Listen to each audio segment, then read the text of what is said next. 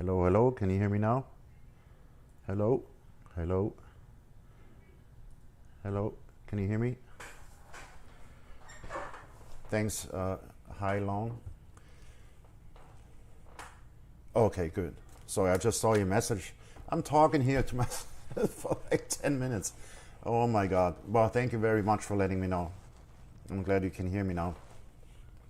All right, well, I guess I'll start over then. All right, so anyway, for the time being, I wanted to explain that today I switched my strategy a little bit because I saw this trade here today. This was during our trading session. Price came out and we had an entry here on this bullish candle.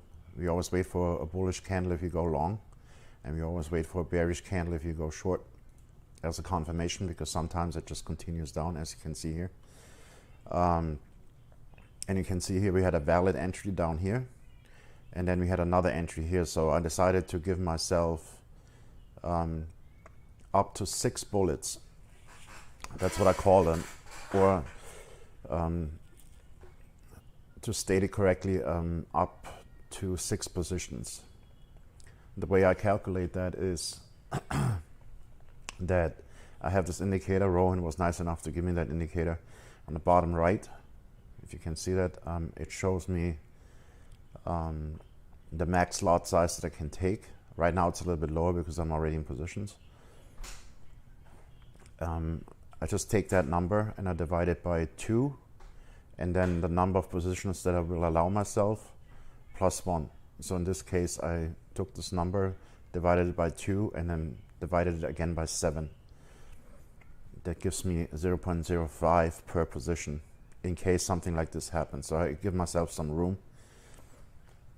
However, in this case, that's a rare occasion that you actually have to enter 2 positions if you follow the rules, which I did not. I got excited today. I woke up and I saw the spike coming up, and it came out of both bands, and I got my arrow. I entered 1 position here, then price came back and I set a pending order on the top here, which got triggered in, thinking it would be a double top, and it continued up. Now looking back, I made a big mistake, because if you can see here, price, yes, did come out. However, as I explained yesterday, the EMA did not cross the dotted line, so I should have not taken the position in the first place. Instead, I should have written up that buy, that long, all the way up to here, which was actually the real exit.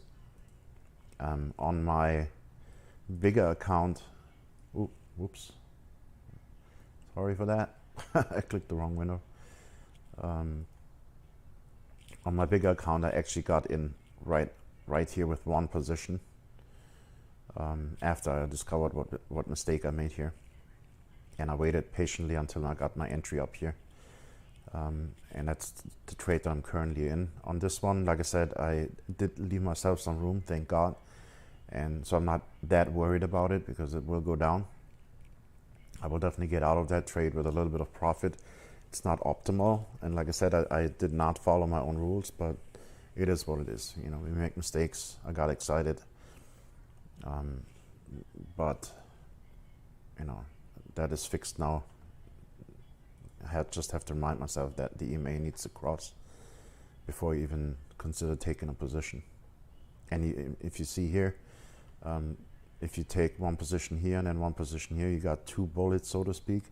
Your average is right here, and then you would have written it up right to this candle. That would be 155 pips times 2 positions, whatever your account size allows you to do in that regard.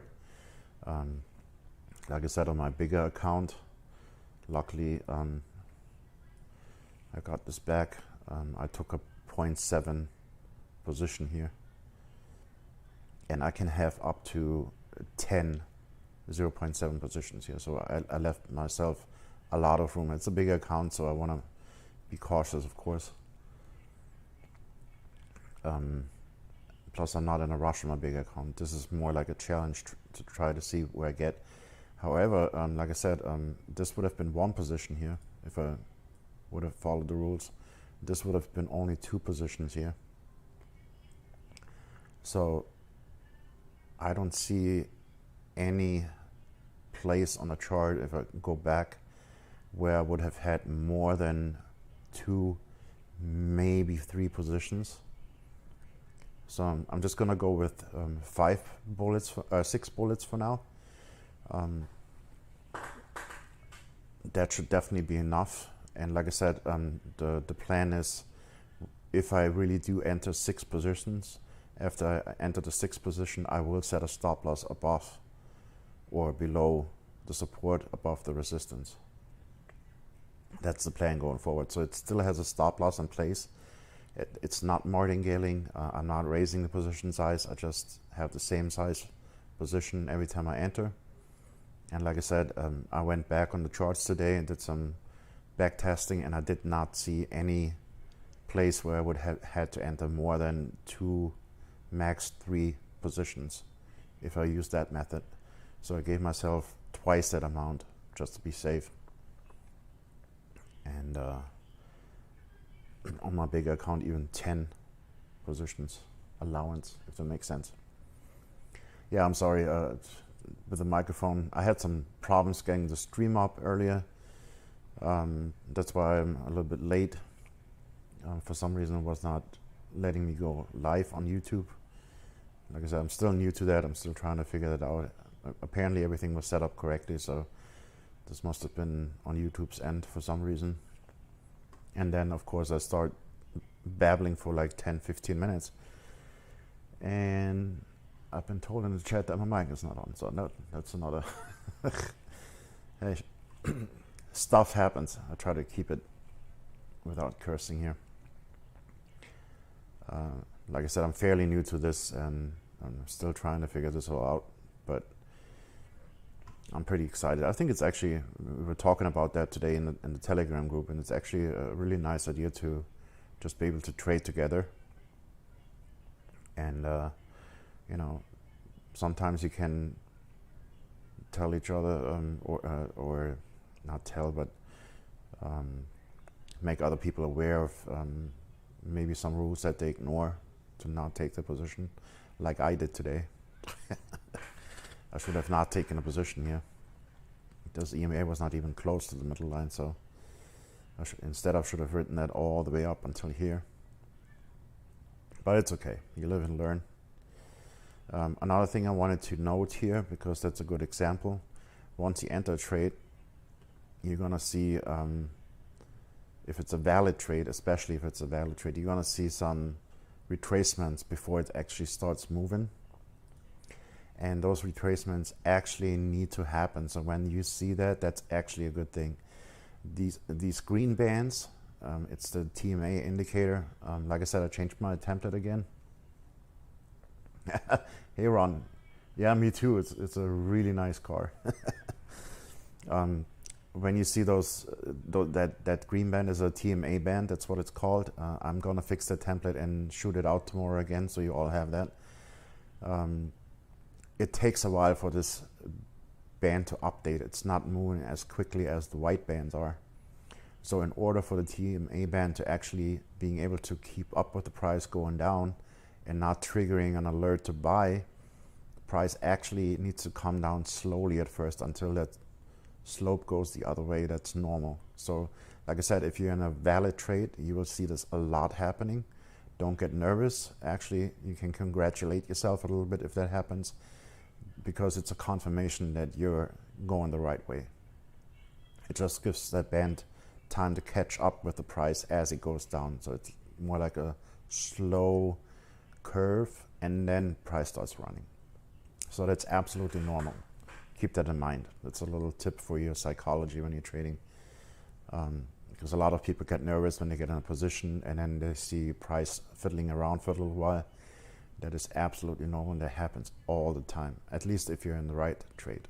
You know, I mean, sometimes stuff like this happens where you get an entry. Here we have an entry signal, price crossed the middle line, and then we get our entry arrows. Here's a first position, here's a second position, and we don't take a third position because we get another arrow here, but the candle, you always wait for a bullish candle if you go long. is way above our other two positions, so there's no need to take another one. And you can see this trade was quick. That was literally like less than an hour. How much would have that?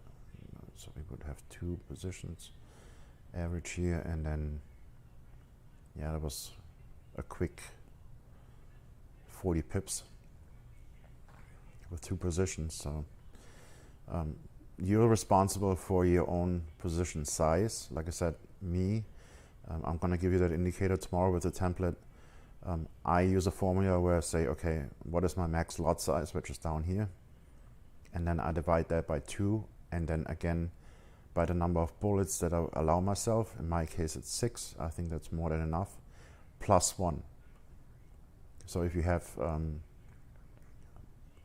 0.6 max lot size, we divide that by 2, which would be 0.3, and then divide it by 7 again, and that gives me 0.5.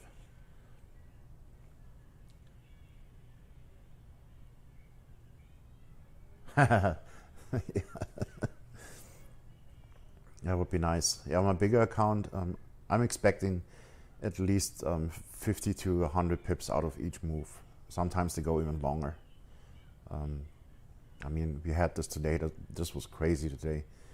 Price came out here, EMA crossed right here. So this would be a valid entry on that first bearish candle. And it just dropped like a rock. That was like 100 pips, something. I mean, we would have gotten out here, to be honest. So it would only be 50 pips. But then move back, we had 1-2 positions. So average would have been here. And then if you do the right thing and not get out here and follow the rules and wait for the EMA to actually cross over, that would have been a monster trade, 160 pips. And then you have 2 positions, whatever your position size is. I mean, you do the math.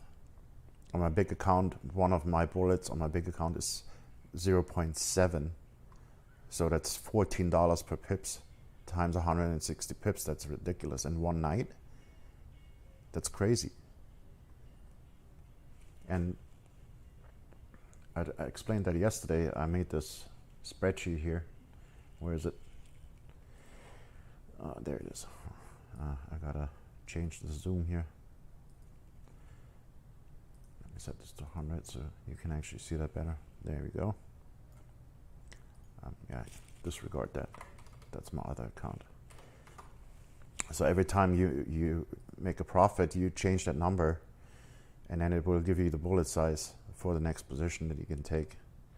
Now this is 10 bullets. That's for my bigger account, so I have set it to 6 bullets on my small account. So actually 0.03. I'm already over leveraging. Nice. Oh man, this was a little explanation what's going on.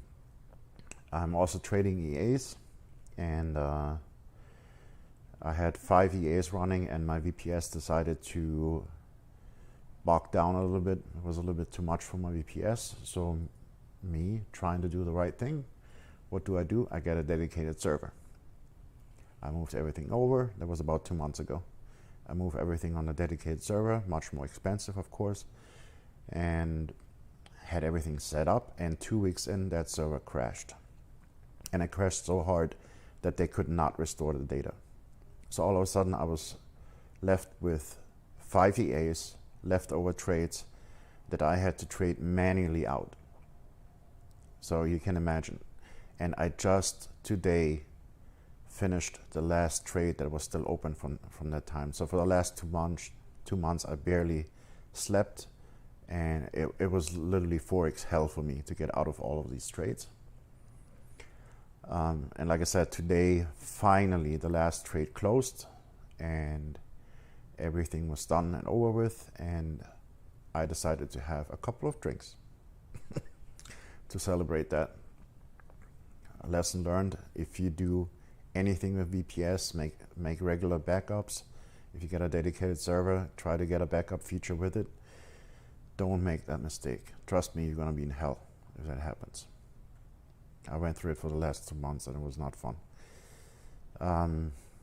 Anyway, so a lot of things happened today. But yeah, today was a really good trading day. If you look, this is our trading zone.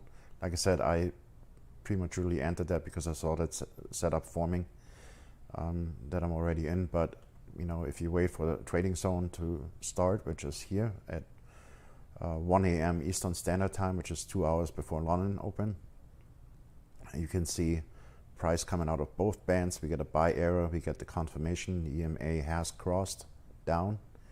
So we can enter a position here, second position here, first trade done, 40 pips. And then right away here you can enter again. You only get one position. And then you exit as the EMA crosses, you wait for the error, and there it is. That's another 54 pips. You enter again, only one position, because the EMA has crossed. And you don't get out here, but you do get out here because the EMA has crossed here. So that's the end. That's another 48 pips. And then you enter here again, going short. And you exit here. That's another 50 pips. And then, like I said, this mega trade, if you would have entered this and this, you would have just now gotten out of it with 160 pips. This is ridiculous. And the beauty of the system is once you get out, you usually go in, again going the other way. So, you know, if you just want to do 2 trades a day, boom, boom, done. 2 trades, you're done. And that's 100 pips roughly. This is the craziness of the system. And it's so easy as if you follow the rules. No, there's no, yeah. But I'm not, oh, you mean EA? Okay, yeah.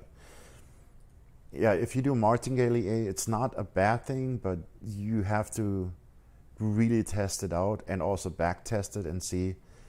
So here's what I do with EAs, since we're talking about it. What I usually do is first of all, I only consider EAs that I can actually back test. Then I run a back test from January 1st, 2010 to now. So we're talking 11 years, and 2010 was a very, very rough year for any EA.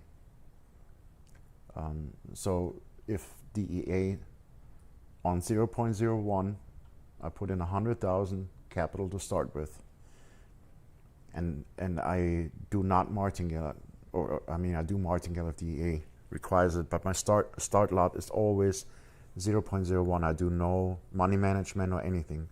I just let the EA run on 0.01 starting lot those 11 years with 100,000 capital.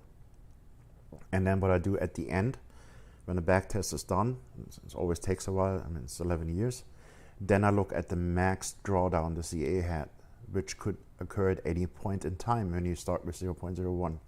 And that is the capital that I would have as a minimum to start at EA.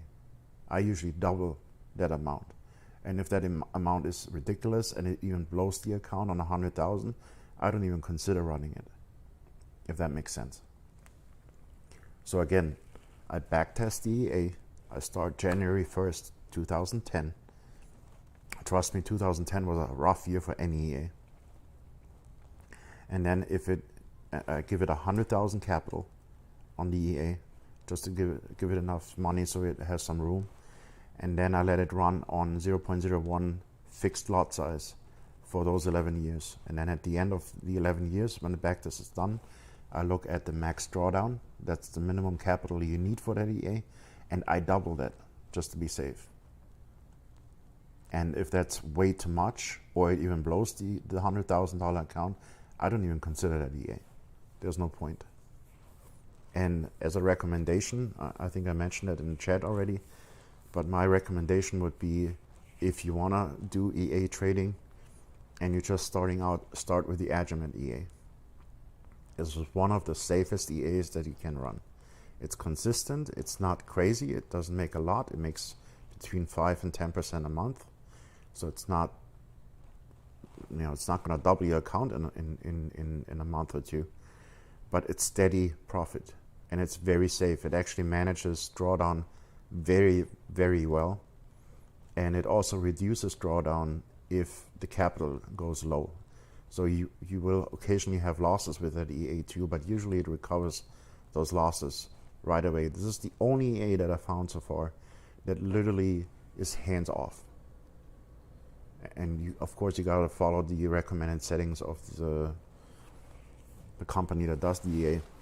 They have it on their website, so don't start it with not enough money, because then you're gonna be in trouble too. So I think they recommend 1,000 per pair, and you can trade up to 6 pairs with that EA.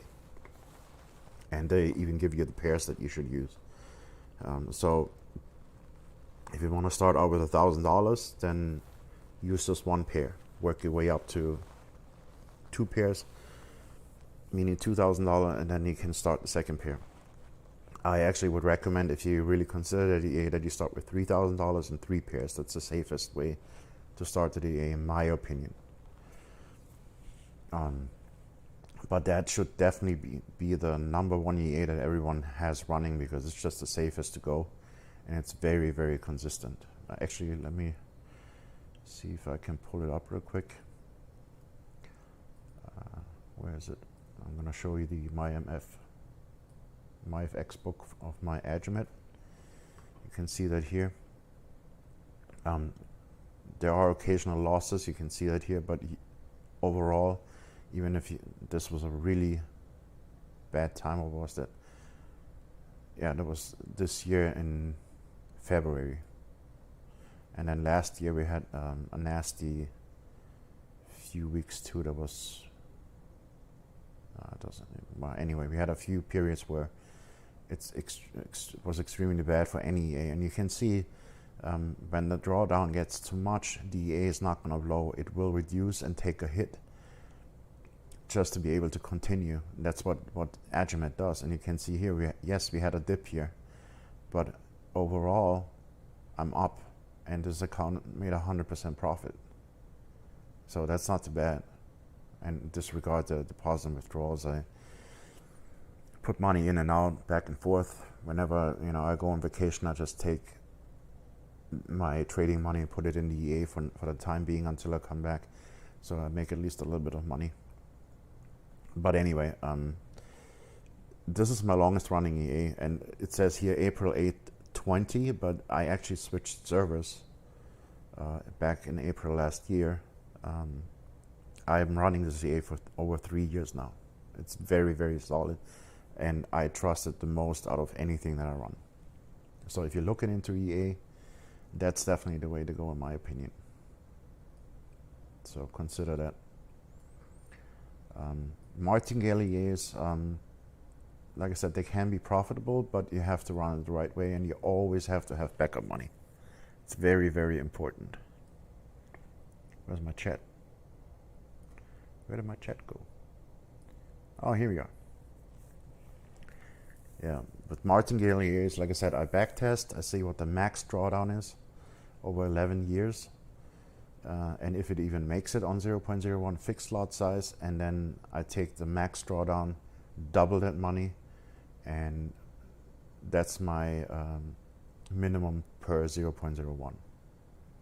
And if it's a ridiculous amount, like 50,000 per 0.01, then I don't, there's no point. You make $100 with 50K, you can make that in one trade with the system in one night. This gold trade is going nicely, by the way. We made the first step. I call it steps. So when we have a reversal, let me zoom out here so you can see that.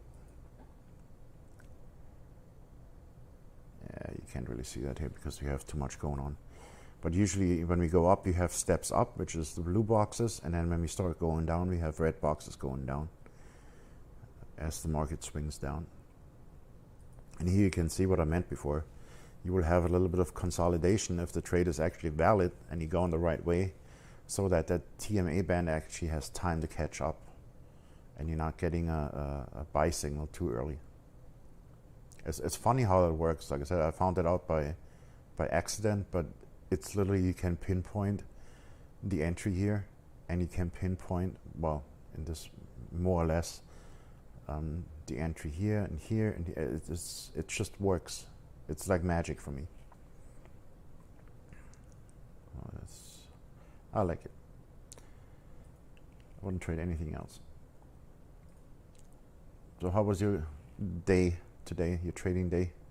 Or, I mean, yesterday, I'm assuming, or last night? Let me know in the chat. Is anyone still there? Am I talking to myself? Probably talking to myself again.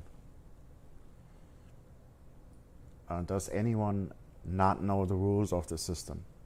So I can go over it. I'm already in a trade, so I don't have to concentrate on the market right now. I have plenty of time to explain it again if anyone needs to hear the rules again. Okay, yeah, you gotta be patient. And like I said, we actually just had an entry. I saw it by accident because I was stuck in a trade on that $1,000 account here. And then when I saw the entry, I actually took it on my big account too.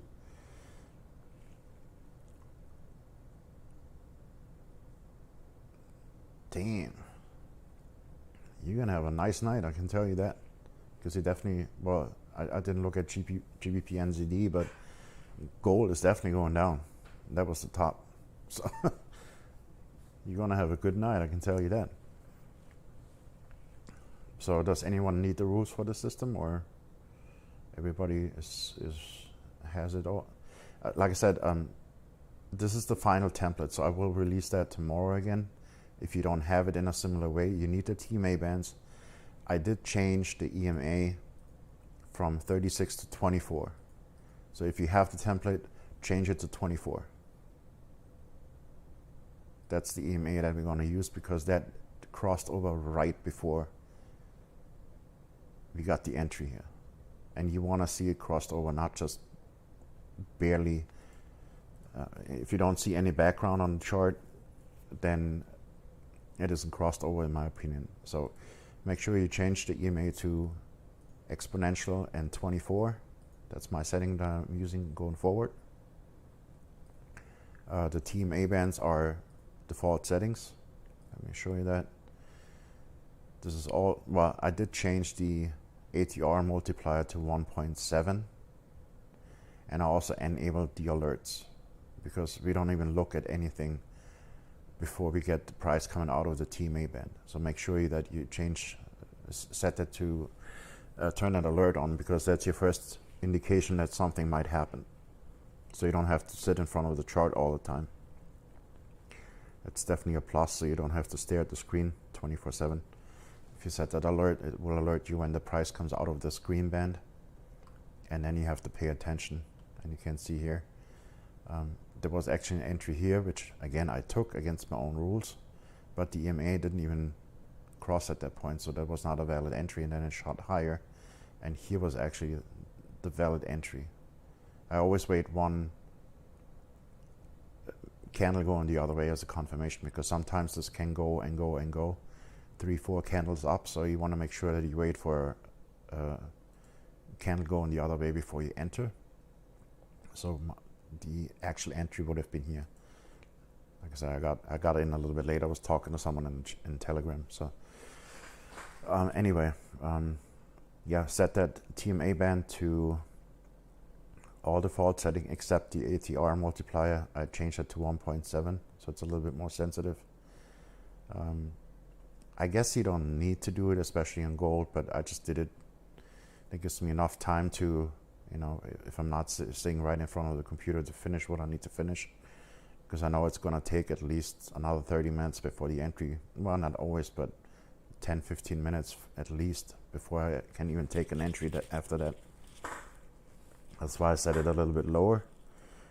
And this is, I set this one, that's the AT-CDN indicator. You should have that regardless which version of the template you have. I set the distance to 1.3 on gold on the 5 minute. Now if you go to the 15 minute, you have to set it to 1.5.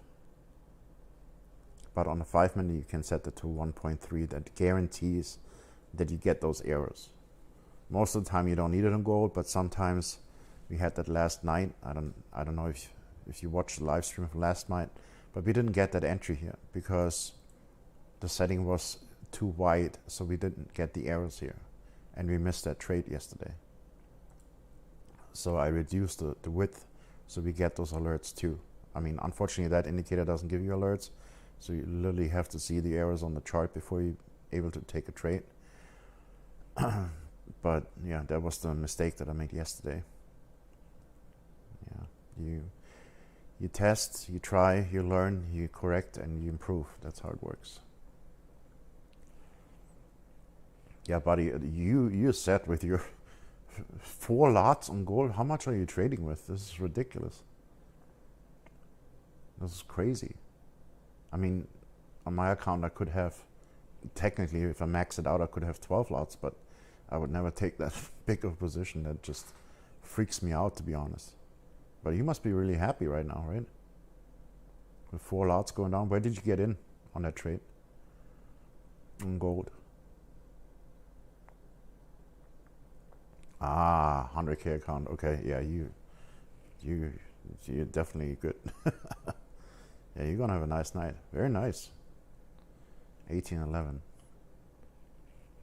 Yeah, perfect entry. I mean, you could have got in at 1812.01, but still, that's a good entry. It's still better than my entry. Very good, very good. That's awesome. Did you use that template, or did you use your own method to get into the trade? I'm just curious.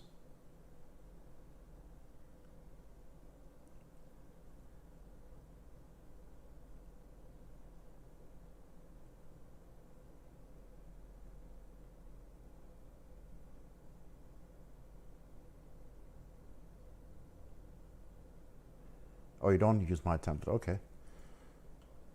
But still, I mean, that's a nice entry.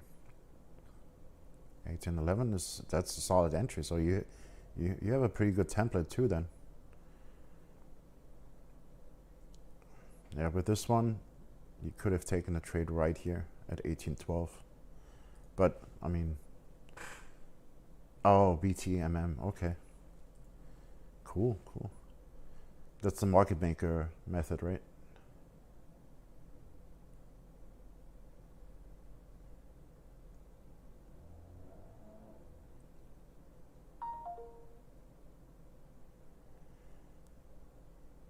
My method is not market maker. No, I came up with that idea.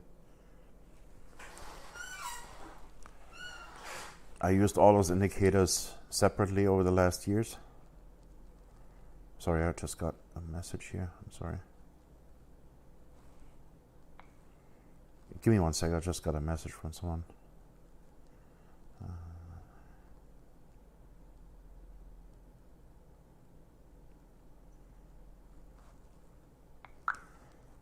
Okay, nothing important. Sorry for that. Oh, there it goes. Very nice.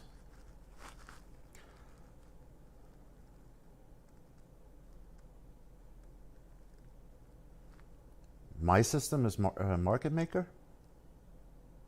Is that what you're saying? That template that I'm using is market maker? Don't tell me it's market maker. Because basically what you would be saying is that I reinvented the wheel.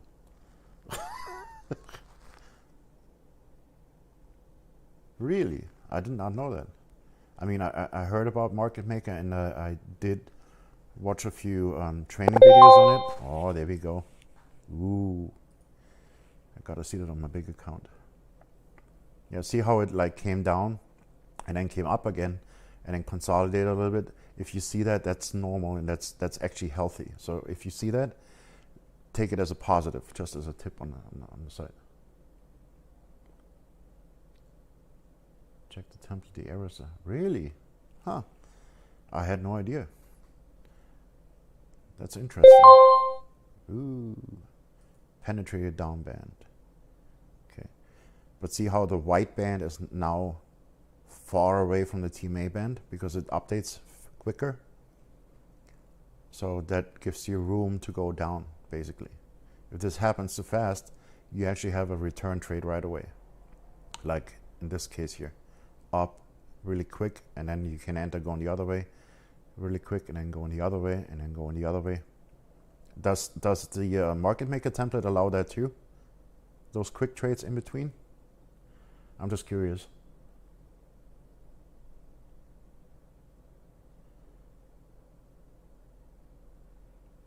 Very good. Yeah, that template works on Forex pairs too. I just love to trade gold, obviously, because it's a quick mover. So, 100, 200 pips a night is not a rare occasion at all. And if I can make 200 pips on a standard lot every night, I'm okay with that.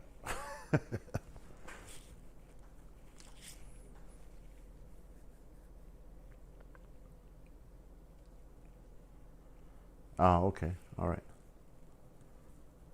Yeah, I just, like I said, I take whatever that template gives me.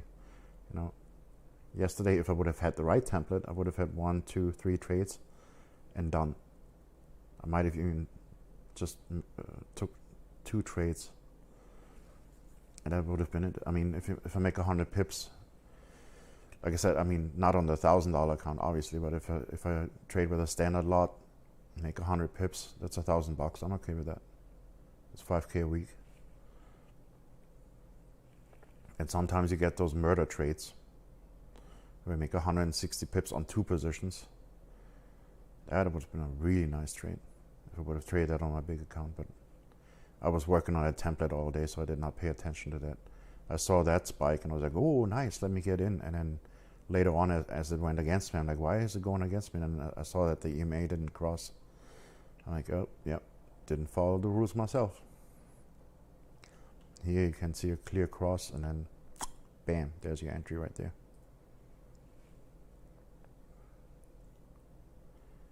On the M1, damn, nice. And then, wow. So you basically ride it all the way up and down.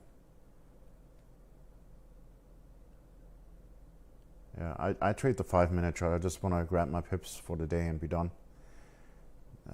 That's more, I don't have the patience for long trades. I mean, if a trade like this takes one day, I'm already getting impatient. But honestly, like I said, if I can make 100 pips, 200 pips a night, I'm good with that. I don't need more than that. Put a standard on that, you're good to go. Definitely pays the bills. Exactly, yeah.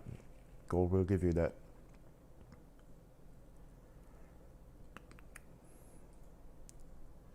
I think if you're gonna make this a regular thing, I'm gonna get a webcam so you guys can actually see me. I feel like I'm talking to myself here. Maybe you should do it in Zoom or something. I don't know. Yeah, like I said, I don't have the patience. And honestly, I mean, think about it. If you take those 3 trades, you're roughly at 150 pips. And with each trade, you can raise your lot size because you can compound it.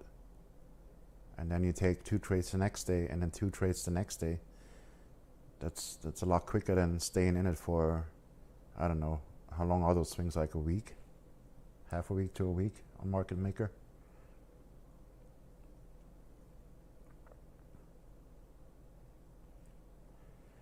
Yeah, well, yeah, but like I said, it's a 5-minute chart, so it's not that crazy. I would never scalp on the 1-minute chart, to be honest. You could use this template on the 1 minute, but that's just crazy. 5-minute, that's not that big of a deal. It gives you enough time in between candles to evaluate and see, is it a good entry, is it not a good entry? So it's not that big of a deal. Let me check my big account, I'm just curious.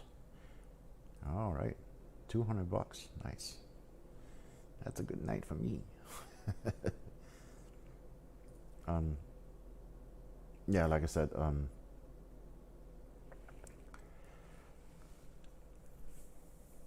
I just want to get in and out, get my 50 to 100 pips, and I'm good. Yeah, okay, 1 to 3 days, yeah. Yeah, I don't have the patience for that. And we're finally in the positive on the trading account too. Like I said, in case you came in late, I messed up today or yesterday. Basically, trading day yesterday, I got excited, I jumped in, I did not follow my own rules, and I was babysitting this trade all the way up to here. Now looking back, I noticed I said in the beginning, but I'm going to repeat that I should never have taken this trade, because you can see the EMA, the red line, did not cross the dotted line here, so I had no business going into a short here. Instead, I should have written it up all the way to here. That was my own mistake, so that's why there's a couple of positions. But that's okay. Like I said, I know I'm getting out. I'm not worried about it. I'm just gonna go for a while, hopefully.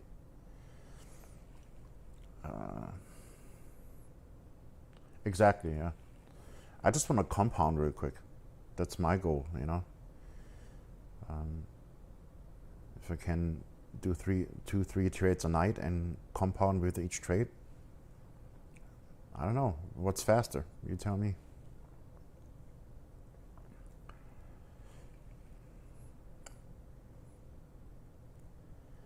Compounding is the magic. Here we go. Nice. Thank you, gold. So now we're coming into a what is it? Demand zone. Yeah. We did have the crossover here on the EMA. So now we gotta watch if it comes out and gives us an arrow. That's actually an exit signal for me, not for the market makers. For me, it would be an exit signal, and I would go the other way and ride it back up. Let's see what happens here.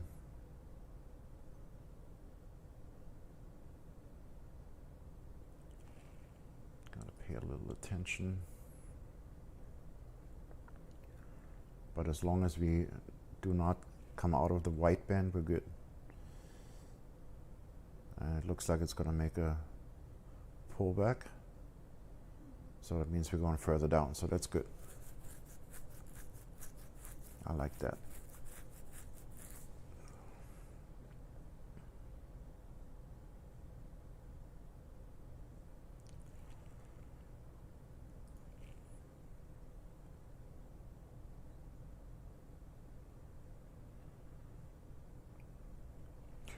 Yeah, like I said, I just don't have the patience for it, I guess.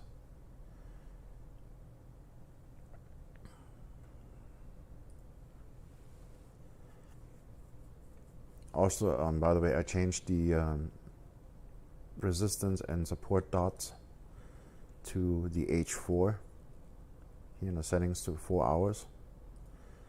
And if you look back, you can see why. Instead of having those resistances all over the place, it shows you the turning point. Then you wait for your signal, and then you get in, and technically, if you wanted to, you can ride it all the way down until you get the resistance dot on the other side. I'm greedy, I trade the in-betweens. That's just me. But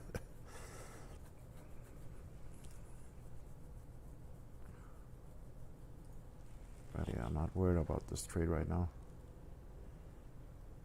I mean, the EMA has crossed, but I'm also assuming that's because the TMA band hasn't caught up yet. Plus, we did not get an arrow here, so we should go further down.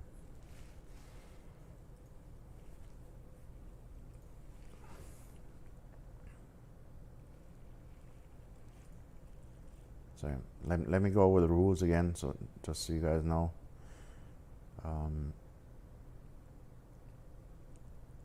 You can either write it from 4 hour to 4 hour, that's up to you, or you just write it from signal to signal. You can do that too. So let's start here. We come up, we get an arrow here, but as you can see, the EMA, the red line, has not crossed the middle line here. So this is not a valid signal. So we wait, and then we get an arrow here, and we check again. Now the EMA has crossed, so you wait for a bearish candle, you enter here. That's your entry. And there's a double top, which is fine. Don't get nervous about over that. And then it comes down, comes down, comes down, comes down. We did not get an arrow here, so you don't do anything. You just sit through the pullback here, and then it goes further down, and you just watch the EMA. Watch the EMA, and then when the EMA finally crosses, now you pay attention. And here you get your arrows. You exit your trade from up here, go the other way, and then you get an arrow here. You look down, the EMA on the bearish candle has crossed, so that's an exit signal. and you take the trade going short again. You only have one position here, and then you wait. Like I said, once you're in a position, the only thing you have to do is watch the EMA. And when the EMA crosses, that's when you pay attention. Before that, you don't have to worry about anything. And then we get the arrow here, exit that trade, go long again. We go long, and then we get an arrow here, which is not valid because the EMA has not crossed, and the EMA crosses here. So you exit on this candle, go short again, and this was a really nice drop. Yeah. I would have exited here, and I probably would have called it a day at that point anyway. I don't even know if I would have taken that trade. That was 3 trades already. But if you would enter that trade, you take one position here, it drops further down, you get another bullish candle, you enter second position here. So your average is right here, and then you can write this all the way down, all the way back up, with your average right around here, all the way up to here. That would be your exit here, not here. Even though, I mean, honestly, if I would be in that trade and it comes out the other way, this is towards the end of the session anyway, I would call it a day. Just take my profit here and go. To be honest, I would not sit through all of that. I was just sleeping through that time, and I woke up and I saw this spike, and I'm like, oh, let me take this trade. And then, how handy. And then later on, I realized that the EMA was not even close to the middle band here, the dotted line. So I should have never taken that trade. I had no business taking that trade. Anyway. And here he goes again. I'm fairly confident that we'll continue down because this is a 4-hour resistance. And you can see those 4-hour resistant trades from zone to zone usually take about a day. Same here, about a day. This was a tricky one because we had a resistance. So you gotta pay attention. That's why I like to play each swing. That's the reason why sometimes we get a resistance here and you think, okay, this is the top. And we go in here, and now we got a day to write it down, but look what happens. It actually goes higher again without giving you a 4-hour resistance on the other side. That's exactly the reason why I just trade each swing. Because if you trade each swing,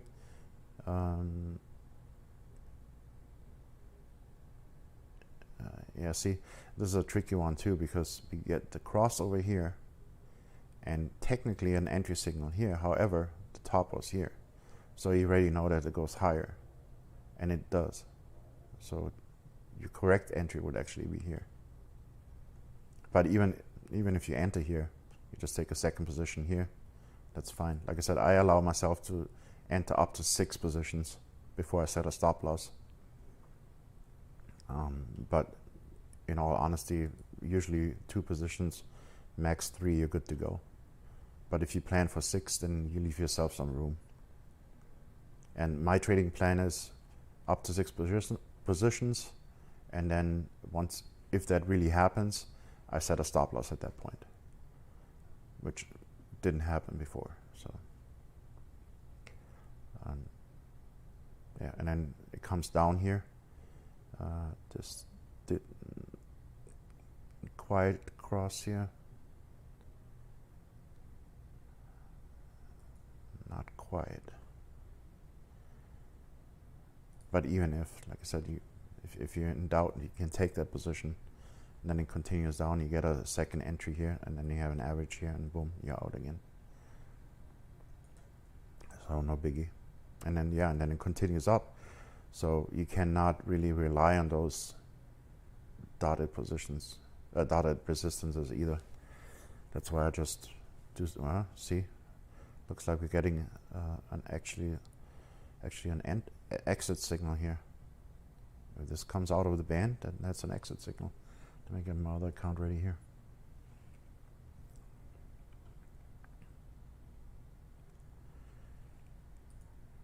I have a script here so I can close all the trades.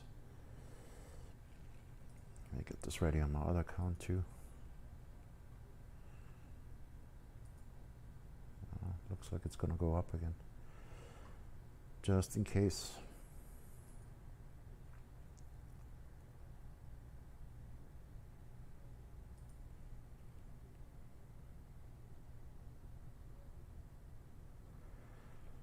Always wait for candle close.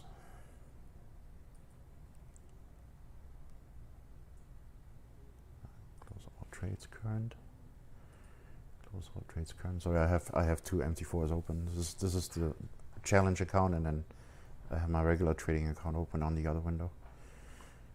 Give me 1 second.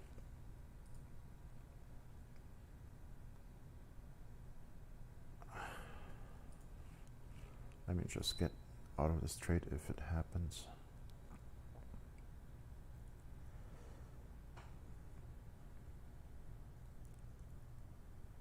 Got 3 minutes to go.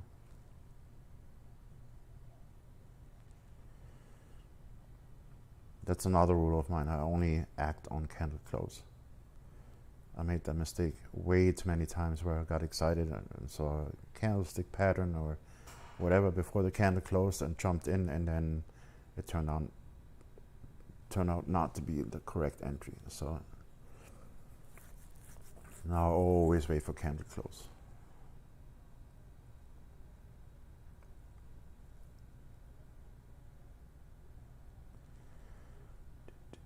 Do we get an arrow or not? That's the question. Yep. All right. I'm gonna close this trade and go in the other way. EMA has closed. EMA has crossed. Arrow. So it looks like I'm gonna close this trade. Go the other way.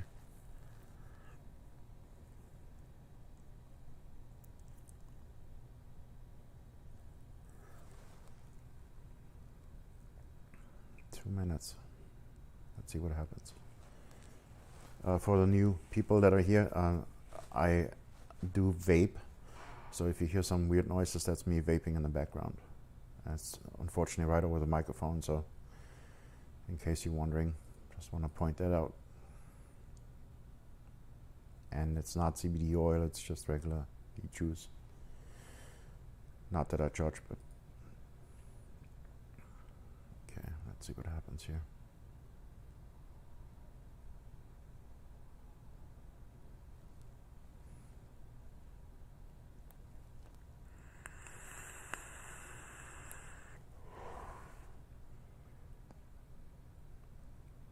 Yeah. Could be that they're forming an M formation, going back up, or just hitting the stop losses up there before they continue down. You never know. But if I get my exit signal, I'm going out.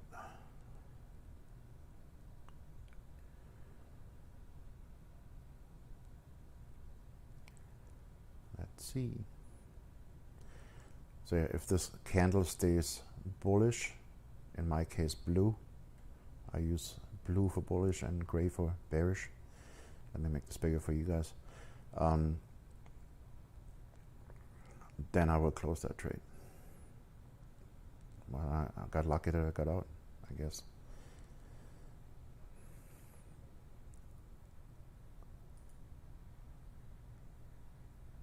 Oh, trading is on. Alright, looks like it. Let me close this. And let me close this. And then we're going up. Buy and buy. There we go. So as you can see, we came out of both bands. The arrow is there. It's just that as that band moves back up, you're gonna see the arrow. It was already shining through. And then we have the cross on the EMA. So that's a valid entry going long. I also took the trade going the other way on my other account. And now we're going up again.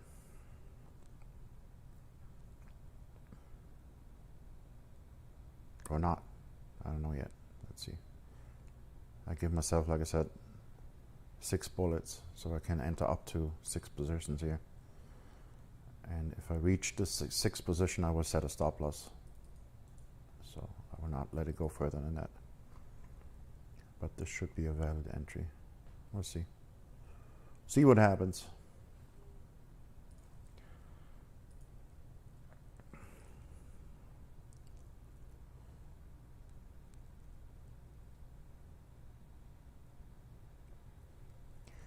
Hey, I just made my first profit on the challenge account. Yippee!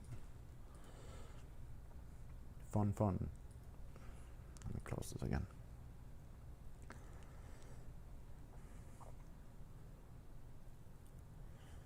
Plus, we're in a demand zone, so there's a good chance that we're correct here.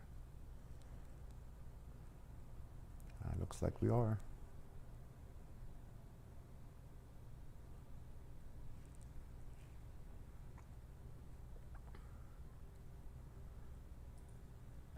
Where did we get in here? That's funny, the exact same price level I got in on both accounts.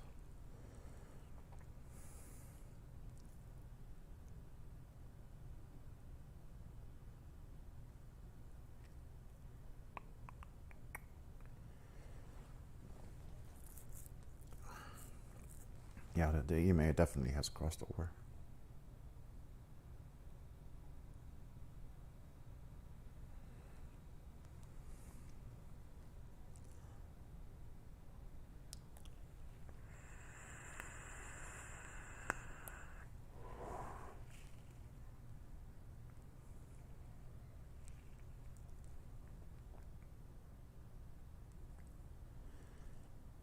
And if price goes up, you're gonna see the arrow here.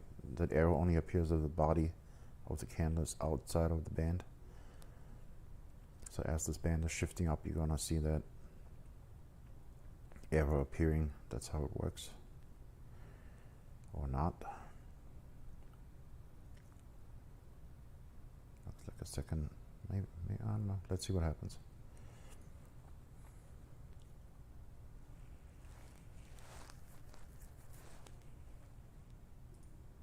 Yeah, that was a nice trade. It was a quick 270 bucks on the other account. It definitely pays the bills.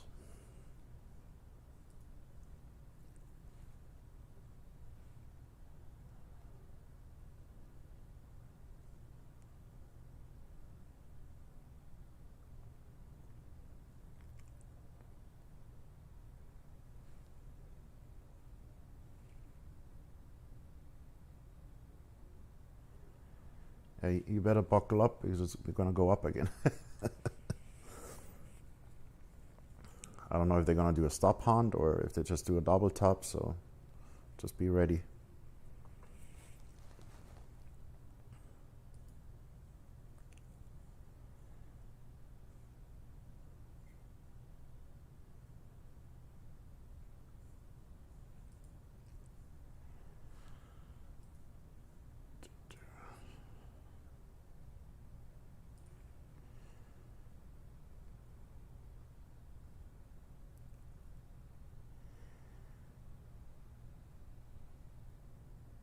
So yeah, like I said, I entered one position here.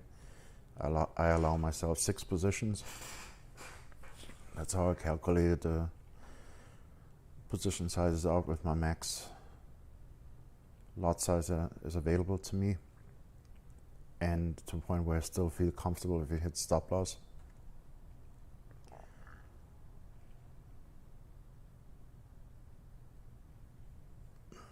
But like I said, so far I never had more than 3 positions if I trade the right way.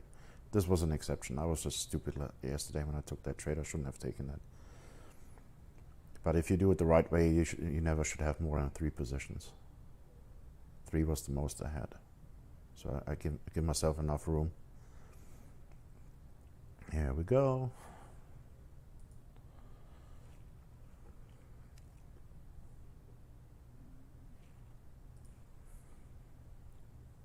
Yep, I went in long again.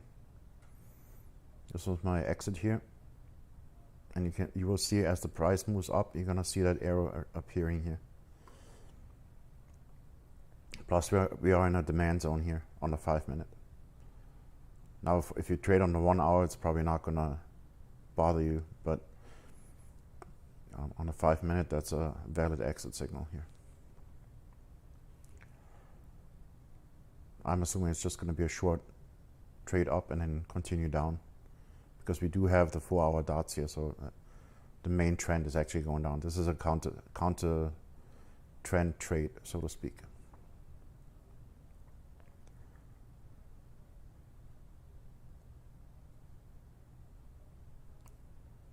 might be wrong too. Never know. Nothing is guaranteed in trading. Let's see what happens. But yeah, you can see here the EMA definitely has crossed the middle line here. Way over. Clearly over.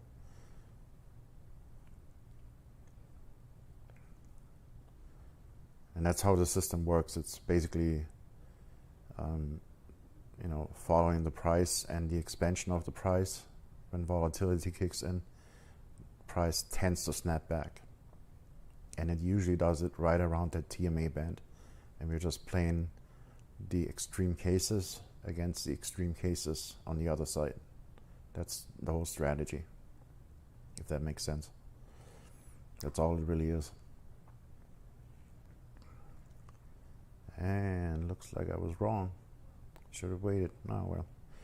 Like I said, I got 6 bullets. Let's see what happens. Yeah, I just want to get, like I said, 2 quick trades and then I'm usually out. That's good enough for me.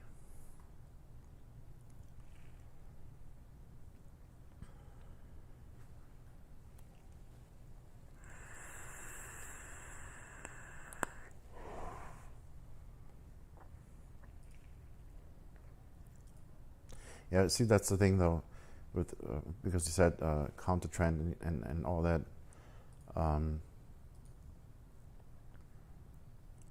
We all been taught to trade a certain way, and I mentioned that yesterday. But also, we are being told that 95% of traders fail. Why is that? Is it lack of discipline? Is it lack of education? What is it? What's the reason for that? I believe that it's also because we are being told that we need indicators like the RSI or stochastics and EMAs and whatnot. And you can see I don't use the EMA the conventional way. I actually use it the other way around if you think about it. And then we wonder why we lose. Why are we being told to trade that way? And why are so many traders then failing? I mean, yes, there is lack of discipline and there's lack of education sometimes. But at the same time, it makes you think. Exactly, yeah, that's the market maker method. Because you go against what people are being told and take basically the institution side of the trade. That's what the market maker method is all about.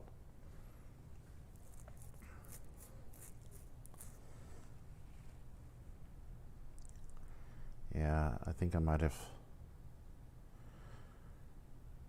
reacted a little bit over here. We'll see.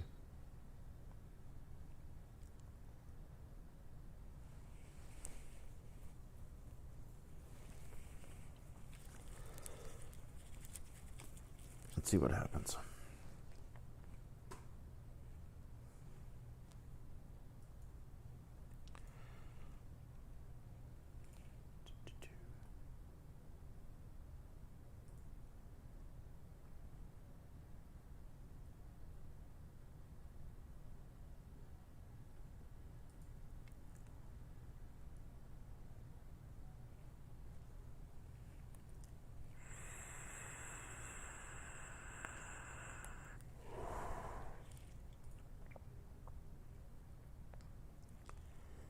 Yeah, that was definitely not a good thing I did here. Oh well.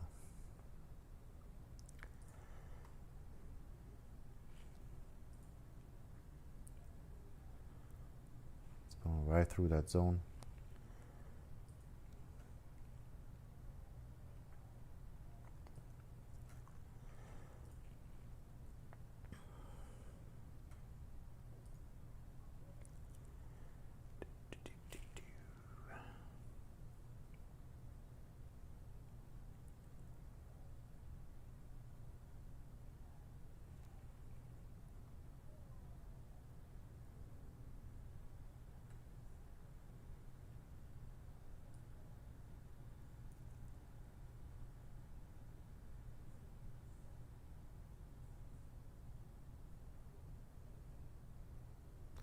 Yeah, I might have jumped the gun here. Oh well.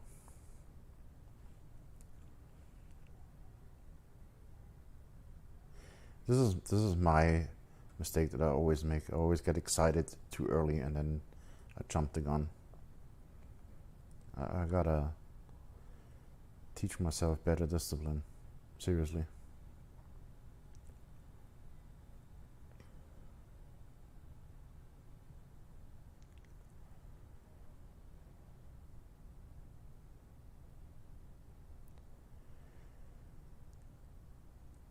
But like I said, this is still a work in progress, so still trying to train myself on that template.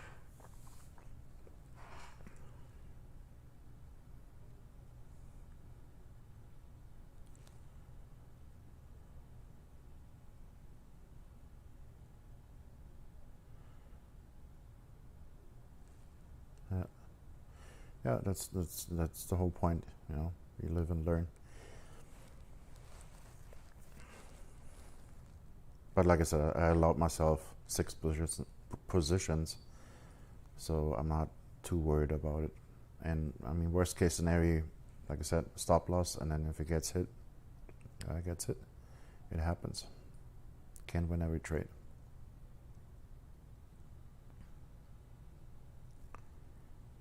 Yeah, but it looks like it's going slowly down. Damn. Definitely jumped the gun here.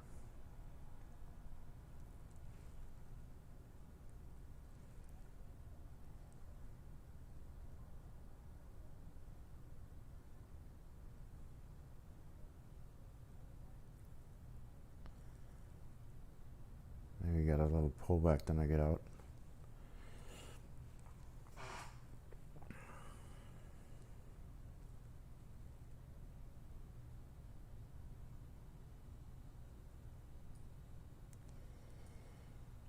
Can you guys see the screen nice, or is it too big, too small? 33%, wow. And you're still profitable?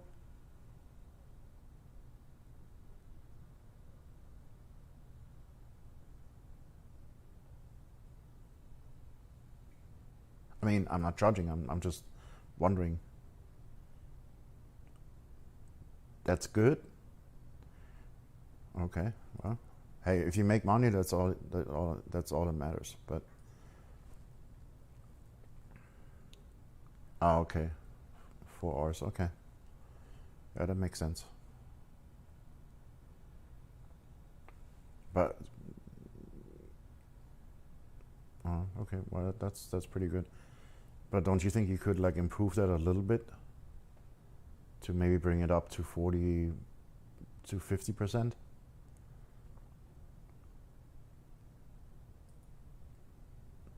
Or is that just the method that you use that calculates it all in? That's why you have a 1-to-4 risk-reward ratio.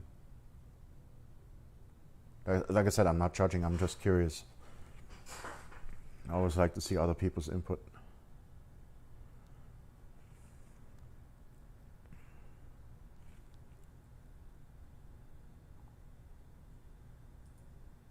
Yeah, okay, that makes sense. See, I'm the other way around. I like...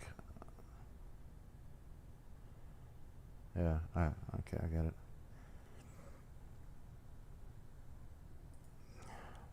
Yeah, I guess it's a damned if you do, damned if you don't kind of situation. I like to give my trades a little bit of room if I use a stop loss, so that's for sure. Especially on gold. Gold is so volatile, and they love stop hunts. You see it everywhere. Let me go back. Let me show you one.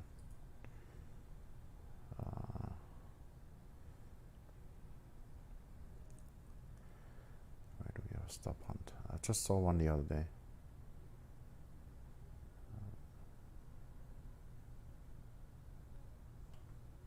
Yeah, look at that. Well, maybe not. Hold on. That was a bad example.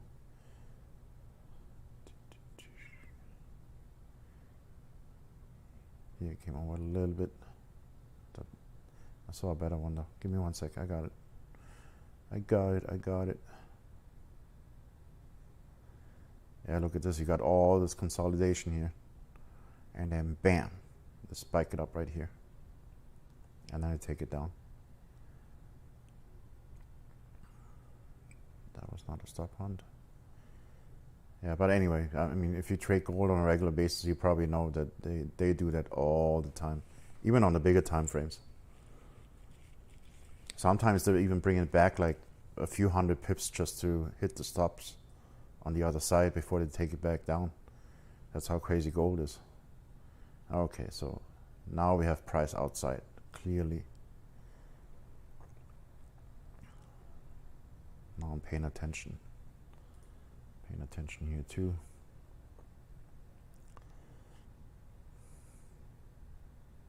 I'll wait for the arrow this time though. If I don't see an arrow, I don't enter.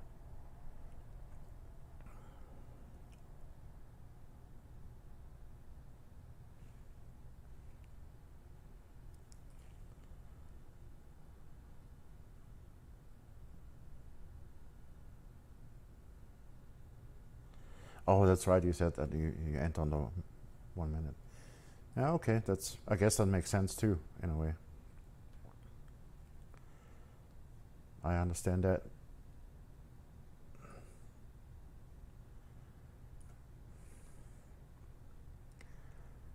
It's definitely clearly out of the band this time.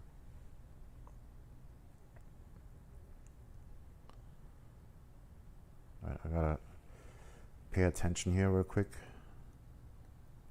Just see what this does. And I have 2 jaws open, so I need to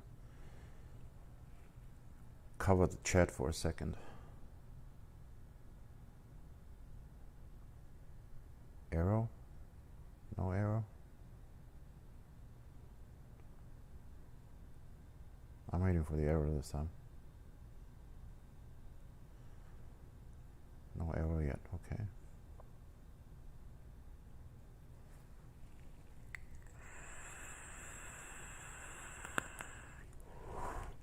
Not gonna jump the gun again. Not gonna happen. Not while I'm live anyway. Yeah, like I said, that makes sense. If you enter on the 1 minute, then yeah, that stop loss is literally nothing. Then I guess even a 33% win rate can really pay off, because then you said you follow it up on the 1 hour then, right? Yes, I am vaping. I said that earlier so that people are not wondering what I'm doing here. And unfortunately my mic is right underneath my chin, and then when I vape. Okay, now we get the arrow. Let's see. So I still have to wait for this candle to close positive before it's a valid trade, and only on candle close. So let's see if that happens. Yeah, I used to smoke, I don't know, for almost 30 years, I guess. Yeah, almost 30 years. And then I always wanted to quit, but I never had the discipline to actually go through with it. I think I did quit. Yeah, I quit one time for like 9 months, and then something stupid happened and I started smoking again. And then vaping came out. That was, or became not mainstream, but it was more popular back in the day. We're talking like 9 years ago. And I was like, hey, let me try this. A friend of mine started vaping and he stopped smoking. He's like, dude, you gotta try that. It actually works. I haven't smoked in 2 weeks and I'm okay. And I'm like, So I looked into it. He helped me and I got my first mod, I guess. It was one of those things that looked like a cigarette, but it was a vape, and you could refill the cartridges and recharge it and whatnot. That was the fanciest back in the day. And I tried it out and it actually worked. I really did not smoke anymore. And my original plan was to wean myself off of vaping once I'm like, see, that's why you wait on candle close. Yeah, to wean myself down in the nicotine grade and then eventually completely off of vaping, but I really started enjoying it a lot and it became kind of a hobby of mine. So now I'm still doing it, but I'm down to like 3 milligrams, one of the lowest nicotine thingies that you can have, 3 milligrams. It's right before 0. I did try 0 too, but at that point my body was like, nope, I need nicotine. So I stick with 3 milligram. I did start out with 24 milligram because I was a heavy smoker. So I'm good in that regard that I went all the way down to 3 milligram. That's, I guess, progress. Oh, are you vaping too? Jeez, and I'm justifying my vaping here. Really? That's funny. Yeah, it's all good. No, but like I said, I really enjoyed it. It became a hobby of mine. I built my own coils. I changed the cotton and all that. It's just, I guess it's like therapeutic in a way. I just enjoy it.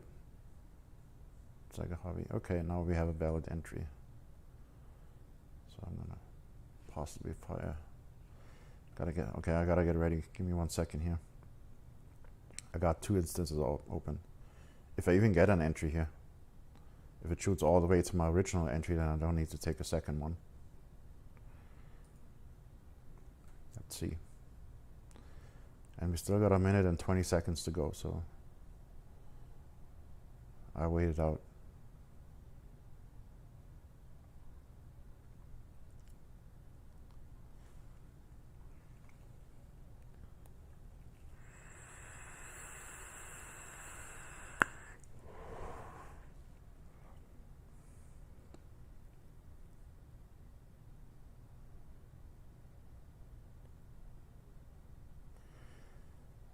Sorry guys, just have to concentrate on that. That's the only downfall when you're trading 2 instances of MT4, 2 different accounts. You gotta press buy and sell at the same time.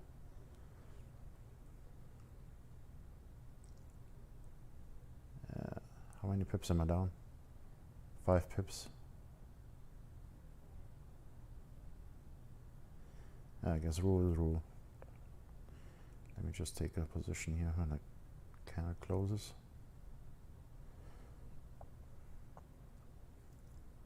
Actually, you know what? Because it is so close, I'm just going to set a pending order at the band. Because sometimes it comes back. If it comes back, then at least I have a little bit of distance in between. Buy limit. Let me set this to the band. And the same here on the other account. Okay. It doesn't look like it's coming back. Oh well. Yeah, this would have been a valid entry because you clearly can see the arrow. This was just appearing for a few seconds and then disappeared again because the band actually did not go all the way up.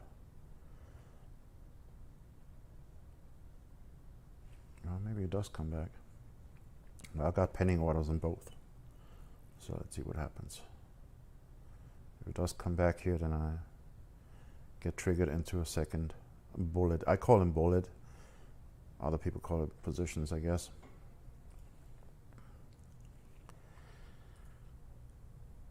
But I mean, 4 pips, that's on gold. There's no point to open another position.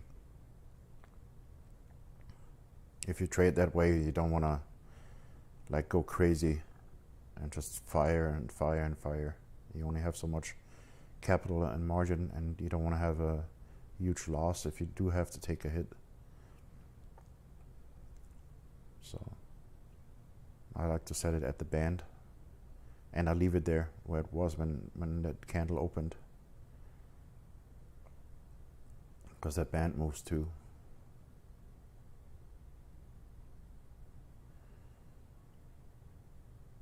Now, once that candle closes, I'm going to adjust it a little bit to wherever the band is at that point. That's how, like I said, there's no point to open another position for a couple of pips, not on gold.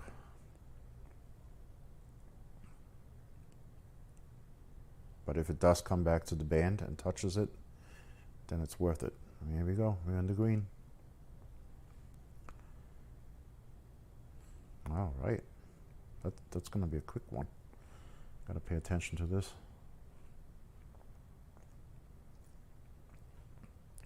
It's so funny when you see the $1,000 account, oh, $2 and $93, and then you see on the big account already up 40 something dollars.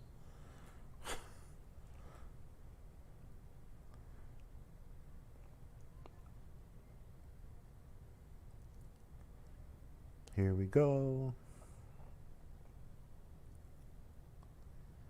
Yeah, it looks like there's a, maybe they might do a stop hunt. I'm just letting you know.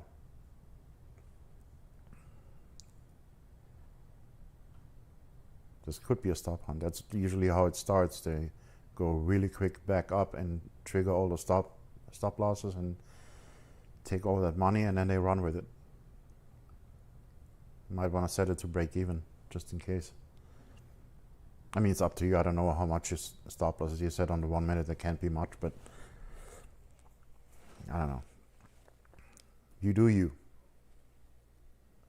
But that does look as if they are going for the stops. If you look at the size of the look at that candle compared to the other ones.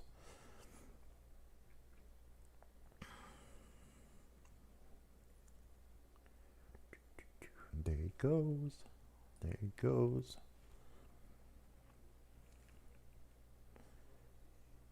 Yeah. If that's a quick trade, and I might get another entry going down again. I'll take that trade again, and then I'm probably can call it a night at that point. If I have 3 trades, that's good enough for me.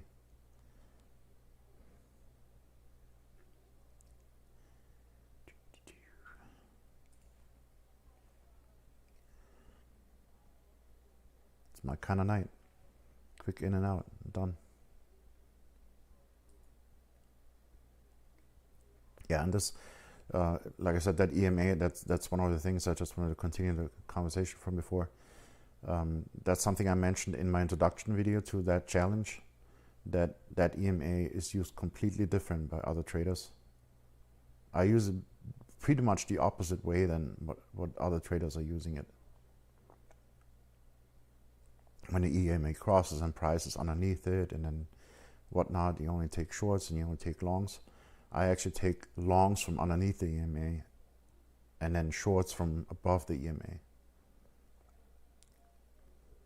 So it's kind of like reversed than traditional trading. But hey, it works.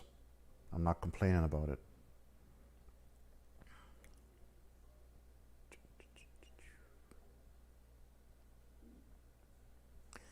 All right, let me get rid of that pending order.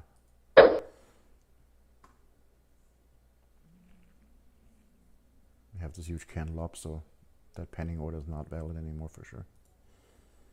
So delete.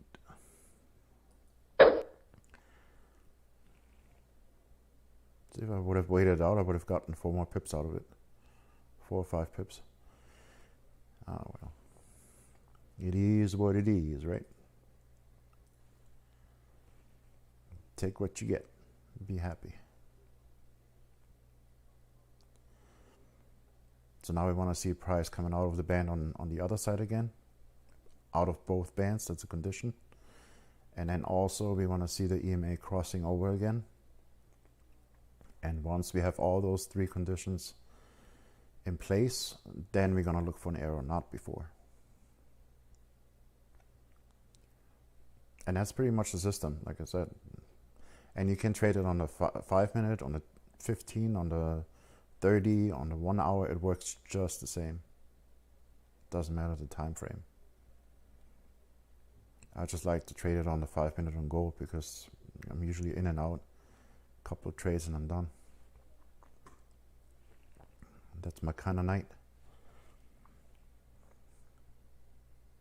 I mean, you could go crazy and trade it all night long on the 5 minute and do 4 or 5 trades in a day if you wanted to. You know, if you really want to grow your account quickly, you can do that, but I wouldn't overtrade. You know, just set yourself a goal where you want to be, pip-wise or money-wise or whatever it is. Take a couple of trades, see where you're at. If you're happy, leave. Be done with it. You don't want to sit here all day.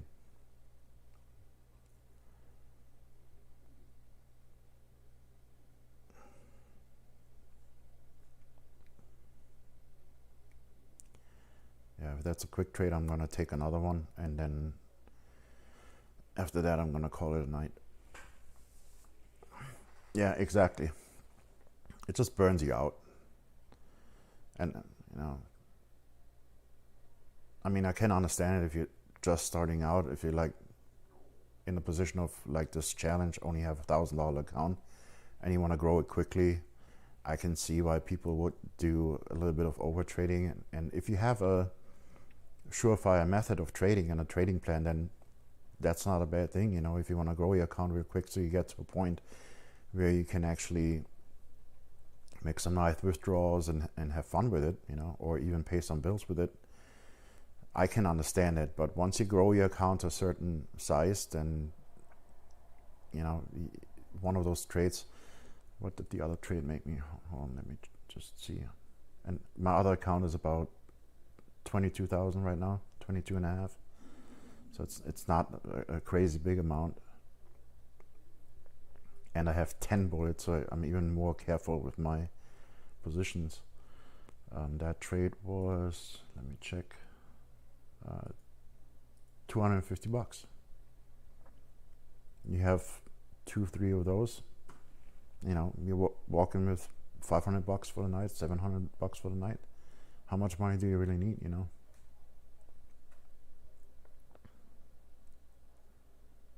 Okay.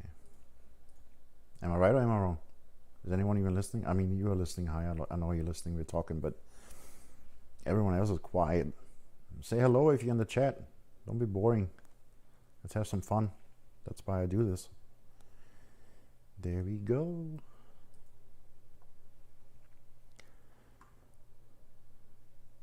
I just love this method. It works so well, and it literally, I mean, if you are disciplined, you literally can pinpoint your entries to almost top and almost bottom. It's ridiculous how accurate this trading system is. I was trading that white band before on its own. That was a big mistake. But now in combination with that EMA and the TMA bands and my supply and demand zones, much better results. I got in one bad trade on GU back in the day. I think I grew my account back in the day from like 1,000 all the way up to $8,000 within a couple of months, just trading the band. And then I got in one wrong trade on GU, and it took me through the washers, and I lost like $5,000 on that. And I was like, okay, that's not working. But now with all those missing pieces in place, it's literally, I feel like I'm cheating the market. That's how accurate the system is. It's ridiculous. It's literally telling you, okay, get in here, get out here. I mean, what else do you need?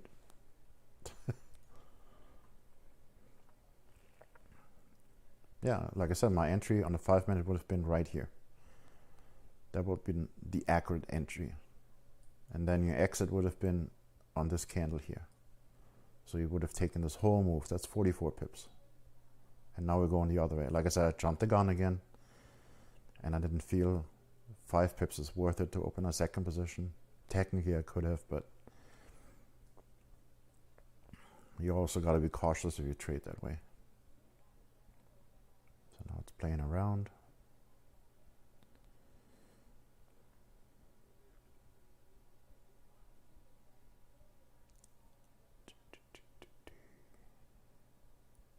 What time is it? Oh, okay, 2:15. London is not even open yet. They're already playing around like this. That's funny.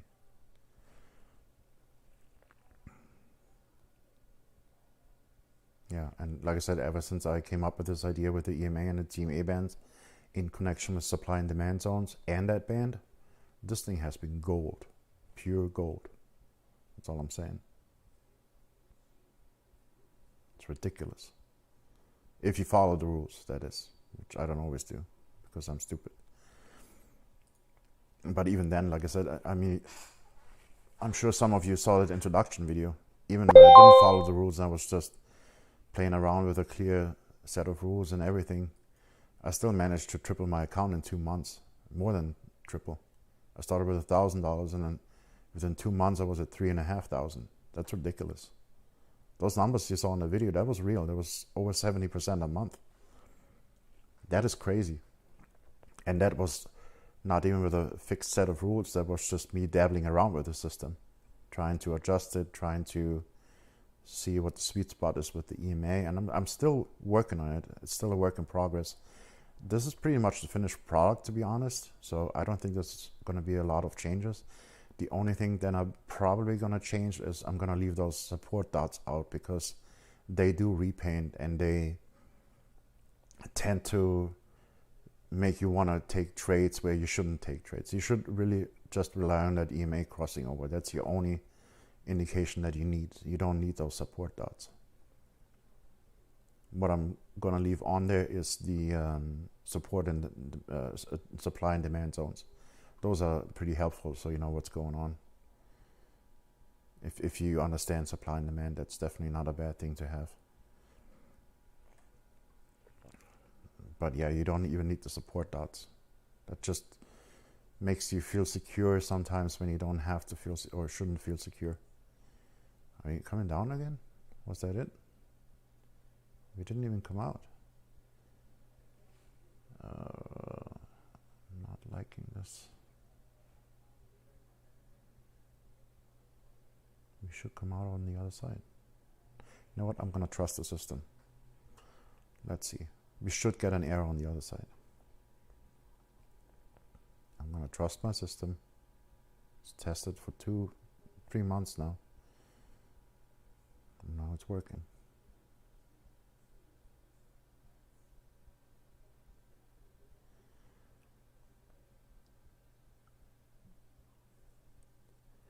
Yeah, that's the only thing that I still, to this day, have a hard time, is the trader's psychology. To get over my inner self that always has that voice in my ear like, maybe you should close and maybe that was not right. You know, you gotta get over it. You have a tested system, trust your system. There we go, it's going up again. I'm sure you guys know that feeling too. As soon as you enter a trade, you're starting to doubt yourself.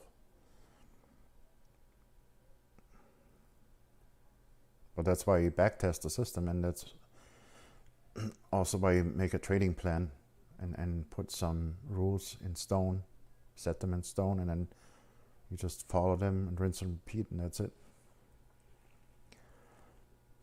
But yeah, that psychology part, that don't listen to your inner voice that tells you to get out, it's still there. I just can't get rid of it.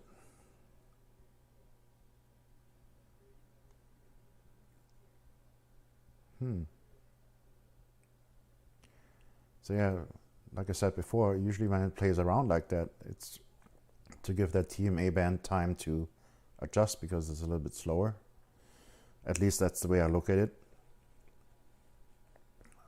You can have your own theories. That's my theory. But if that happens, that's usually a sign that we are going to go higher. So I think that is really a stop hunt. I think they're preparing to shoot it up. Just letting you know. High long, did I say that right? High long?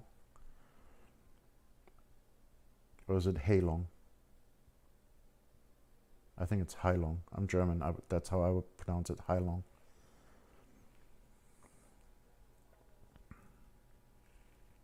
Yep, there it goes.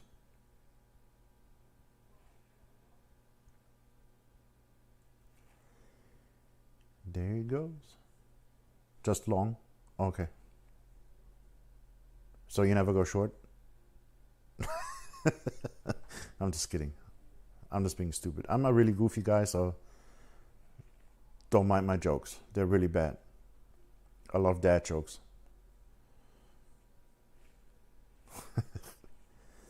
Sorry. I never have any intention to hurt anybody's feelings, so I just want to throw it out there. Sometimes I go a little bit too far, but I never intend to hurt feelings. And I don't mind if I'm being told that I'm hurting feelings, just so you know. Okay. Yeah.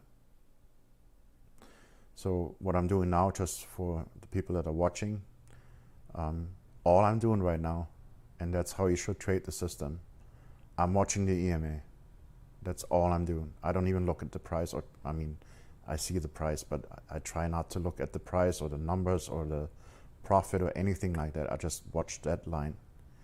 And I'm not doing anything until this line crosses the dotted line. Until that happens, I'm not even worried about the price or where it is or what it does. That's how you should trade that system. And that's how you would have stayed. Hold on, let me zoom out again. That's how you would have stayed in this trade all the way up. If you just follow the red line. Even when it gets close, you look at the price. Does it come out? Nope.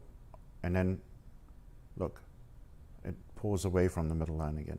Gets close again. Does price come all the way out of both bands? Nope. So you don't do anything. You just watch the EMA. And then finally it does cross over.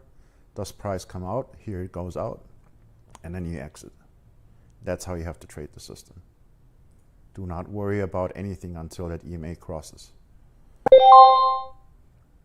And there we go out the other way. That's my alert for the TMA band being penetrated. I'm still watching the EMA. That's all I'm doing. Unless that EMA crosses that dotted line, I'm not doing anything. I just let it go. Nice, I'm already up 170 bucks the other way around. Sweet. It's gonna be a good night. I might get some takeout tomorrow.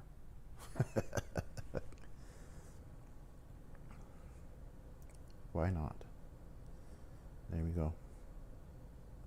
So now it's penetrating the white line, the white band. I'm still watching that EMA though. And I might even get an arrow here, but I'm still watching the EMA. I want to see that EMA cross over. Before that EMA crosses over, I'm not doing anything.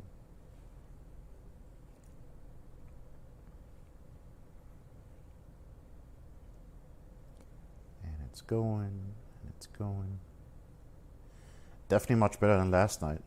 I gave up last night. I don't know if some of you watched the video from last night. I was so frustrated, and then I got bored, and then I got tired. I was like, I'm going to bed.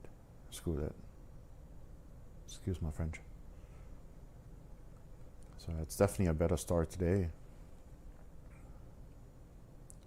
But also I had to make some adjustments to the template, because we did get that set up here yesterday. Let me show that. We did get that set up, but I had the settings too wide and I did not get the arrows, so I didn't take the trade. That was my mistake. And again, I should have watched the EMA crossing over. I knew something's going to happen, so. But, you know. Okay, now we watch. We need that EMA to cross over. Yeah, I think they're going for a stop hunt here. You better watch your position long. See, now we get an arrow, but again, the EMA hasn't crossed. So even if that's a valid bearish candle, I would still let it go, because I know it's going to continue higher. See, this is how accurate the system is. You literally already know what price is going to do. And if there's any such thing as predicting the market, that is it. That's the closest you're going to get. Not saying it's 100% correct, especially if news come out, and so you got to be careful with that. But other than that, I mean, and then even if you would take ahead, let's say you take 6 positions and you set your stop loss, you follow your rules, and it gets hit, okay? That happens once in 100 trades, literally. You know, if that happens to me, I would just walk away for the day. It's not your day.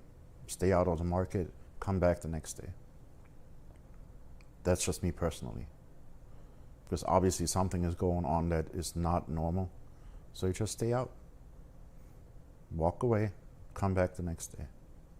There's always another trading day if you have risk management in place. That is. Okay, so now we get an arrow. But we would have to wait for a bearish candle. Let's see where the EMA is on the next candle. You have to wait for a bearish candle anyway. I do not enter on a bullish candle going short. That's not going to happen. Well, now we get a bearish candle. But again, you can see the EMA has not crossed.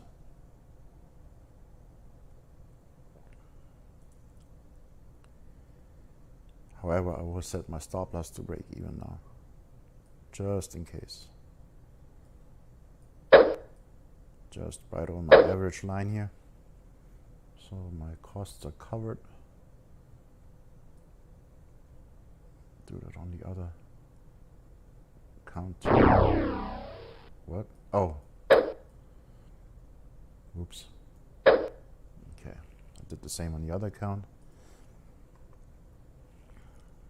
But if this template is correct, it will go higher. Because we did not see the cross here yet. Something like, let me show you that. If I go back, I think there was something like that yesterday, if I'm not mistaken. Yeah, see here? We had the arrow, but the EMA hasn't crossed. And then look what happened. It went higher. And then as we get the second arrow, the EMA finally has crossed. So this would be a valid entry right here, not this arrow. That's how you filter that out. Just so you see what I mean. So even if you get a bearish close here, or a gray candle, so to speak, I would not take the trade, and I would not close my position because you have no cross. Damn, it's gonna be a good night.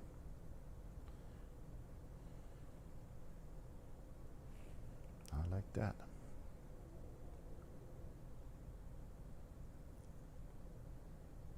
And that's not bad for the $1,000 account either. We already, what? Yeah, we made $12.50 on that previous trade, and now we're up $15. What is that, like almost 3%? That's not bad in a day.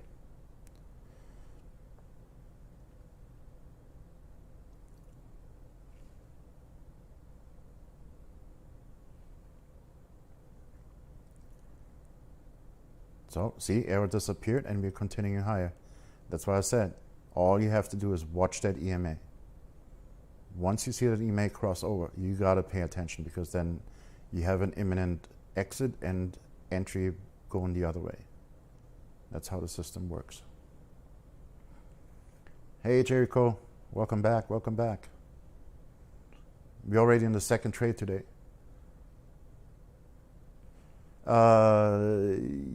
Not yet. I'm actually, I know you're gonna laugh, but I'm actually running a karaoke company. So I make people sing. But I do have a couple of guys that work with me. So I myself do not do a lot of shows myself anymore. I'm trying to concentrate on trading. My goal is to retire from karaoke by the end of this year. And I'm getting there fairly quickly. So, and then I just want to do trading for a living, make that money in the markets, and enjoy my life. That's my goal. But for now, I still have another job, so to speak. Ow! Cats are scratching me.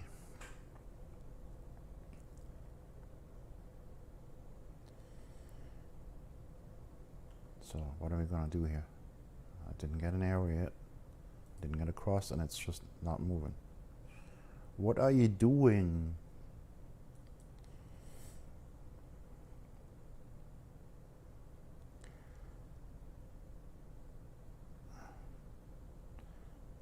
Trying to trust my system. It's not easy to trust yourself sometimes. I'm being stubborn. I want to follow the rules to a T. It's the only way to do it. And this EMA has not crossed, so I'm not paying attention. It's just weird to see it in action and then actually working out. Or maybe not, that would even be worse. But yeah, it's not valid yet. The cross is not there, so we wait. My guess is that it's going to make another push up when the candle closes. I mean, either way, we have the stop loss on break even, so it's risk free at this point. But I would like to see another push up here. No offense, long. I know you're short.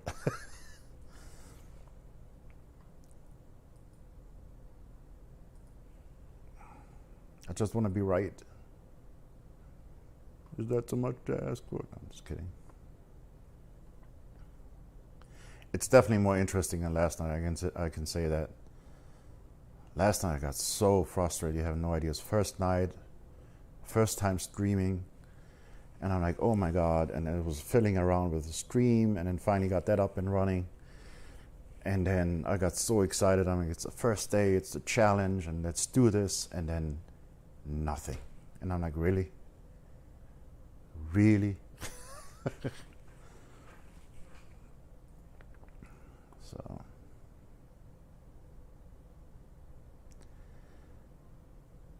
okay, come on, make a little push.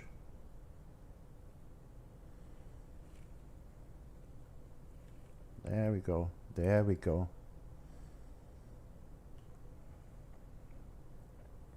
Still hasn't crossed.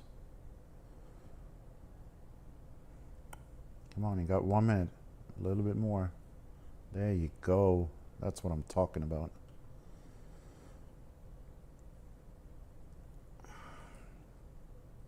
Or not. Come on, man. You get all excited like, yay. And no. This is such a roller coaster emotionally, isn't it? It's exciting, but it's also a roller coaster. Your feelings are all over the place.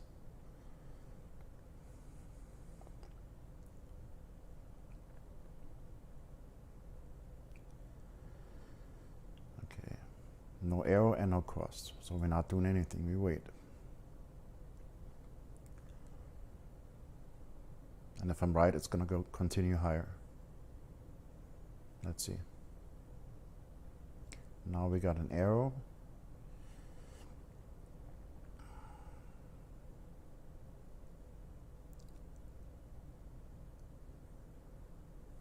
But it hasn't crossed yet.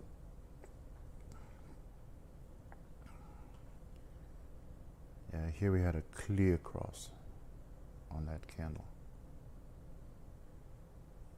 So I want to see something similar here. So again, my prediction is that it's going to go higher. Well, it should, if I'm correct. Which I'm not always am. So let's see.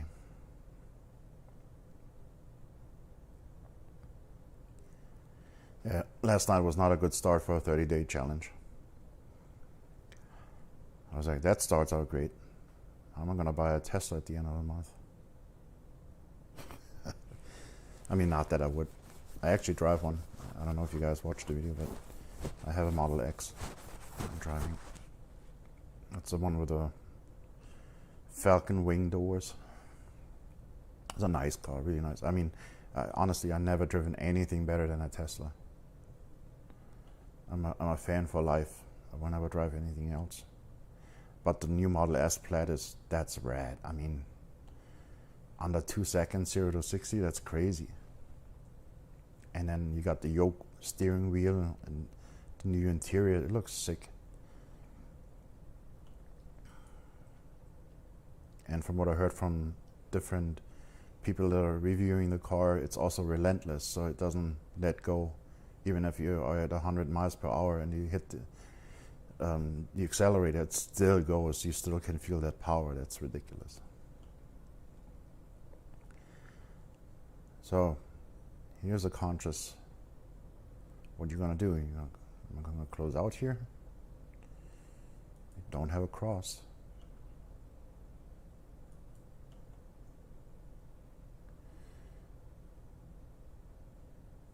I mean, it's an almost cross. I don't know what to do.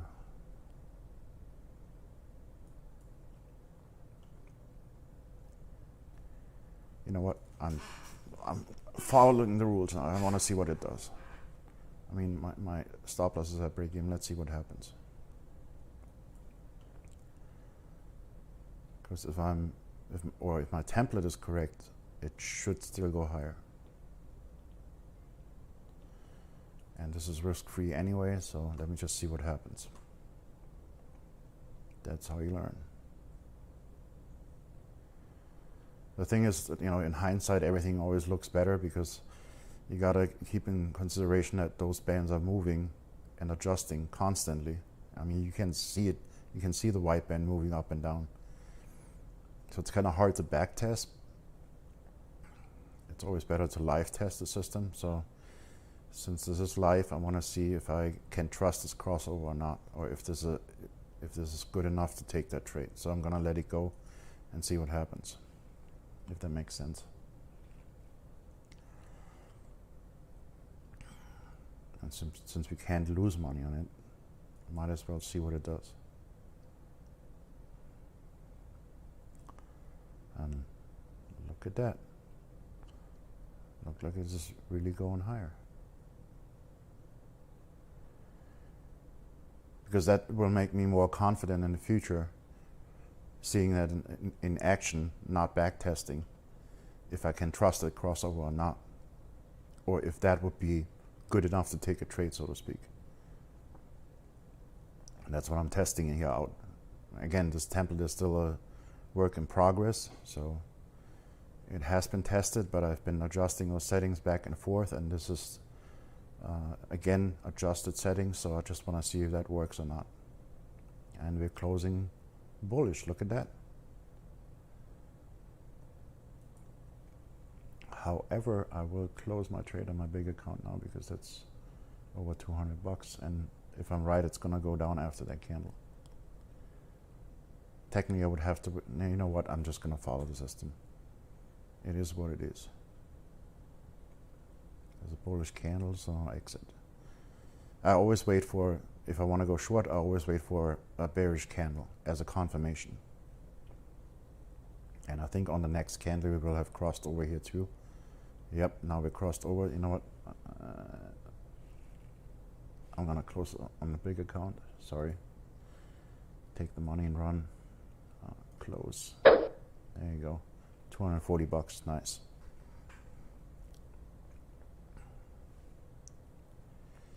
That gives me time to go into my spreadsheet real quick and see if I can up my lot size now. Sorry, I gotta move that over real quick. I apologize. Where's that? Here.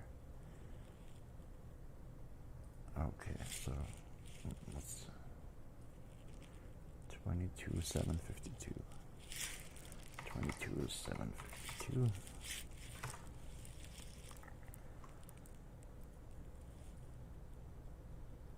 Huh? No. Sorry. No, by 10. I want 10 bullets on that one. 38? What? Oh.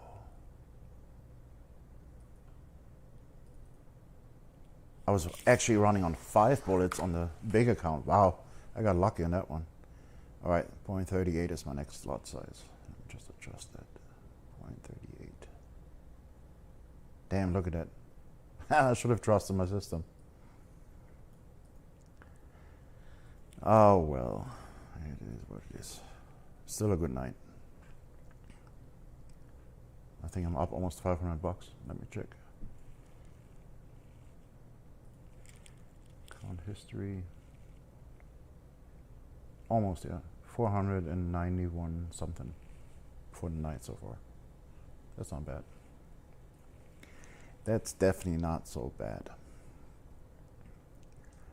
And see, I should have trusted my system. It's still going. Actually, you know what? I'm getting so confident I'm going to leave it at 0.7. I'm not going to start with it because I really don't see myself having more than 3 positions at a time.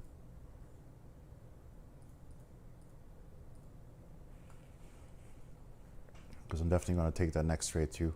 If I'm correct, this is a stop hunt, just so you know what I'm thinking here. I think they're going to go for a stop hunt here, grab that liquidity, and then they're going to shoot it down. And I want that move down because that's when they usually push the market. And that's when you make a lot of money in a really short amount of time, usually. I mean, for you guys that are trading market maker method, you know that when they're done and the stop hunt is over, they usually push the market hard. You've probably seen that many, many times too. And you know, that's definitely a move I want to catch. And if I catch that one on a 0.7, I'm happy.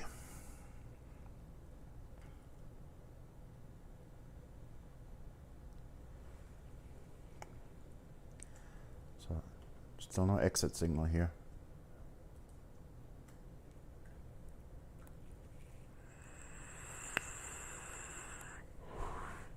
By the way, you are allowed to jump the gun on taking profit if it's not ridiculous after 5 pips or something like that. But if you're in a good area to take profit, which you usually are in that area when it is right at that white band, that's not a bad place to take profit. Don't be ashamed to take profit there. There's nothing wrong. That's a good run right there. You did good at that point. Cash it out, take the money and run.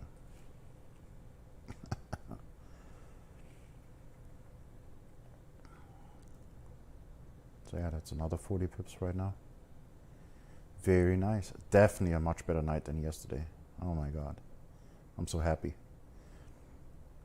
Yesterday after the stream, I was so frustrated. I was like, great, I'm introducing this new system and it's non plus ultra and it's amazing. And then I have my first trading day live and nothing happens. I was like, oh my God, they're gonna freaking throw stones at me and whatnot. Yeah, exactly. Nothing is wrong with taking profit. Like I said, if it's at a reasonable point, you know, I mean, if you take profit right here, that's just stupid. When you already know that it's gonna go to the other side. Still pushing. Looks like we're gonna get an entry here, so I'm getting ready. So I have to move the chat out of the way. I'm sorry. Just give me time here to handle the trades, and then I'm gonna take one more trade, and then I'm probably gonna call it a night. I mean, if you're up 800 bucks, you're good. That's a good night for me. So anyway, let me just concentrate on that for a second. Yeah. So if this candle closes bearish, aka gray, which is my bearish candle, we have all the conditions met. We have price out of both bands, as you can see here, and we have the EMA crossed over the middle line. And if we got the arrow, and if this closes bearish, that's a entry signal and exit signal at the same time for the other trade. So I already closed the trade on the other chart, so that's good. But I'm waiting until candle close. I had to teach myself that is so important in trading. Wait until your candle closes. Especially in gold, you never know what happens in a minute. In a minute, a lot of things can happen on gold. It might invalidate your entry signal. It might shoot higher and the arrow disappears. So you never know.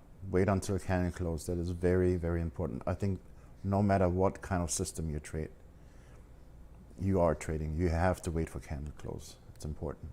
Doesn't matter if you trade on the 5 minute or if you trade on the 1 hour or 4 hour, you always wait on candle close.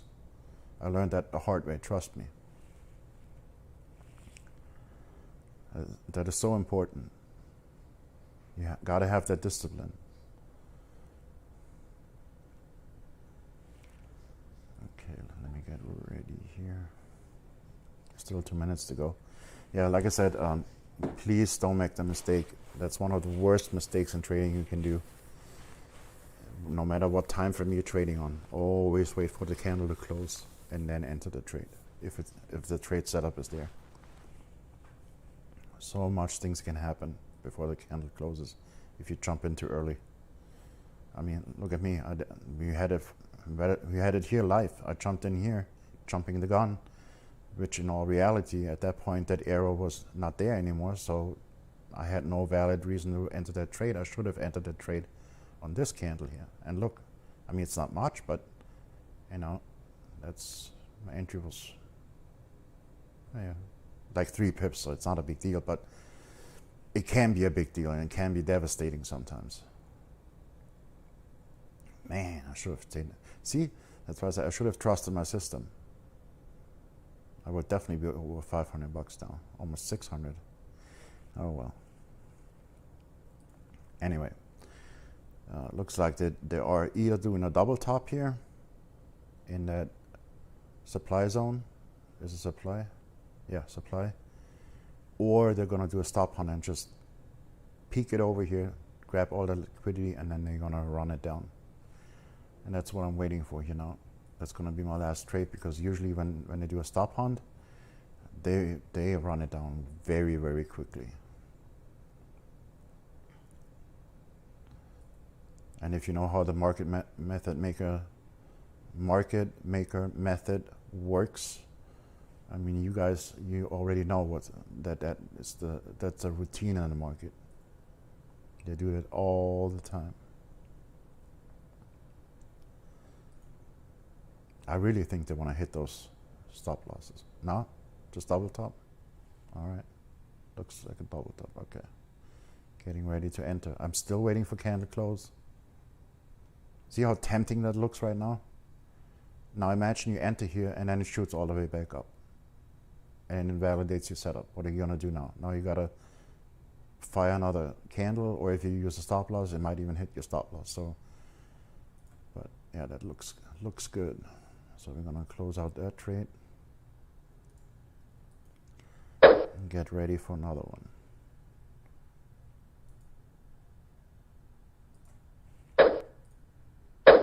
There we go. And we're going down again. First bullet fired on both accounts. Yeah, and when that trade is done, I'm gonna call it a night. Ugh. That was not a bad night, and so quickly. That's why I like to trade in that gray zone, which starts at 1 a.m. because that's usually when you get your first setup right away. If you look back here, let me scroll back a little bit. We got 4 minutes until the candle closes. If you look on the previous day, see, that's where the zone starts, and there's your entry right here. Like about an hour into it. Let's go back one more day. Sorry if I make you dizzy here, but just trying to prove a point. See here, here's where day starts, and here's your setup. Technically, yeah, that's a questionable entry. I mean, technically, the EMA hasn't crossed over here. You can still see the dotted line underneath the red line if you look here on that. So yeah, it's I don't know. It's a question of if you would want to start a position here and then add a second one down here. But technically, you should have not taken it here. Also, it's always good to take a trade outside of both bands when it really comes out. That's way better anyway. So let's go back one more day, and then I'm jumping back to my trade. Same thing here. See, here's where the zone starts, and here's your setup. Actually, any of those cables, any of those arrows. I mean, technically, we had the cross. Oh, it was a crossover right here. So yeah, your entry would have actually been right before it starts. That would have been your entry. That would have been torture though. You would have sit to all, like over an hour through all those candles before it actually takes off. But I mean, you would have been rewarded if you enter here, which would have been a valid entry. And then we have the EMA cross here, and here's the arrow, here's the exit. That would have been 182 pips. That's not bad. That's definitely a lot of reward here. Anyway, let's go back here. And there we go, going down again. This is so ridiculously accurate, this system. I honestly, I feel like cheating the market. This is how it feels to trade the system. That accuracy is ridiculous. If you follow the rules, which I did this time. On this one I jumped the gun, but on this one I did actually follow the rules.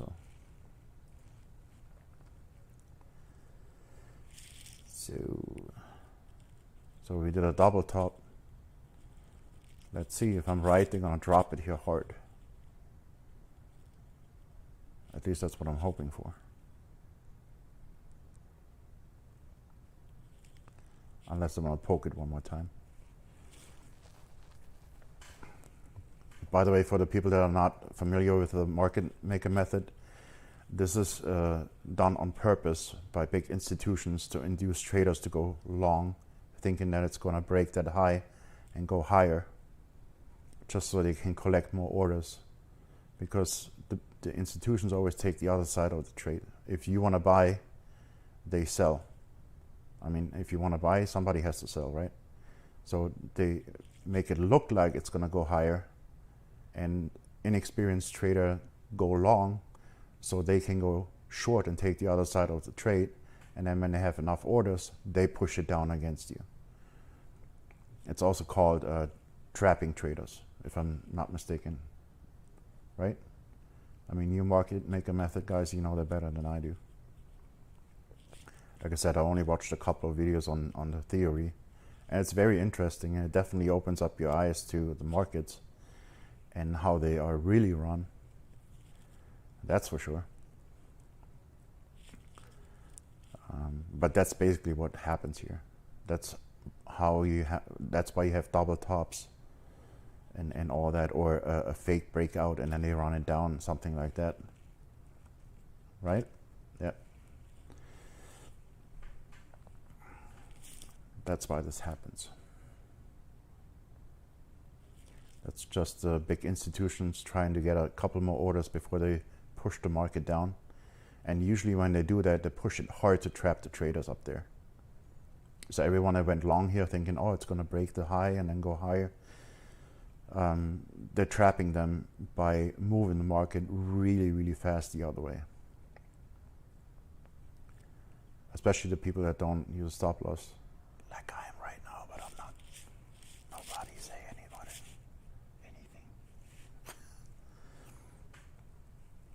I just use a different kind of stop loss. Like I said, I'm not.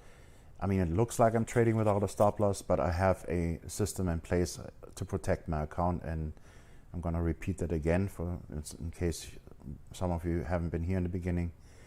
I give myself room for 6 positions, and I calculate it on the max lot size that I can have. And on my bigger account, I just divide that number by 20. On my challenge account, because I'm going to be a little bit more risky on that one, I divide that number by 14. And that's derived from dividing it by 2, basically cutting that number in half. And then I want 6 bullets, and I give myself 1 extra that I'm hopefully not using, and I will not use in this challenge. But it's basically to give my margin a little bit more room. I don't want to go too crazy and go too close to my margin call. That's why I calculated an extra bullet. So I divide, like I said, I divide my max lot size by half, and then I divide it by 7 so that I can use 6 positions. And the way I trade this is, if I indeed have to use 6 positions, once I enter the 6 positions, I will set my stop loss at the high at that point. And if it hits the stop loss, then I just start over. So I do have a method of protecting my account. I just don't use a hard stop loss, if that makes sense. But you got to be disciplined enough to do that too. And I mean, God knows when I started out trading, you don't want to know. I did so many stupid mistakes. It's ridiculous. A lot of stupid mistakes.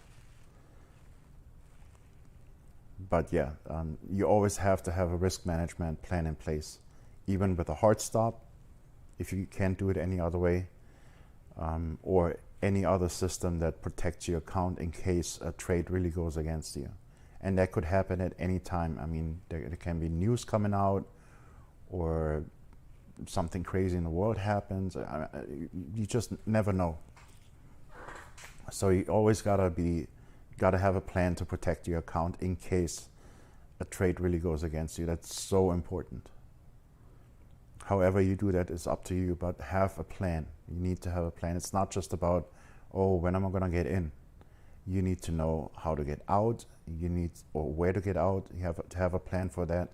You need to have a plan in place how you manage the trade. All those things need to be in place before you even consider taking a trade. It's not just about where do I get in. There's a lot more, and also to protect your account. Risk management is so important. So keep that in mind. Like I said, take it from me. I've been there. I've been down that road many times.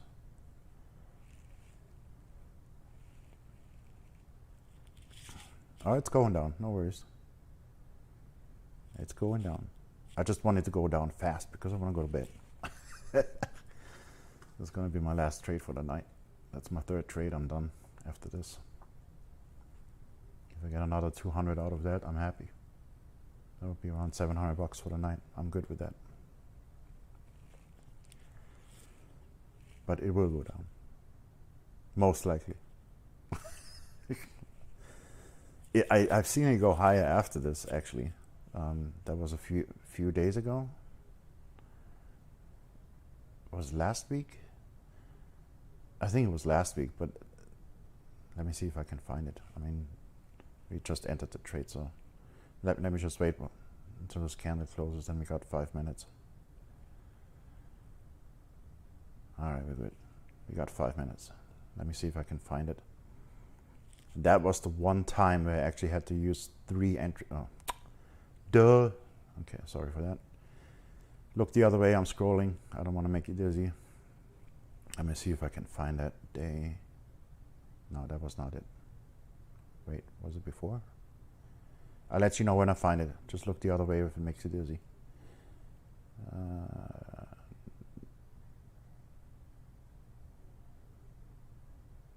Yeah, I didn't have that was the day I didn't have my EMA in place at that point. That was still missing from my setup here. So I took this trade, and then I took this trade, and then I took this trade, and then I took another one up here, and it looks short, but this is 5-minute candles, so we're talking about, what is that? About 60 candles before anything happened. So if you have 60 candles times 5. Oh, the 5 hours, yeah, duh. That was smart. Anyway, yeah, it took like 5 hours, and I was taking 4 positions here. Like I said, at that point I didn't have that EMA in place. Now I know, as long as this hasn't crossed over, I shouldn't take a trade, or actually stay in the trade as it goes up. Even when it does things like this, see that system, that template, even lets you stay in the trade when it does stupid things like this and then shoots higher. Because it's a fake out. We didn't have the cross. It's going to continue higher. You already know. So you don't have to worry about that little drop here, because it's going to go higher. And then finally we get the cross here, and here's your first entry. Now if you want to take another one here somewhere, just because you had to wait an hour and a half before it goes down, I wouldn't blame you. But that's your valid entry right here. So anyway, I'm gonna scroll back, whoop, and oh, look at that, nice.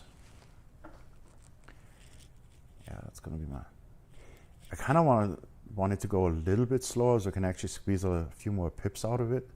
This is so fast, everything. Or make a really hard drop like I did yesterday. Did you guys see that drop yesterday?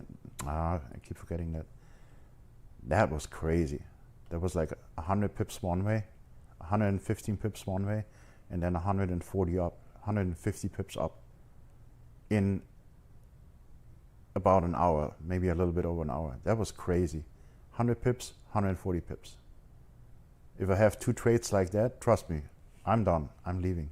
And that's why I said I wouldn't even, you could follow this up and the EMA and everything and squeeze a few more pips out of it, but see how long you stay in there. And if you already made 240, 250 pips, get out of here. I'm out, I'm done. And those nights happen, you know, it happened last week too. We had one night where it went up, I think right around 150 pips, and then it came down 150 pips. So you're gonna have those nights. And then whatever you put on per pip, you know, right now on my big account, I have $7 per pip. You make 250 pips times 7, you're done for the day. That's over $1,000. You're good. That's crazy. I do have a daily target for the challenge account, which is 70 pips, and I think I'm over that already. I have no target for my private account, however long I'm able to sit here and, you know, take trades. But usually after 2, maybe 3 trades, if they're quick like this, I'm usually out. So 2 trades, if it's normal trades, to take a little longer. But if I get a couple of quickies like this, then maybe a third one, you know, for good measure, why not? But for the challenge account, yes, technically I have a 70 pip target. But since I changed I went away from that stop loss thing again. Like I said, I figured out this is actually a better way to do it with several positions, or allowing myself to take several positions before I put a stop loss on, especially after seeing that drop yesterday where it actually went way further down and I would have had to take a second position. I switched it to that method, and because of that I probably wouldn't need more than 70 pips a day to reach that target. I have to go with the numbers. I didn't have time today. I was fiddling with the template all day to adjust the settings and all that. But yes, technically I have a target. Oh, look at that. We might get a second entry here. Yep, it's a stop on there. I'm thinking so too. Because that was a valid entry, and if they go against it, that's the market making manipulation right there. They're gonna go for the top. I just don't know how high, otherwise I would set a pending order up here now. I'm just gonna wait it out and take a position when, according to the trading plan. I'm not gonna go crazy. Get this ready too. Which is actually good. That's going to work out in my favor if they go for a stop hunt, because then I actually get 2 positions in. And then I have 1.4 lots on the trade. And if I make 50 pips on that, I'm definitely done for the day.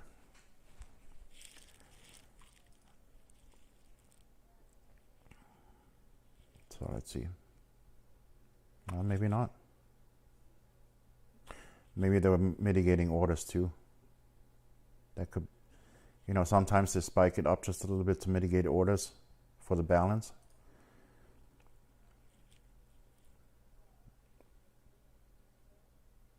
I don't know if that's market maker method or if it's supply and demand. But they do that when they push it hard, when they push it down hard. They usually bring it up to balance the orders and then they push it down.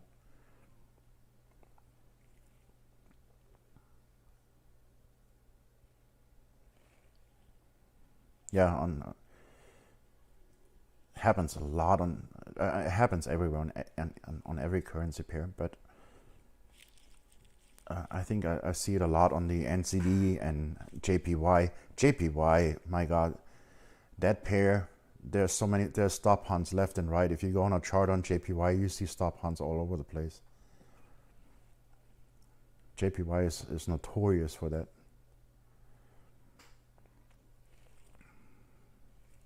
Also, I think NCD is a little crazy sometimes. But yeah, JPY, definitely. There's stop hunts everywhere. If you look at it's great to trade, yeah, if you know what you're doing. If you know what you're doing, it's great.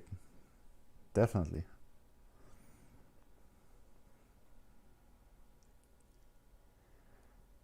All right, where are we at now? $29.19, so almost 3% on the account. That's not shabby.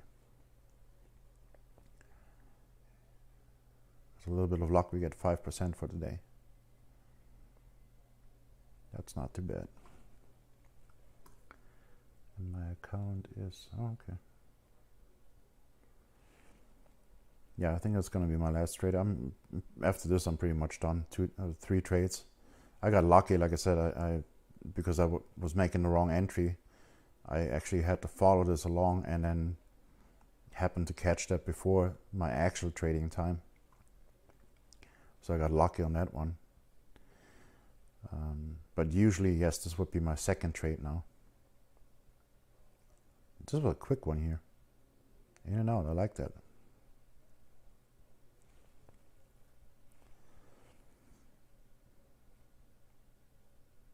Yeah, it looks like they just litigated the orders here, the balance. That's what that spike was for, just to get out of those orders they used to push it down.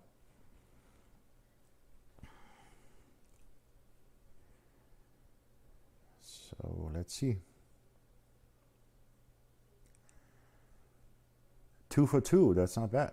I like it. And now it looks like we got a 3 for 3. Not a bad night at all.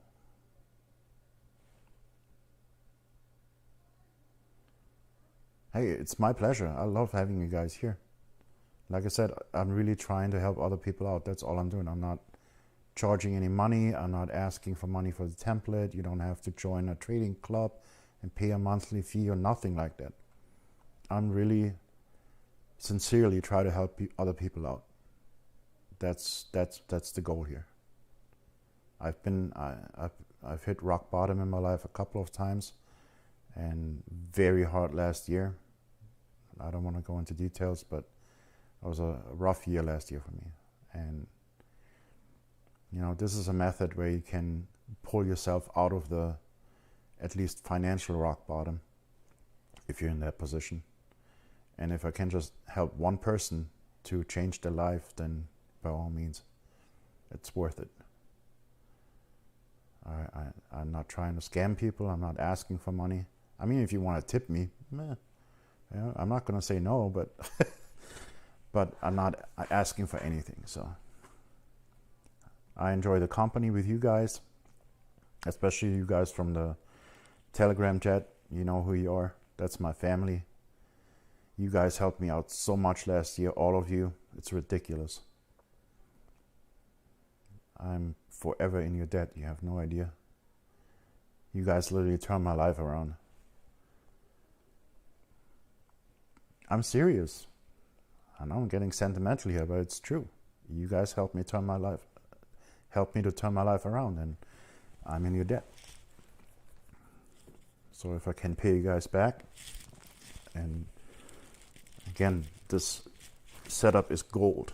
Not just trading gold, but it is gold. So that's my payback to you guys. I'm not asking for anything. How is my volume actually? I didn't even ask. Am I loud enough or should I be louder? Someone was saying I was too low in one of my videos. Just making sure you can clearly hear me.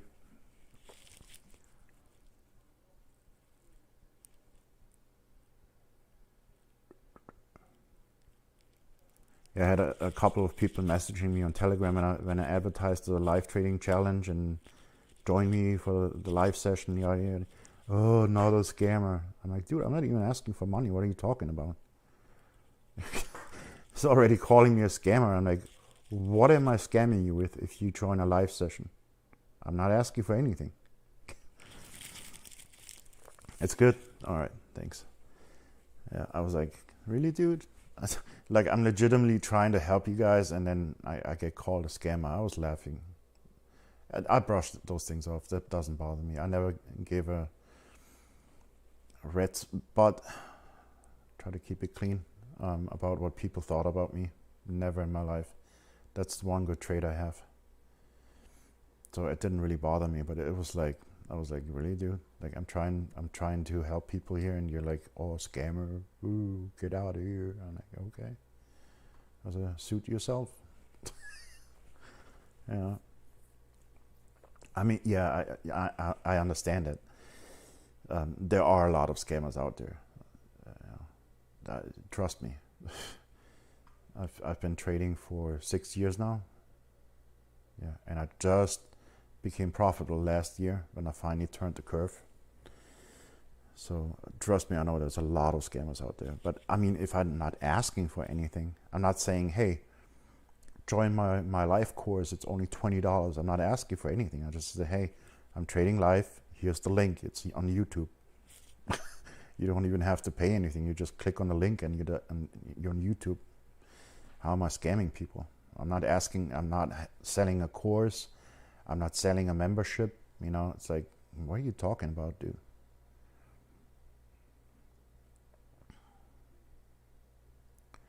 And of course, the last one I entered is playing around. Why couldn't that been a quickie? Or you think they're going to go for the stop hunt? What do you think? Are they going to go for the stop hunt or not?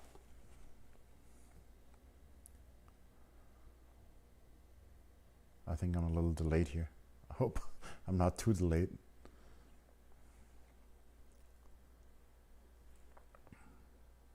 What do you think, Long? Are they going to go up or not? I bet you $1. No, I don't even know what they're going to do. Just kidding. But like I said, of course, that one time I decided to take a third trade, it's playing around. They better drop it hard after this.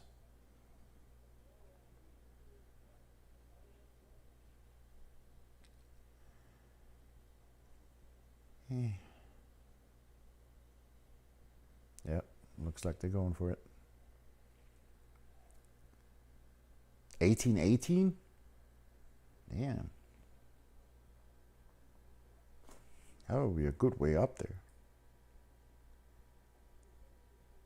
Oh, you mean that zone up here? Nah, I don't think that's one of those.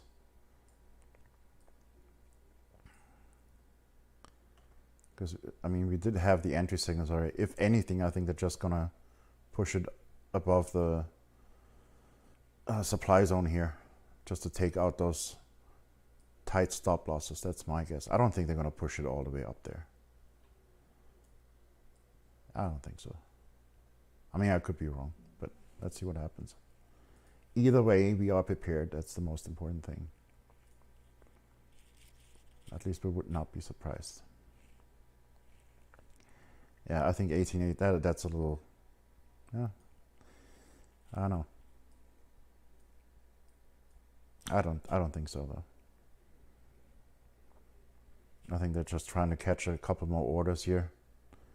You see you got that 1, 2, 3 setup just to induce a few more longs, and then they're gonna push it down. That's my guess. If anything, I think they're just gonna spike over this here real quick, just to take a couple more stop loss orders, and then 1818. I don't think they're gonna go that high. That would be a lot. especially since we already had a valid setup, you know. That's very unusual. Would be very unusual, but you know, stranger things have happened at the same time, so never say never.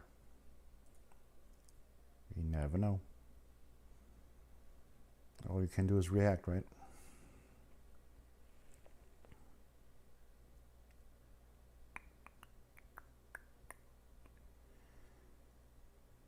Then on the plus side, maybe I get another position in. I wouldn't mind that. Bank twice. Then I'm definitely having a good night.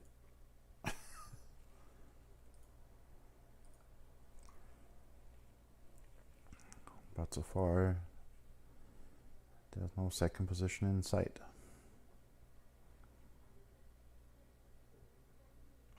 Yeah, no arrow. And it's probably gonna close lower than my position, my entry. So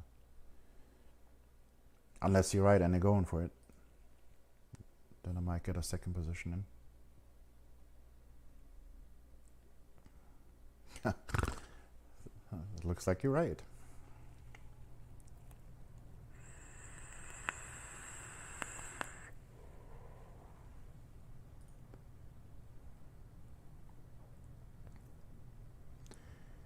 Oh well.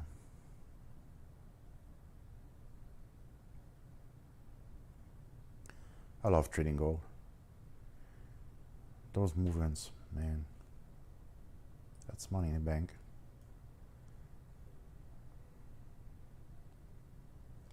I mean, not that there's anything wrong with trading other currencies. I'm just saying that, you know, like some of the Aussie pairs, they move like, what, 40 pips a day? A day? I wouldn't sit through that. That's ridiculous.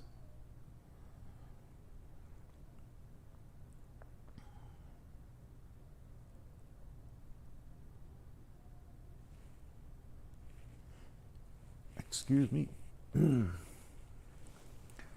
Let me grab some water. Sorry for that. Actually, you know what? I found out I can actually mute the microphone. Let me try this out so you don't have to hear me drinking water. Oh, I have to do it here. Still learning.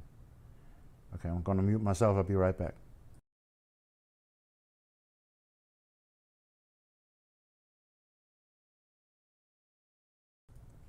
And I'm back. I hope you didn't hear anything. That was just me drinking water. But it's right over the mic, so.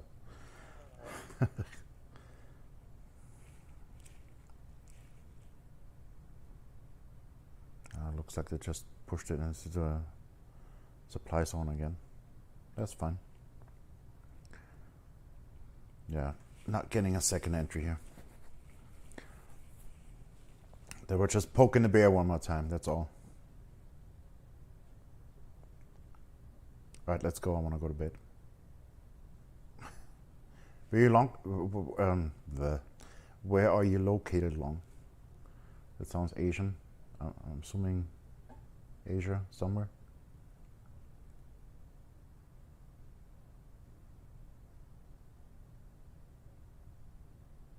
Jericho, I think, was in the Philippines, right? If I'm not mistaken. You're from Vietnam. Okay. Cool.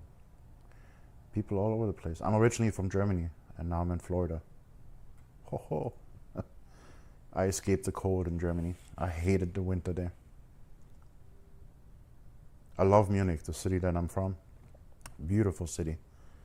But the cold in the wintertime, that was, once I was here visiting for Christmas, I was like, yeah, I definitely need to move here.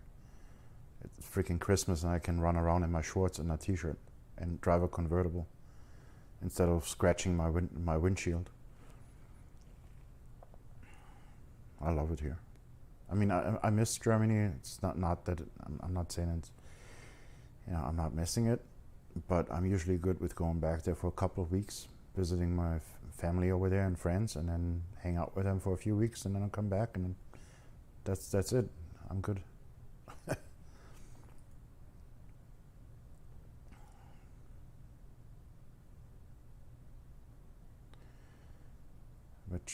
hopefully it's going to be a regular thing once I retire.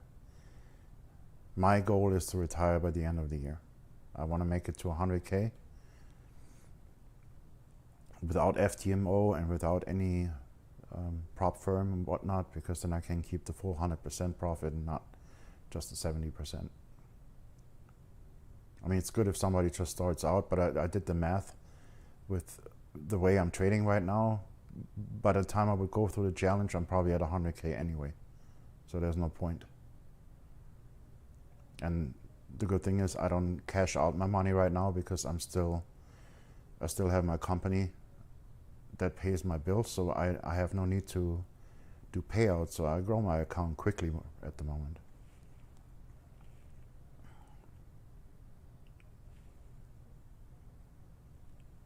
Are you trading with FTMO? Cool. I mean, I'm not judging. Like I said, that's not a bad thing. If you want to have a big account right away, it's definitely good. True. Yeah, risk-free money. Very true. But like I said, once I started to become profitable last year, I mean, you can really grow an account fast if you want to. That's the good thing about Forex, because you have that higher leverage. You don't have that in stock trading. You don't have that in crypto trading. Well, I don't know. I thought, I mean, there are people out there that trade a couple 100,000. I met a few people that have several 100,000s in their account and trade it. You know, I don't know. I wouldn't. I don't know the word. I wouldn't exclude that, you know, that somebody trades with a few 100,000. I met someone that does trade almost a 500,000, so it does happen. And I'm excited because I just found out that my broker actually has a VIP account that allows you to trade with no lot size limit. That is crazy. And I love my broker. The spreads are tight, the commission is cheap. Yeah, I got you. But I mean, if you have 100K to trade with, and it seems you're doing pretty well, then you should have your own account pretty quick, and then you don't need the prop firm anymore. You know? And like I said, I don't need to cash out right now because my company pays my bills. So I can comfortably grow my account at the moment. That's why I'm expecting it to be at 100K at least by the end of the year, if not earlier. And then I don't need the prop firm anymore. If I keep going with 70% a month, then I'm definitely going to hit 100K by next month or something like that. Not next month, but that was a little exaggerated, but maybe like 3 months. And if you think you go through FTMO, you know, even if you do fast track, that's a month. And then you still have to trade a month before you even get a payout. So that's 2 months, yeah, and then add another month and I'm at 100K too. And then I can keep 100% of the profits. I don't have to split, you know. But definitely if you start out, if you have a profitable system and you know you can be consistent, best thing you can do is go to a prop firm. Get a small account, the smallest one they have. Go through the challenge. Use the first profits to go to buy the higher account challenge, and then you're set. Way faster than doing it yourself. Yeah. I actually got introduced to another prop firm that is not as well known as FTMO. I actually, for the first time in a very long time, I was introduced to a Forex trader, like I strive to be. Let me put it that way. And really nice guy. He was very open. Like, oh, if you have questions, let me know. Call me anytime. Text me. So he was very friendly. I like that. And he told me that he's also trading with a prop firm. So I said, oh, FTMO. And he's like, no, actually, it's a different one. And they actually have an 80% split. So you get to keep 80% and they keep 20%, and they have a little looser requirements than FTMO has. Are we finally going? I want to go to bed. Yes. The requirements are a little looser, and you actually make money in the verification phase already. With FTMO, you get paid once you verified your account and get your funded account. That's when you start making money. Well, with them, you actually make money in the verification phase already. Only 50% of what you make when you have a funded account, but still, I mean, you make money already in a verification phase. And they also give you up to 400,000. So money-wise, they're right with FTMO. And I never heard of them, but he said he's trading with them for years, and they're legit, and he's happy there. And like, that's awesome. So if anyone's interested, let me know. I can dig that information up. I just talked to him not too long ago, so I have it somewhere in my phone. Yeah, I looked on the website, and I cannot remember the name. My memory is so bad. But anyway, I was surprised. It's actually better than FTMO. I think they had lower targets and a little looser requirements with a daily and total loss and whatnot. Maybe not in that regard, but I know they were a little looser than FTMO. And the fact that you can actually start making money in the verification phase, that I was like, wow, that's pretty cool, you know? So you could just go through the challenge and you already start making money. You know, if you really want to fast track it, that's what I mean.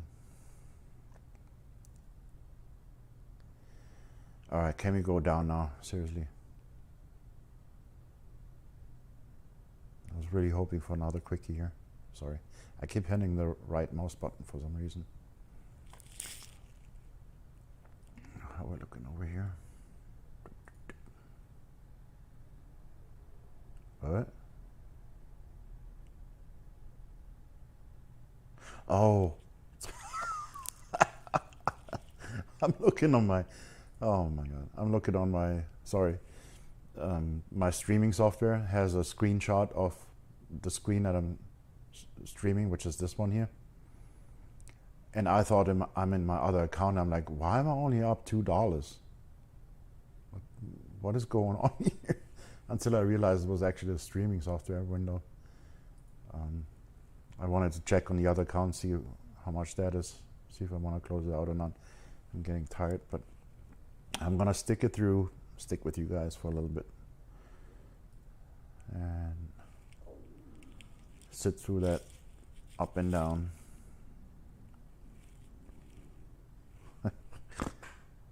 Yeah, I was like, why am I only up $2?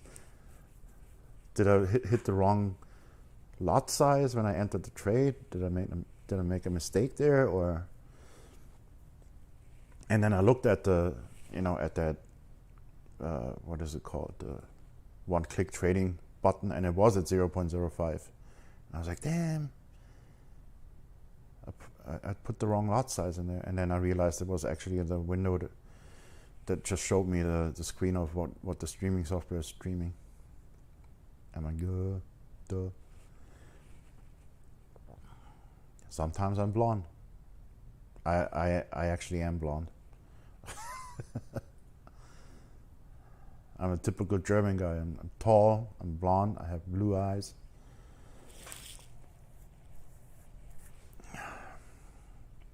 Yeah. I mean, if we make this a regular thing with the trading sessions, then I might even get a webcam, just so you guys can see my face and whatnot. I'm thinking about it. I just never had a use for a webcam.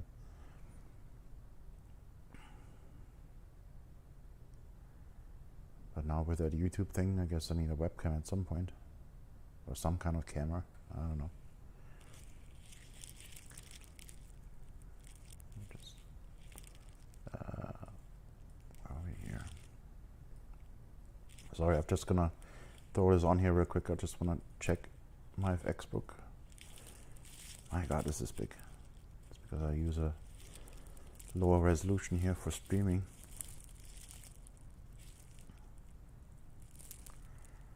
Didn't update yet?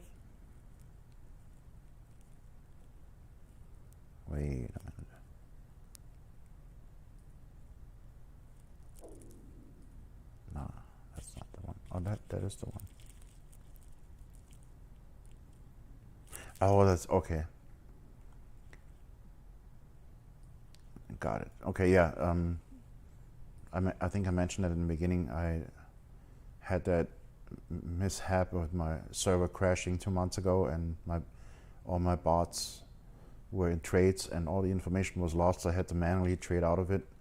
And today, my last trade was like $200 away from break even, and I did make about $1,500 just trading myself out of that trade. So I was like, you know what? I'm just gonna close it down. For 2 months, I was waiting to get out of this trade. 2 months. I mean, I was making money in the meantime, but you know, and I was like only 200 down, and I was like, all right, let me close it down. I'm done. That's why it only shows 300 and something dollars, because that's on the same account I'm trading live now, the big account. So that's why I was wondering. I was like, why is this? Where's my streaming window?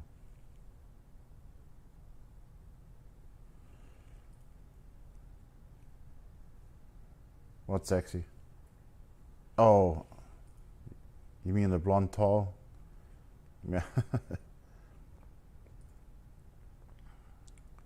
Wait until you see me and you change your mind. No, I'm just kidding. But I would consider myself sexy. I'm just normal looking.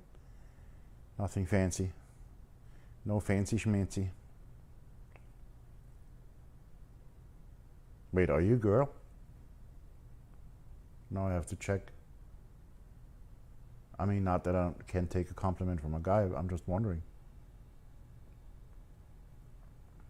I'm not familiar with Asian names. No offense, I'm just not.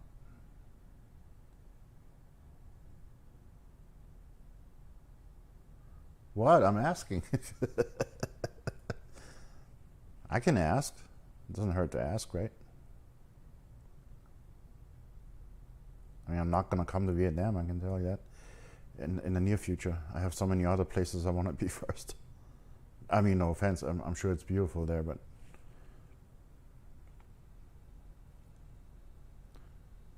You used to be a girl, and now you're a guy? Is that what you're saying? Again, I'm not judging, no worries. Just want to make sure I understand that correctly.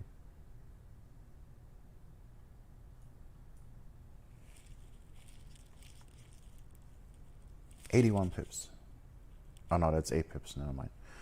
Oh. Wait a minute, 81 pips? I might close it out. All right, time to go.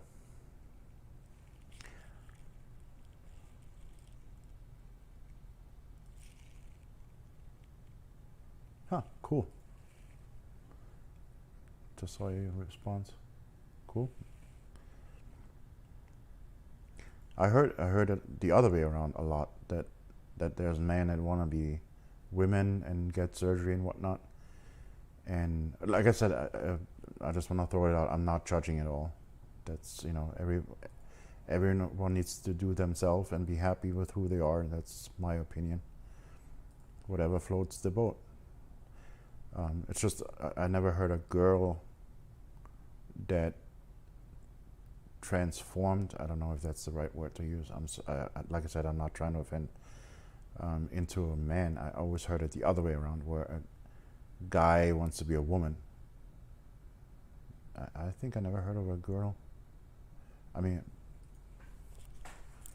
I'm not familiar with that, so you know, what do I know? I'm just the first time I hear about that.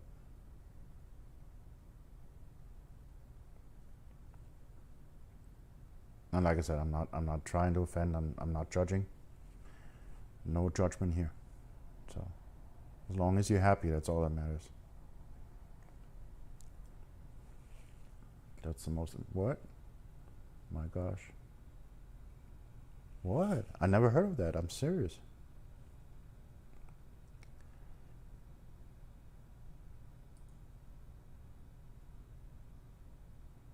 Just surprised, that's all. Okay, I'm not liking this here. Up and down, up and down, up and down. What is going on? Come on, gold. Maybe they want to push it higher.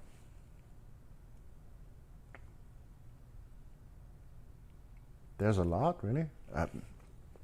I guess I'm not in the scene, or maybe I'm too old, or I don't know. I just never heard about it.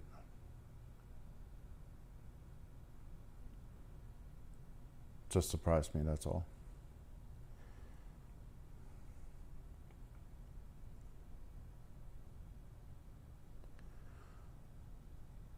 What is gold doing?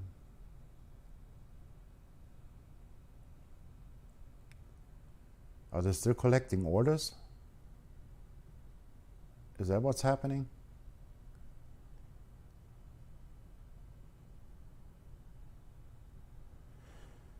Greedy bastards. I'm sorry, I don't even know if I can curse here. Is that a curse? Curse word? Bastard? I don't even know.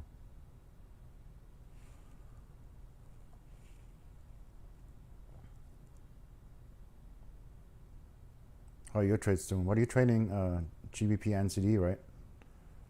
Let me just switch over, see what's going on there. You said 1 hour, right?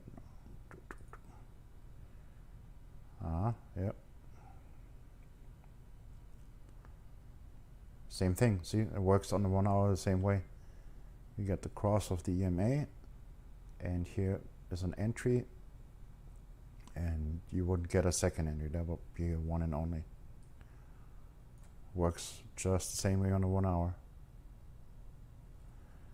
This one irritates me though. I mean, technically it hasn't crossed here. Okay, note to myself, in the future you have to see a clear crossover. If you see something like that on the candle, if it's just laying on each other, it's not a crossover. Okay. So you learned something. So crossover, you want to see the background at least a little bit. If you don't, then it's not valid. Yeah, but looking good. It's definitely going down. And now that it broke the EMA the second time, it should shoot down.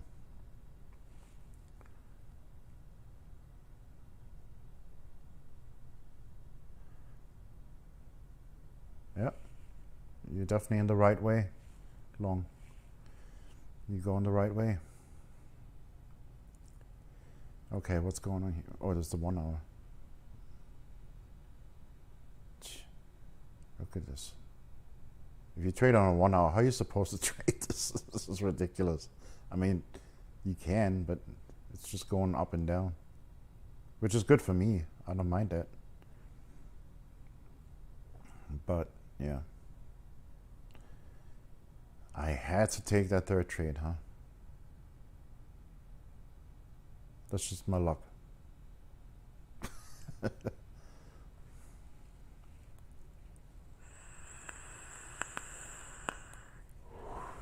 But at least I can keep you guys company a little longer. And vice versa. How many people are here? Oh, 6 people, wow. Hello, everybody. You can say hello in the chat, I'm not biting. I don't bite, I promise. Just say hello, it doesn't hurt. Have some manners. Tell me who you are, I'm just curious. I'm not a scammer, I'm not asking for money. Just want to throw it out there. I'm not selling anything. So don't come at me. I'm good. I don't need other people's money. But yeah, say hi if you're here. You know, type in the chat.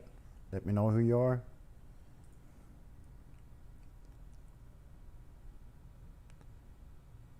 It's all good. I'm not angry, I promise. For the most part, sometimes I am.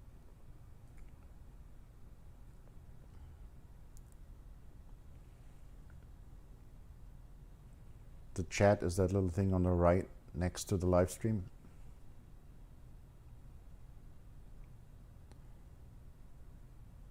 Maybe they don't speak English. Der Chat ist auf der rechten Seite. Sagt's mal Hallo. So dass ich weiß, dass jemand da ist.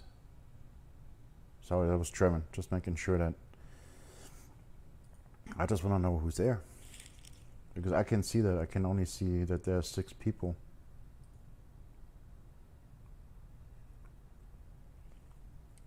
But it doesn't tell me who's there. Does it? Maybe somewhere? I don't even know. Top chat. Ah, there it is. Participants. Oh, it's just us 3. Okay. Ho ho ho. Okay. Found something new. Learn something new every day. My God, really? I'm gonna go get a stick and poke it a little bit. Do something. Why does it show me 6 here and then only 3 in the chat? Oh, maybe that's people that are not signed up on YouTube. That could be. Yeah, so if you're watching this and you're not signed in on YouTube, do me a favor, sign in and just say hi in the chat. That's all I'm asking. Not asking for money. I'm not asking you to do anything. I'm not asking you to sign up for anything. Just sign in and say hi so I know you're there. That would be nice, that's all. Don't have to say anything else if you don't want to. That's fine. Doop-dee-doo. Okay, seriously. Alright. I'm just gonna mute myself for a couple of minutes. I just have to use the bathroom. And now that I know that I can mute, you guys don't have to hear that anymore. So just give me a couple of minutes and I'll be right back. All right.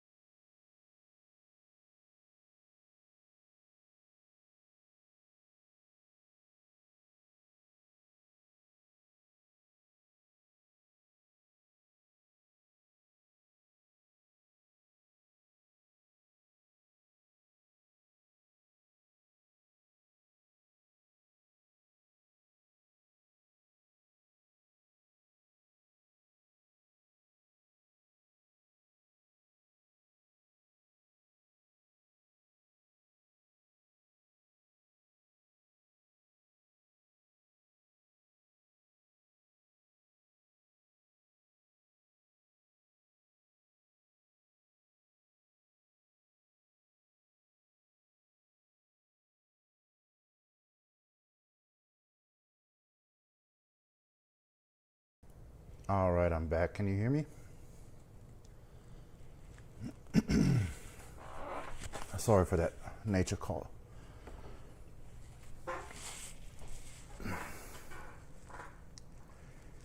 My God, still hanging out there. They're really trying to milk this one.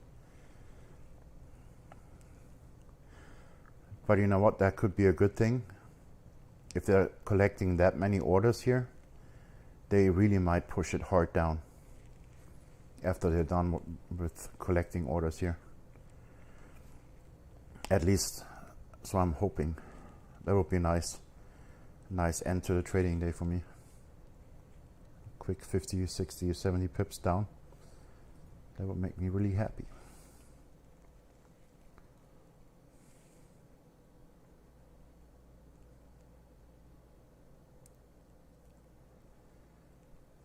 I'm really tempted to take another order up in that supply zone,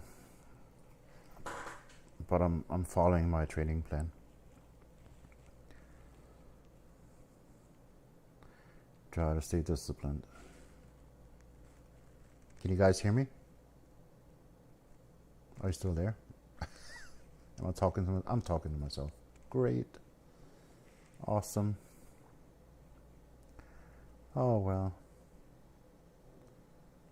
Where's O Trader? He wanted to come too. He wanted to join. Oh, you're still there. I just looked on. That's weird. Oh, now it shows that you're not. Okay, weird. YouTube is weird when it comes to streaming, I'm telling you. I'm originally an IT guy, so I know a little bit about, computers, networks, and all that, but YouTube is weird. There's so many things they do backwards. I don't know. I don't know why they're doing it, but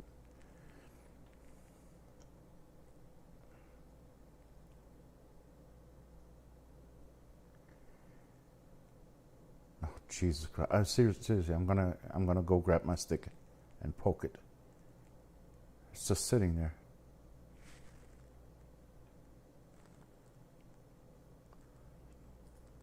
You're trading full time. Cool. Yeah, that's my goal. But yeah, I mean, with a 100K account, how is the cost of living where you are? It's probably a lot cheaper than it would be in the US, right? I mean, I don't know. I've never been in Vietnam, so I don't know what the cost of living there are, but I assume it's a little cheaper. Is it like Thailand level, or is it more like Singapore where everything is really expensive? Cheap, yeah. Yeah, dude, if you have a 100K account and cost of living is cheap, you can live like a king there then, I assume. If you make 20, 30,000 a month. I mean, I don't know your percentage. I don't know how much you pull out of the market, but yeah, exactly. How much do you pull out usually on a month? How many percent? Don't have to tell me a money amount, just percentage wise, like 10%, 15, 20. I'm just curious. But I mean, with a stop loss that is as tight as yours, and you get a runner, you probably make a lot of dough. 10, 15%, yeah. Yeah, you can live like a king there, pretty much. Good for you, good for you. I'm happy for you. That's awesome.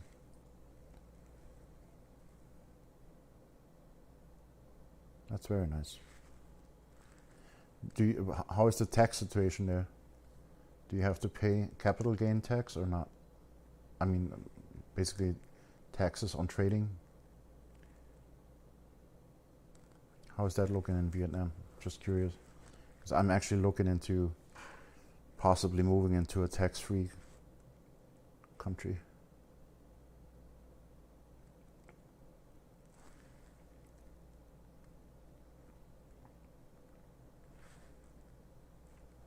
You don't pay tax at all? Cool. Okay, do you mean you keep trading on, you basically pay yourself under the table and the government doesn't know about it, or you just don't have to pay taxes at all on your trading?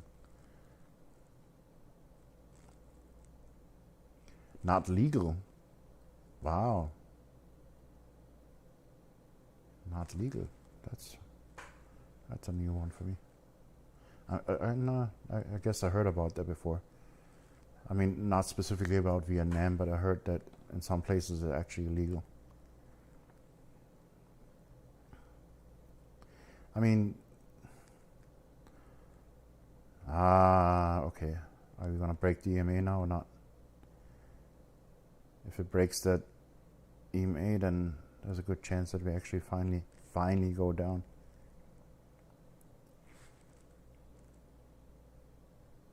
Oh, okay. So it's not capital gain tax free. Gotcha. Well, don't get caught. You don't want to get in trouble if it's illegal. Well, what are the, okay. I mean, obviously you have access to Forex trading where you are. What is the punishment if they catch you? Or you like get fined, or do you get like prison or jail or anything like that? I'm just curious. Like I said, I don't know anything about that. I'm a very curious person, as you can tell.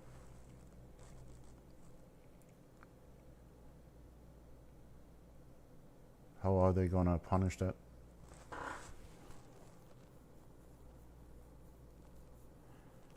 Okay, tax. Okay, I understand that. No, but I mean, you said that Forex trading is illegal in your country.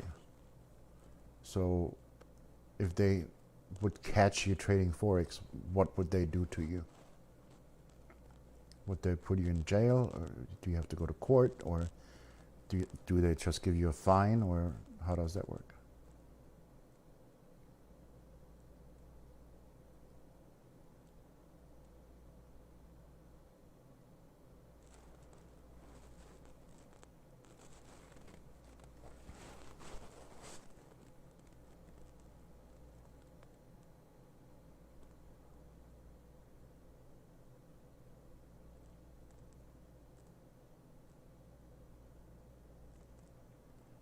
Oh, okay. So they're just okay. Gotcha. But they not go after you like with legal force or anything like that. They're not gonna arrest you because you traded Forex.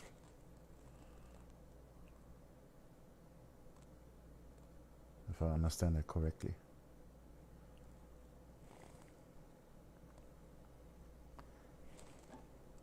Okay. Cool. Okay, Gold. Seriously, I really hope they're preparing for a big move here.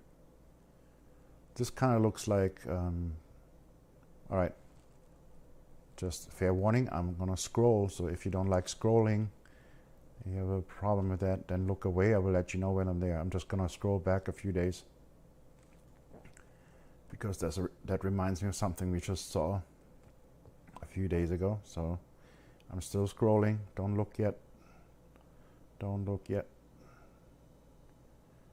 Don't look yet. There we go. You can look again. Yeah. Whereas it was like playing for forever. I mean, we're not playing for that long yet, right now, but that was a good, probably 2 hours, maybe even longer. And then we had this huge push up. So I'm gonna jump back now, watch out. Okay, we're back. And I noticed every time they have this consolidation, there's a huge move coming. So that's my hope. And since I'm expecting it to go down in my favor, that would be a nice ending to the trading day for me. Yeah, in case you just tuned in, we're 2 for 2 trades tonight, whatever your time is, I don't know. So we already took 2 trades and 2 winners, and we're now in a third trade, going short on gold, and it's just playing around for forever. But that was the idea, going short here, and we're just waiting for the drop now. We're waiting for the shoe to drop and making that moolah, hopefully.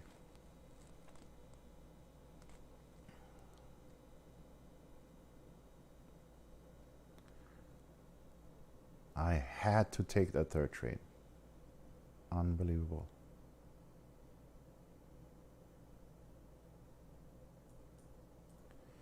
Yeah, let me put that other trade on the chart so you can see where the other trade was, in case you were not here when it happened. I gotta sort it by time. There we go. Let me drag this on the chart. So now you can see it. So we entered here and we got out right here. That was the second trade. And in case you just tuned in the first trade, I did not follow my own rules. That's why we have several lines here. Lesson learned, but we got out. So that's all I'm gonna say. But on this trade, well, even this trade we didn't quite do it by the rules, but it worked out anyway. Technically our entry would have been here on this candle, not on this candle. I just jumped the gun a little bit, but there was only like a 3.5 pip difference or something like that. So it was not that big of a deal. The exit was perfect though. So that was good. But now it's not valid anymore because now the Team A caught up. So they actually might push it higher. You might be right long.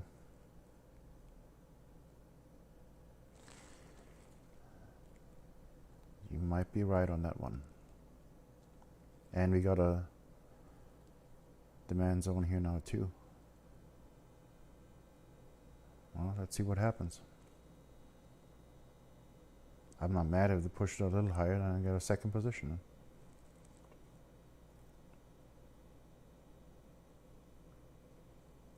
In case you're wondering, I do have a risk management in place. I don't use a hard stop. I allow myself to take 6 positions. I divide my available capital so that I can comfortably take 6 positions. I do not martingale. It's the same position size every time. And after I have to take a 6th position, which I haven't had to do so far, that's when I set a hard stop above or below, whichever way I go, and let it get hit if need be. So there is a account protection plan in place.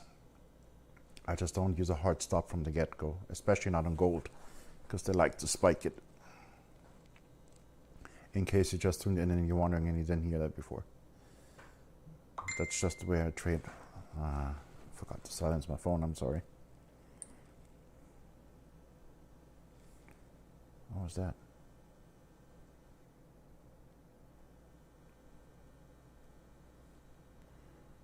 Huh? Who's that?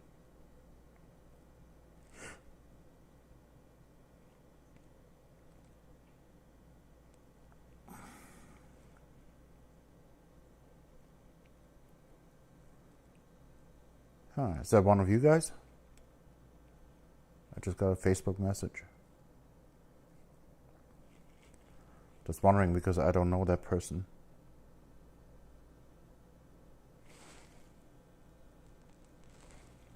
Well, if it's one of you, let me know in the chat.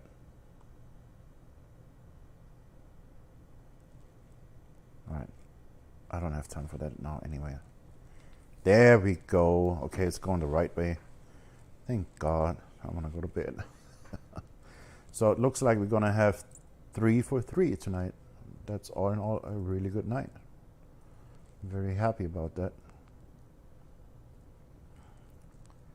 And when I close this trade out, I will show you the 3 trades that I took on this account and also the 3 trades that I took on my big account, so you can see whatever you want to see if you want to see it. The amounts and enter and exit and whatnot. So I'm very open about that. But yeah, that makes me happy. That's 3 winners back to back, and it's not even 5 yet. Wow. I call it a good night. Well, okay, in all fairness, I got lucky because I kind of cheated. I started early. Usually I don't start until 1 a.m. Eastern Standard Time, which is that gray box. That's the area I usually trade in. And as you can see, when this started, we got a setup right away. But I was making a mistake on this trade yesterday, and I was still nursing it. So I happened to catch that entry here, so I took that too. That's why we have 3 for 3 now. But technically, within the session, this will be the 2nd trade for the night. Just in case you're wondering. by the way, guys, if you have questions, you can put them in the chat. I don't mind questions at all. So if you want to ask anything, or, and again, I'm gonna repeat that again because I heard that today. I'm not trying to sell anything. I'm not trying to sell courses. I'm just a dude trying to trade and make money and try to help other people reach that same goal. That's all. There's no membership fee. There's no course that I'm selling. And if you have questions, I'm more than happy to answer them. Just so you see, let me just drag this over real quick so you can see. I also trade that same trade in my big account here. And we're up. That's a 0.7, by the way. It's $150. And that's also a real account, just so you know. So I'm not talking bull here, telling you like this. Okay, so we crossed the TMA band. Let's see what happens. And again, I'm gonna repeat that more to myself than I do repeat it to you guys. As soon as the trade goes my way, all I'm looking at is that EMA line here. That's the 24 exponential moving average. Exponential moving average. Sorry, I can't even talk anymore. And I'm not doing anything until this EMA crosses this dotted line. That's how I use the EMA. Not conventional. Because that's one of my conditions to take a trade. And as long as I don't get that confirmation to enter a trade, I have no business exiting the trade. I'm gonna stress that again.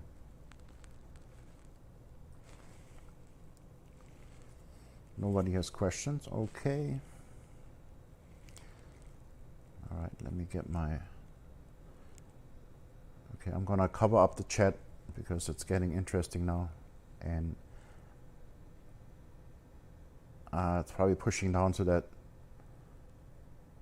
demand zone. That's my guess. That's where we're gonna go. But I'm just gonna wait for my exit signal. I'm not gonna stress out. I wouldn't mind another 40-50 bucks there. And that would set us at, we're already at 2.9% on the day. That would be 39, 40, we're at $43 on the $1,000 account right now for the day.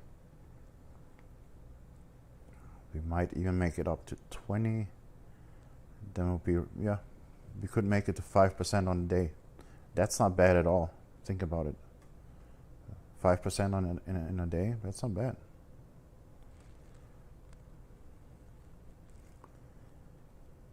Yep. Oh, now we got an error. So now I gotta watch it. No, I'm watching the EMA. See? I'm catching myself making mistakes. I'm not perfect. I'm not pro level. So again, don't be afraid to ask questions because I don't know them most of the time anyway. Just kidding. No, let's see what happens here. Like I said, I'm just watching the EMA before the EMA crosses that line, that dotted middle line of the green band. I'm not doing anything.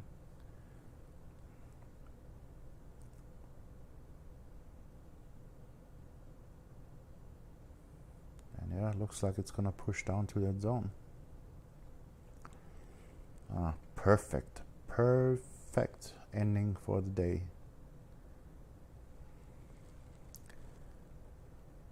So much better than last night. Yeah, please don't watch the video from yesterday. You're not missing anything. Yesterday was the most boring trading day I've ever had. And happened to be the first day I'm going live streaming on YouTube, of course. So do yourself a favor, do not watch the video from yesterday. Just saying. You're not missing anything. Yesterday was horrible. I went to bed frustrated. Okay, looks like an exit here. Well, we still got 3 minutes. And again, just in case you're just tuning in, never do anything before the candle closes. No entering and no exit. The only time I would consider closing early before the candle closes is if we hit that demand zone. That's the only time I make an exception to exit the trade. And even then it's actually stupid. But it's good enough for me. That's, they say don't be greedy. And there's a really high chance that it will turn around in that demand zone. So once it hits that, you can see this up here. See, and the supply zone. So if price goes in there, and I'm already up to winning trades for the day, then I will take my profit there and call it a night. Don't have to be greedy.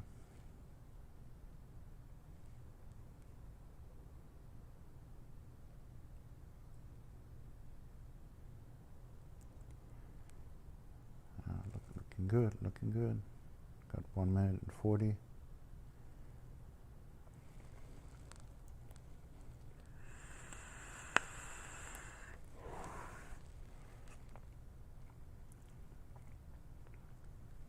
Yeah, looks like it wants to push down there, so let's see what happens.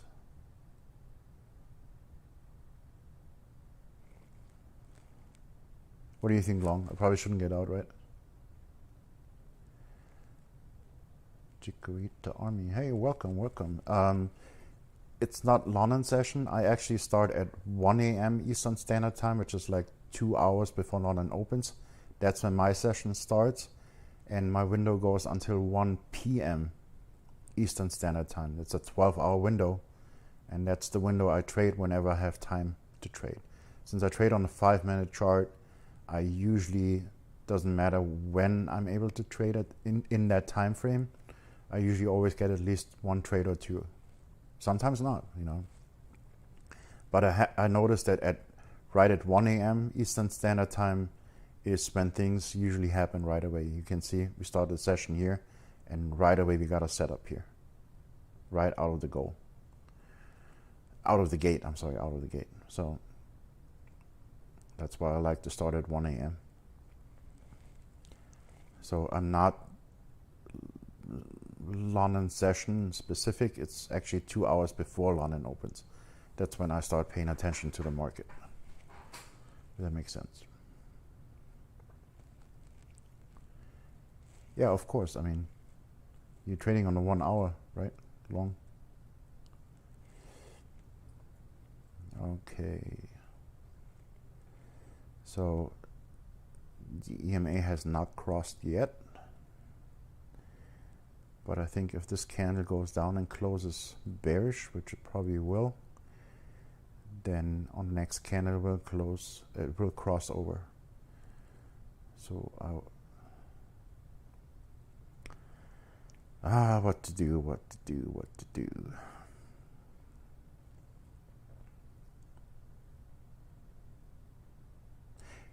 You know what? I'm gonna do it differently on this one. I'm gonna use a trailing stop loss. How about that? So I'm gonna let me just place it here for now. Let me do this on my other account too. When the candle closes, I'm gonna, or is that an exit signal? Is that an exit signal? Come on now. No, we got 3 minutes to go. Let me just move that out of the way a little bit. It's a little too close. I don't want to start trailing yet. Put this out here.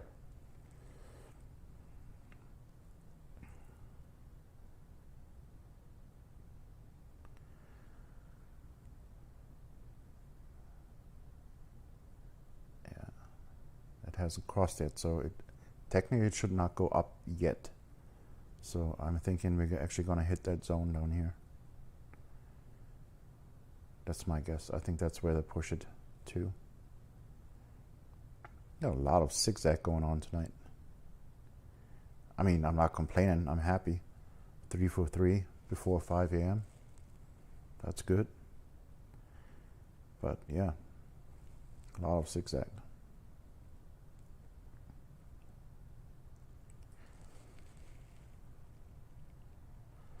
Was that answer satisfying, Chikorita? And thanks for your question, by the way. It's nice to see that there's somebody else here. I feel like I'm talking to myself sometimes.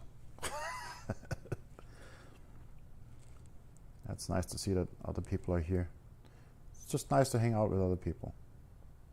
Are you guys all trading too, or are you just watching? I know Long is trading, but I know Jericho is trading.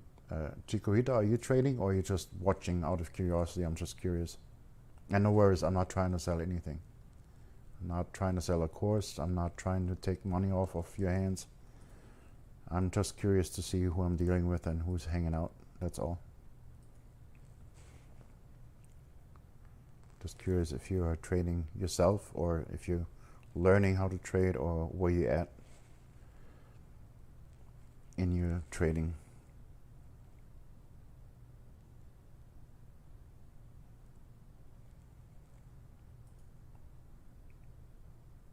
I'm just a very curious person, that's all. Are you still there? Ah, already left and ran.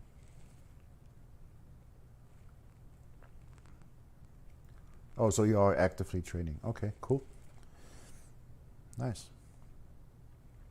All right, now give me a second. I gotta pay attention here, because it looks like we're crossing over here. So I might start.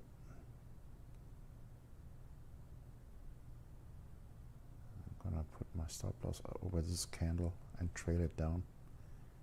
One candle behind. See if we make it down to the demand zone there. That would be nice.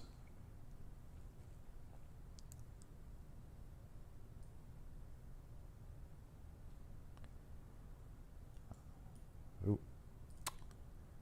I always click the right mouse button. I don't know why. It's a bad habit. All right, let me put this down here and this down here.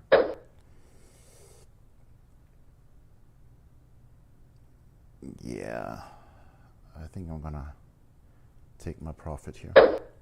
That's good enough for me. And close. What did I tell you? Already pushing back. Very nice, very nice. So we got 3 for 3 trades, 3 winners. So let me show you that. Let me pull the last one up here too. Count history so you can see that trade again. So we had that not nice trade that I nursed all night. I'm not proud of that, trust me. Just went against my own rules. In case you're wondering, let me go back here so you see where my mistake was. I explained it in the beginning, but I'm going to explain it again. I actually was asleep when this drop happened, which I was a little mad, I'm not going to lie. This was almost a 100 pip drop. But anyway, I woke up and I saw it coming out of the band right here. And then I saw my arrow, and I saw this, and I saw this, and I'm like, oh my God, gold is going crazy. I need to get into a short here, which I did. And you can see that that was my first position. However, I did not follow my own rules. You can see the red EMA. One of my conditions to enter a trade is that that EMA actually crosses the dotted line, which it was not even near the dotted line at that point. So I had no business entering that trade. And because of that, I had all those additional positions, try to get out, and also not following my rules at all. Sometimes I'm stupid, I admit it, you know. So that was a leftover nursed trade that I was nursing all night, basically. However, because of that, I actually got a pinpoint entry on this one after I realized what I did wrong with the EMA. And I got in a trade right here, right before my actual trading time starts, and took that down here. I mean, this was leftover trade, but also in my big account. So that was nice. Right out of the gate, I got a nice trade here. And then we got a second trade entering here, going long, getting out here, and then we got in short again, and we got out here. A little bit premature, but I'm getting tired, and it was my third trade for the night already. So I already banked good money, so I'm not complaining. You can trade Forex pairs with that same setup. Even time frames don't matter. So let me show you that. What pair are you trading usually? Let me just do it on a pair that you're familiar with so you can see it.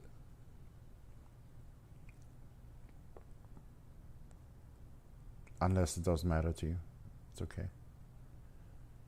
My go-to Forex pair is GU, GBP USD, but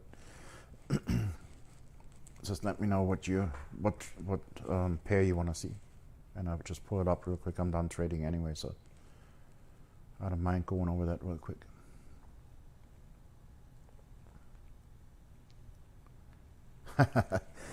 Yeah, I admit it was okay. It was a little bit of clickbait, I'm not gonna lie. I actually am driving a Tesla right now. I'm driving a Tesla model. See, GBP USD. I like that pair too. You got that in common. I actually drive a Tesla Model X right now. So it was a little bit of clickbait. So I'm just trying to make enough money in 1 month so that I would possibly be able to buy one if I wanted to, if that makes sense. So I'm just trying to reach about $130,000, $140,000 in a month. Man, and it keeps going. Look at that. Damn it. Oh well. I made enough money. Don't be greedy, right? But anyway, yeah. That was more like a, I'm not gonna lie, it was a little clickbait, but I think it sounded good. And the thing is, I do believe that I could actually pull it off.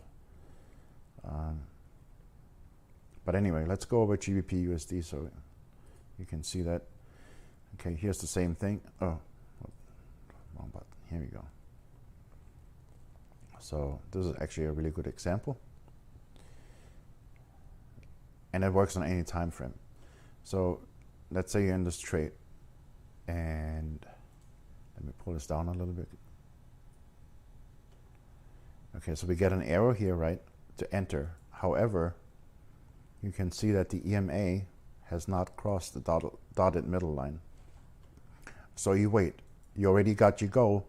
One arrow is enough. You don't need more than that. But you do need the EMA to cross over. So we go higher, we go higher, we go higher. We still don't have a cross.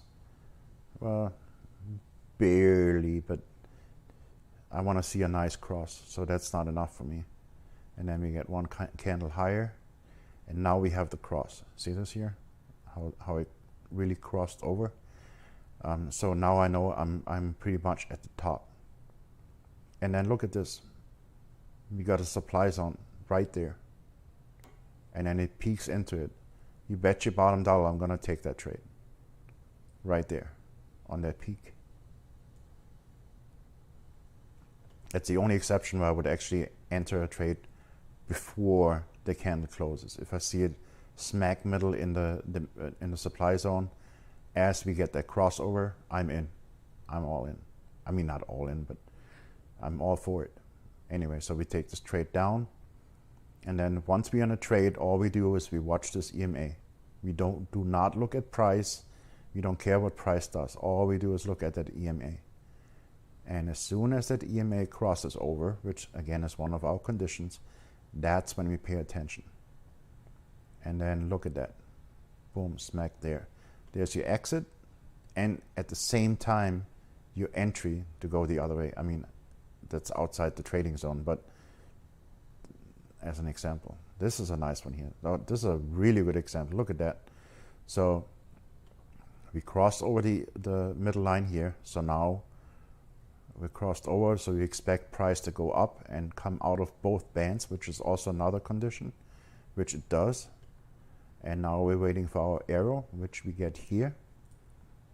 However, as a confirmation, I always wait until I get one candle going the other way. Because sometimes it goes higher and higher, and that arrow just stays on top there. So I wait until I get one candle going down, and then once this candle forms, that's my entry right there. And now watch. Again, once you enter the trade, you do not watch price, you watch the red line. That's all you do. And then you see this, and no crossover. That's just a pullback. You let it go. And then it goes lower, not even near the middle line here. And it goes lower, and it goes lower, and it goes lower. And here we get our cross. Actually, here we get the cross. So arguably you could take a trade here, and then we get another entry here which is higher than your first entry, so you don't have to take that one. We get one that is lower, so you could add a position here. I allow myself to take up to 6 positions, so just so you know where I'm coming from. If I would hit 6 positions, after the 6th position I would set a hard stop, if that makes sense. Yeah, no, I don't. We'll see. I mean, like I said, it's the second day. We'll see what's going to happen by the end of the month. I say I can actually grow the account in 1 month to 140K or 150. We find out. We'll see. Because the reason is because sometimes you get those trades, you know, and you take one position here, and then let's see. Let me just shrink that down a little bit. So you enter here and you exit is here. That's 58 pips right there. And you can trade it all the way down. There's no reason to get out because the EMA never crosses over until here. So that's your warning sign saying, okay, now we're about to reverse. And that's, like I said, I allow myself to take up to 6 positions, no martingale, same size. After the 6th position, if I have to use it, I call them bullets. After the 6th bullet, I put a hard stop underneath the low at this point, wherever that is. And we never reach that. We get 1 that's higher, so I would not take this position. Then it goes lower, that's 2. Then it goes higher again, would not take that position. And then we get the demand zone, yeah, demand zone, and we get a retest. I possibly maybe would take another position right in that zone when I see that spiking in. So in this case, I would have 1, 2, 3 positions, so nowhere near my 6 bullets that I can use. And then my average price would be right around here, probably, maybe a little higher, maybe here. And then once I'm in the trade and it goes my way, now all I do is watch this EMA. And then when it crosses over, that's when I pay attention for exit. We already got the arrow, so I know it's coming. And then I see this spike into the supply zone, I exit the trade. That's it. That's how I trade. And trust me, on gold, because I know you're used to GU, but let me show you on gold something.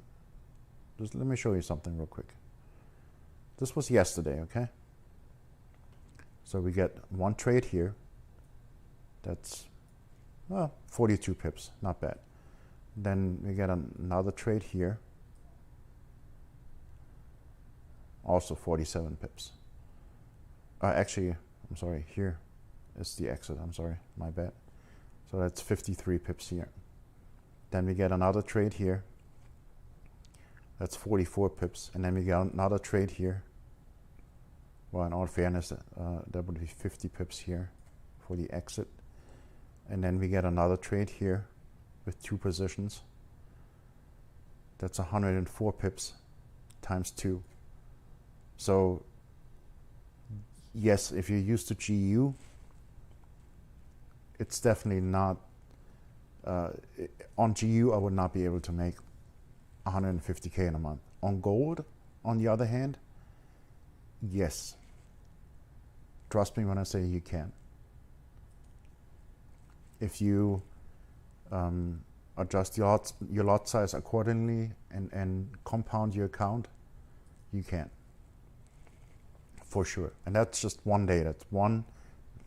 Let me do the math. If I do the whole session, given I take a nap before and I'm actually able to do it, let's just do the math here. That's probably not a position that came later. So the actual entry was probably here, or maybe even on this candle. So let's just say one position. I'm not even saying there's two or three. Let's just say one and right smack in the middle, because those arrows appear as the band moves up. So possibly we didn't see those arrows until price actually moved up. So it might have been this one. But let's say in the middle somewhere. So that would have been 44 pips. Let's count. Hold on. I'm gonna move that over for now. 44 pips, and then we have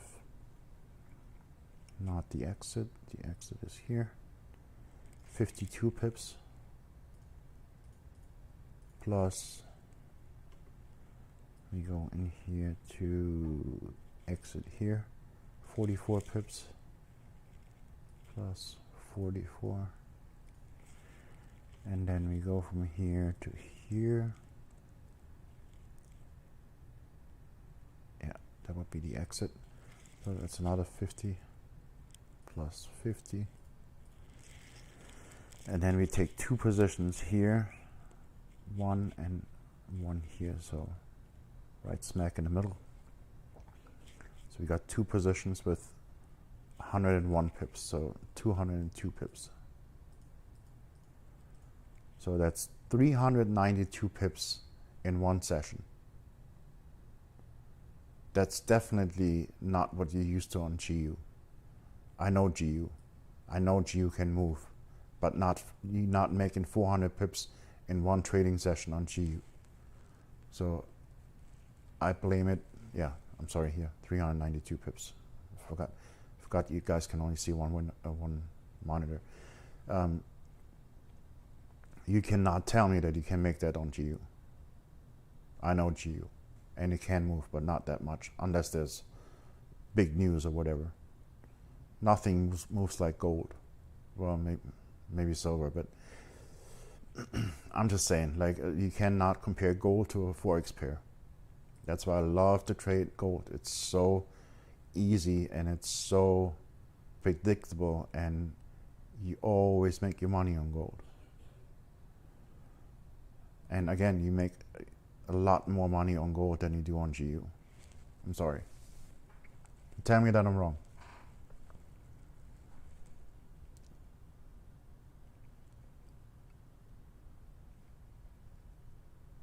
That's an ECN account, yes. For gold, you need an ECN account. If you have a regular standard account, yeah, then the spread is killing you, for sure. This is LQDFX is the broker, by the way. And I'm not affiliated with them, but I love that broker. They're awesome. They have really tight spreads, and you know, on an ECN account you pay commission instead of spread, but their commission is actually really low. I think it's like $2 something commission on a lot. That's not bad at all. I know brokers that charge double that. So yeah, I love LQDFX. Definitely recommend the broker. And like I said, I don't even have an affiliate link, or I'm not affiliated with them. A very good broker. Fast execution, never had a problem.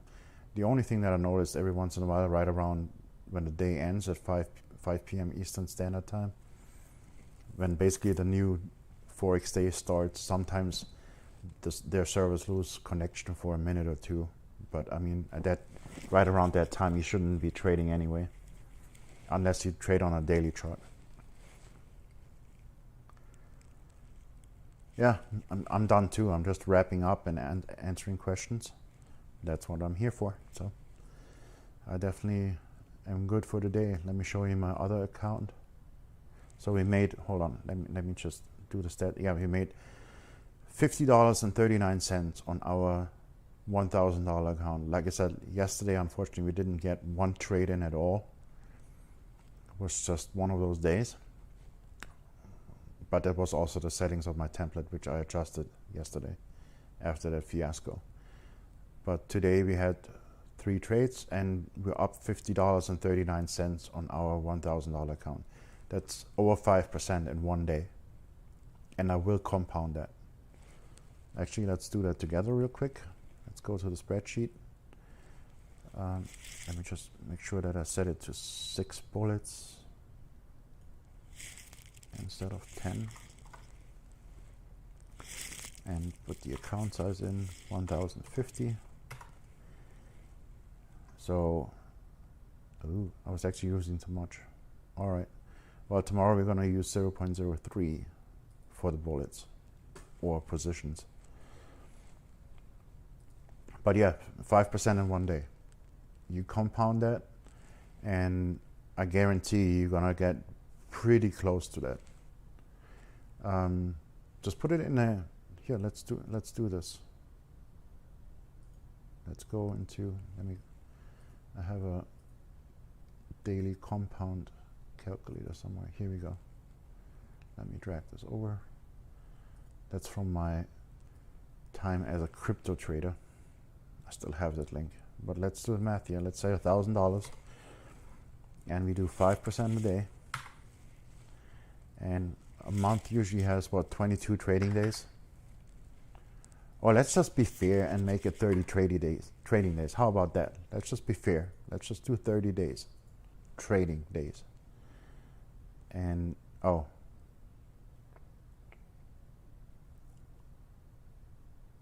Okay, let's do, I'm gonna click yes on include weekends because I wanna have 30 days in total.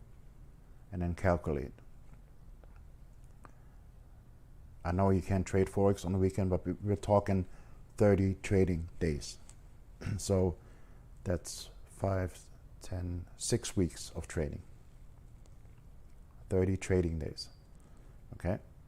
Which 30 days, including weekend, that's the same thing. So let's look. Okay, well, maybe I'm a little off. You're right, I'm wrong. I guess I have to up my lot size. Well, the thing is, I'm trying to get a feel. This is a new template that I'm using. This is a work in progress. I just worked on that for the last 3 months. Once I get a feel for how many trades I'm actually entering, you know, right now I'm allowing myself to enter 6 trades at a time. If I see that I'm on average only entering 2 or 3 trades, which I'm getting that feel for it now, I might even up the lot size, and then we make maybe 10, maybe even 15% in a day, if that makes sense. And yes, same time tomorrow. I start at 12:30 a.m. Eastern Standard Time. I give myself 30 minutes to go over the charts. If you have questions regarding the system, so that and the rules, so you understand what I'm doing when I'm trading. Because when I'm trading, I have probably, you know, trading needs my concentration. So I start 30 minutes before my session starts, which is 12:30 a.m. And then I'm happy answering questions and explaining the trading strategy in detail, so you guys know what I'm actually doing. And sorry, I'm just trying to catch up on the chat here. Give me a second. Good morning. Haha, sorry, yes. Sorry, Rowan. That sucks. I'm sorry, bro. Yeah, I mean, I could take this trade the other way right now. But I'm afraid I'm going to be stuck in that. So I'm not going to do it. I want to go to bed. I'm tired. I'm sorry. But yes, this would be, see, we got price coming out of both bands. That's one criteria. One rule, and then we need the EMA to cross over, which it actually just did on this candle now. So this would actually be the valid entry here. This will not be a valid entry. This is the valid entry. And then we just take it to the other side until we get the reverse signal. And again, once we are in a trade, once the trade started, all we do is we watch that EMA. As long as that EMA hasn't crossed over, I have no business getting out of the trade. So I hope that makes sense. It's actually pretty easy once you get it. Rowan, you're good. You're good to go. You got all the signals. When this candle closes and it stays bullish, you can enter the trade. That's a valid setup. You got the EMA cross. You got both sides. It's actually bumping off that zone. Yeah, as soon as that candle closes and it stays a bullish candle, you're good to go. You can take that trade. And by the way, you can take this all the way up to at least to this band. Keep that in mind. Just letting you know. You don't have to get out right away like I saw you doing on the other trade yesterday. You can take this baby at least up to the green band. That's a minimum target. Just keep that in mind. Actually, you know what? I'm just going to write it up a few pips. What the hell? Why not?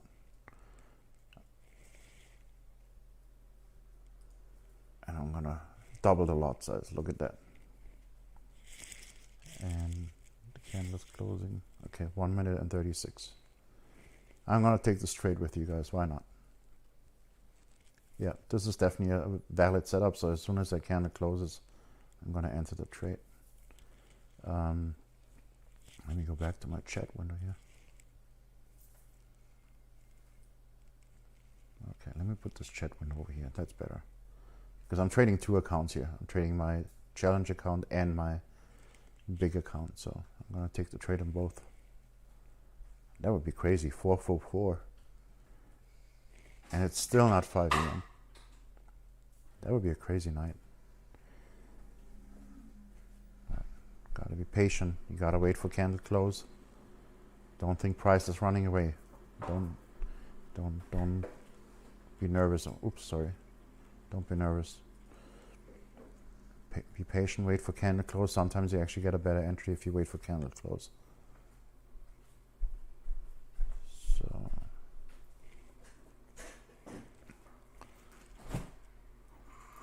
25 seconds.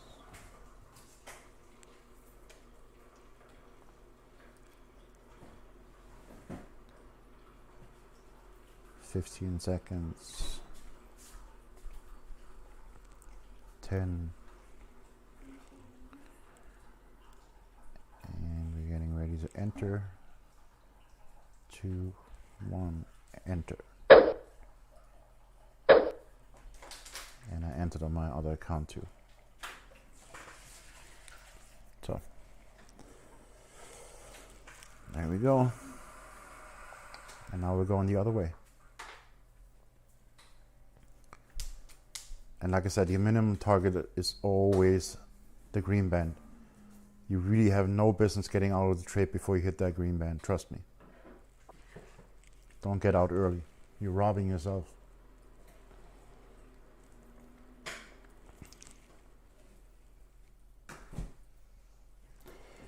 I didn't pass the FTMO, and then I met Rohan, who is in the chat right now. His name is OptimizeFX. He has a great channel, by the way. He does a lot of videos about trading EAs, expert advisors, aka robots. So if you're interested in that, you should definitely check out his channel. He's right here in the chat, so all you need to do is click on his name. Through Rohan, I was able to start trading with EAs before I had my manual trading strategy developed, and was able to actually triple my account within 6 months.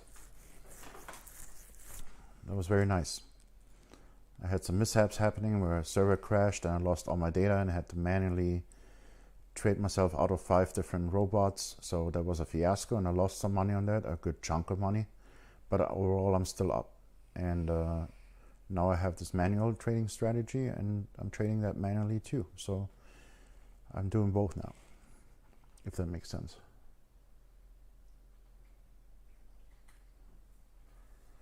I did not pass the FTMO because I had no trading plan and I was not profitable at that point. Now I am profitable. And now I'm at a point where we were actually talking about that earlier with Long, I don't know if Long is still here. Let me check. Don't see him. But anyway, we had the conversation earlier. Now I'm at a point where I'm probably going to hit 100K within the next 3 months altogether. And if you, now that I have a trading strategy like this, I would definitely pass FTMO. However, if you think about the challenge being being 2 to 4 weeks, and then a verification phase up to 2 months. I'm not saying that you would need that long, but let's say you do, that's 3 months. In 3 months, I'm going to hit 100K in my own account. Why would I trade 100K for someone else and only get to keep 70% of the profits if I can have 100K in my account and keep 100% of the profits? I hope that makes sense. Because growth is, I mean, here, let me show you the other account that I'm trading. This was tonight, $250, $240, $294. So that's $700, almost $800 in one night. And tomorrow I have a higher lot size because now I have a little bit more money in my account. So you can see how fast this grows, you know. And now I'm making another, look at this.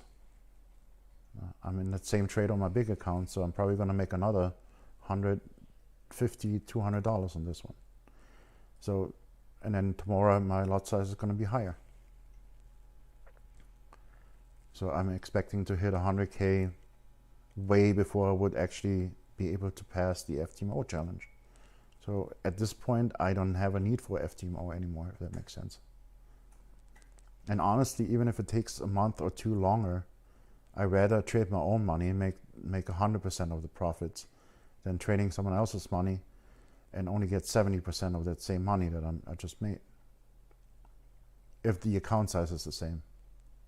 I mean, FTMO or any other prop firm has its place, and it's definitely a good thing when you just start out and you have no capital to trade with. It's perfect. I would recommend it. If you have a profitable strategy and you're a consistent trader and you are able to extract money from the markets and you just start out and you just don't have the capital, it's definitely a good way to go. That's a good direction to go. But if you're already at a point where you're going to hit 100K within a few months, or you know, couple months, maybe even let's say it's 5 months from now, I'm pretty sure that I'm going to hit 100K within the next 3 months. So what's the point of me going through FTMO for possibly 3 months if I can just bring my own account to 100K and then make, you know, the full profit on 100K? Does it make sense? Yeah, finding a new video. I love your videos, Rohan. Love watching your video. I watched every single one. Every time you drop a video, I'm in. Watching everything, the numbers, the stats, everything. Yeah, was that a satisfying answer? I have not given up on EAs. I just, so what happened was, I got to the point where I had 5 EAs running on my VPS, and the VPS was just not good enough to run 5 EAs on it. It's a cheap VPS. I upgraded the package once and then it started to bog out of me again. Sorry, I'm not English, I'm actually German. But so I decided to do the right thing and get a dedicated server, which I did, which is a lot more money, but I had my own server and I could throw as many EAs pretty much on it that I wanted. It was a pretty hefty server too. And finally had everything moved over and everything was running fine, and then 2 weeks in, server crash. And the server crashed in a way that they couldn't even restore the data anymore. So now I had 5 bots with open trades running that I could not go back to. So the last 2 months I traded myself out of all those trades, and actually just last night, I guess yesterday, because for me it's the same. Last night I actually was able to close the last trade that I had open, and I was very, very happy. I took a $200 hit on that, but while I was trading myself out of that trade, I already made almost 2,000. So I was like, you know what, let me just close it out. I take the $200, I made my money on it already. I took the money and ran, and now I have my full account back to trade, and that's what I'm doing right now. This is the first night that I actually trade my big account where I have all my money for myself, and look at this, 250, 240, 294. It's 3 trades, and I'm in another trade now, so I'm gonna make another 200, maybe even 250. I love those days. Up and down, up and down. It's perfect. So, you know, that's if it's another 250, I'm over $1,000 on the day. That means I can up my lot size tomorrow for the next session, and you can see where that goes. So I definitely expect to hit 100K within the next 3 months, for sure. So I have no need for FTMO. But like I said, I'm not against it. It's perfect for someone that just starts out, for sure. I would definitely recommend it if you know you can do it. If you're not sure, I would definitely recommend to do the free trial. You get to see the FTMO environment. I did that too myself. You get to see, you get to experience their broker. Also the different margin, because you only have, I think, 1 to 50 on FTMO, if I'm not mistaken, or 1 to 100. I think it was 1 to 50. So it's definitely different if you don't have that much margin, and so you gotta trade differently. It's definitely a good experience to do the free trial before you throw your money at it and see if you can actually pull it off. And if you can, by all means, if you're just starting out, that's the best thing you can do. There's nothing wrong. The way I would approach it is I would go for the lowest account, the cheapest account, get approved for that one in the fund, and then your first month of trading, you get a payout, and then you use that money to go for the bigger accounts. That would be my strategy if I would do it again. Does it make sense? Hey Long, okay, I'm sorry. I guess I don't see everybody that is watching. Very smart, Rohan. I probably should do this. No, I'm not doing that. I'm not. Once it comes close to the white band, that's actually when I move my stop loss into break even. I know you're scared, but trust me, it works. We're already 3 for 3. So this is the 4th trade I'm actually taking tonight. But I mean, look at this. 1, 2, 3, 4. I mean, how quick is that? Except that little consolidation there. An amazing night. I don't know if you were watching yesterday, but yesterday was so boring. I was so frustrated last night that like nothing happened. Literally nothing. All right, so you can do it in 10 days each. Yeah, that's why I said you can't speed that up if you can make it in a short amount of time. But I mean, let's say you need, you probably don't. If you can do 10% in a month, there's no way you need 2 months for 5%. So yeah, you definitely can realistically do that whole FTMO challenge and verification phase in a month, maybe a month and a half, to be realistic. But like I said, what's 2 more months if I can trade my own 100,000 and don't have to share? And I have no restrictions. No daily loss, no total loss, no nothing. I can trade however I want and feel comfortable with, and make however much I make, and I get the full profit. I'm okay with waiting a couple more months if I have to. Which, the way I'm going right now, it's not going to even take that long. But, you know, okay, so we covered that. EASA did not give up. I'm definitely planning on bringing them back now that I have my money finally back. Like literally it just happened today. So, that you're happy you stay and took this. Yep, of course I am. I'm very happy I took this. I mean, I did need to. I more than hit my daily target, but I'm, you know, why not? While I'm talking to you, I might as well take the trade while it's set up. I do not hold trades overnight. I trade on a 5-minute chart only. However, the template I'm using works on any time frame. If you want to trade that on a 4-hour time frame, you can do so. I did notice, however, that on the 4-hour time frame, it's not as accurate, if that makes sense.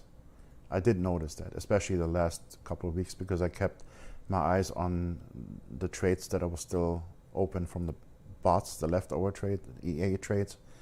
So I traded those on the 4-hour chart, and I did notice that it's not as accurate on the 4-hour.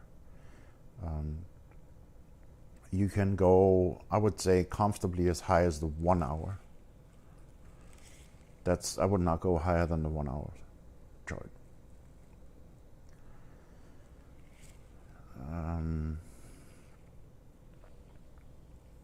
Overnight, yeah, good. Go all in to get 400 kilometers. Don't waste time. Yes and no, but if you know you're good and you're profitable and you can pull it off, definitely go for it. But I'm saying if someone is just starting out and is new to trading and is still a little wonky on their feet or whatever, and is trying to make it, then I would definitely do the trial first before you throw your money at it. If you don't know if you can pull it off, then definitely do the trial first. And then, especially if you do it for low capital reasons, then I would start out with the lowest challenge. Just do the lowest one, that's the cheapest one. Get it over with. Prove to yourself that you can do it. And then once you get that, trade for 1 month, use those profits, and then buy the bigger challenges. If you already know you can pull it off and you're good, and you know you're good, and you know for sure that you can pull it off, then by all means go for the higher accounts. But if there's any doubt in yourself, then don't do it. Do the free trial. That's what I tried to do. I tried to do the free trial to prove myself that I can do it. And then I thought I can do it and actually sign up for the challenge, and I failed. So, I mean, now I can probably pull it off, because the way I trade, I would stay within their limit. But like I said, I'm at a point where I give myself 3 to 5 months from now where I hit 100K. And I'm not in a rush. I have my business that pays my bills. So why would I put that stress on me now? I'd rather just trade my own money, and I have no restrictions. I can hold trades over the weekend if I wanted to. There's no restrictions.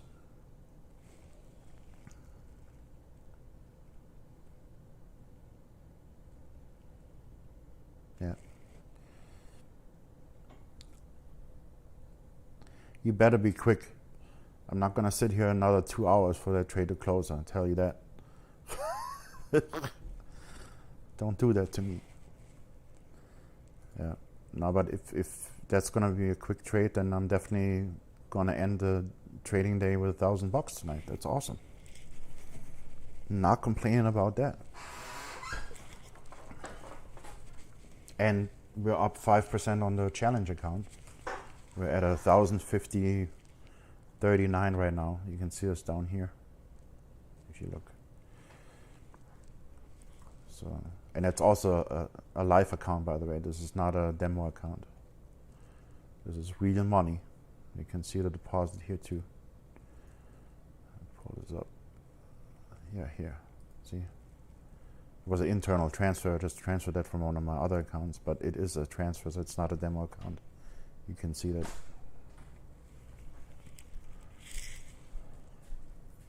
You want to see something nice, Audrey? Sure. So I finally got out of the last leftover bot trade. Okay. You know, when my server crashed, all that? Yeah. So I had my money back, finally. That's good. So I used it to trade live today manually. And hold on, let me turn this on. These are my 3 trades from today. Oh, I'm so blind, Alex. Hold on, I gotta come around your shoulder. See that? That's really good. Yeah, that's 2, 4, 6, 7, almost $800. That's great. And I'm in a new trade right now. Wonderful. That's gonna be another. So I might actually hit $1,000 today alone. That's That's what happens when you have your money back. Yeah. Sorry, guys. Didn't mean to. Hold on, let me pull the chat up again. Any TV show recommendations? Oh, you asked the right person. So, rule number one. Hold on. Rule number one: you gotta be a Buffy or Angel fan. Buffy, you shush. There's my live stream, dude. I'm working. Shush. You get your own YouTube channel. It's my roommate. I'm sorry. Definitely Buffy and Angel. That's one of my favorites. Also, I like Charmed. Only the old one though. I don't like the new Charmed version. When it comes to new shows that are current, we just finished Loki. It was pretty good. We did all the Marvel TV show, Wanda and Vision. We watched that one, which was really good in my opinion. We just finished Loki, and we also watched The Winter Soldier. If you're in that kind of stuff, definitely good shows if you're into superheroes. What other TV shows? Let me think. Oh, Supernatural, for sure. That's also a must on the list. You gotta watch Supernatural.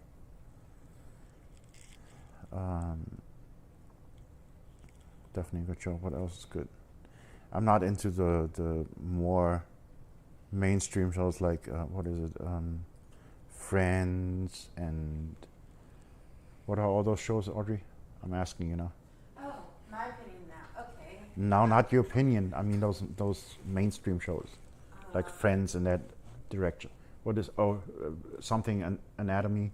Grey's Anatomy. Grey's Anatomy. Yeah, that I don't know. That's nothing for me. I like stuff that is supernatural, like-ish. Like I said, Angel, Buffy, Charmed.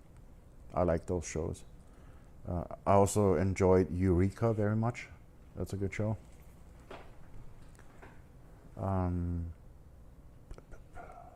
What else is good? Man, I have so many shows on my list.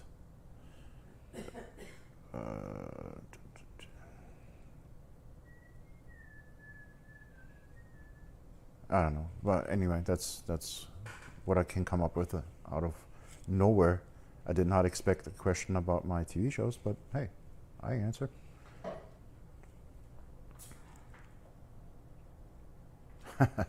Good night. No problem. No problem. As soon as that trade is over, I'm out too. And Rohan, do not close that trade before it hits the green band. That's your minimum target. The green band is your minimum target. And it will go there. Just trust me. All right? Unless you're already out. You're probably already out. Admit it. Admit it, you closed the trade. I know you. Kind of. A little bit. Just tell me if I'm right or wrong. I'm curious.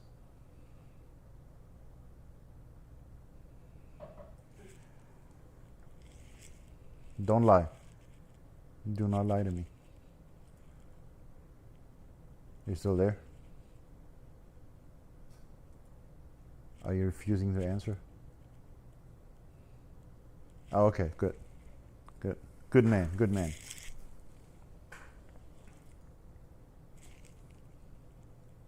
No, he's still in. He's still in.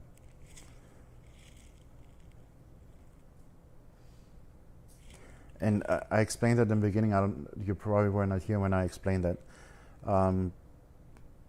When you enter a trade and you see this consolidation going on, believe it or not, that's actually a good sign.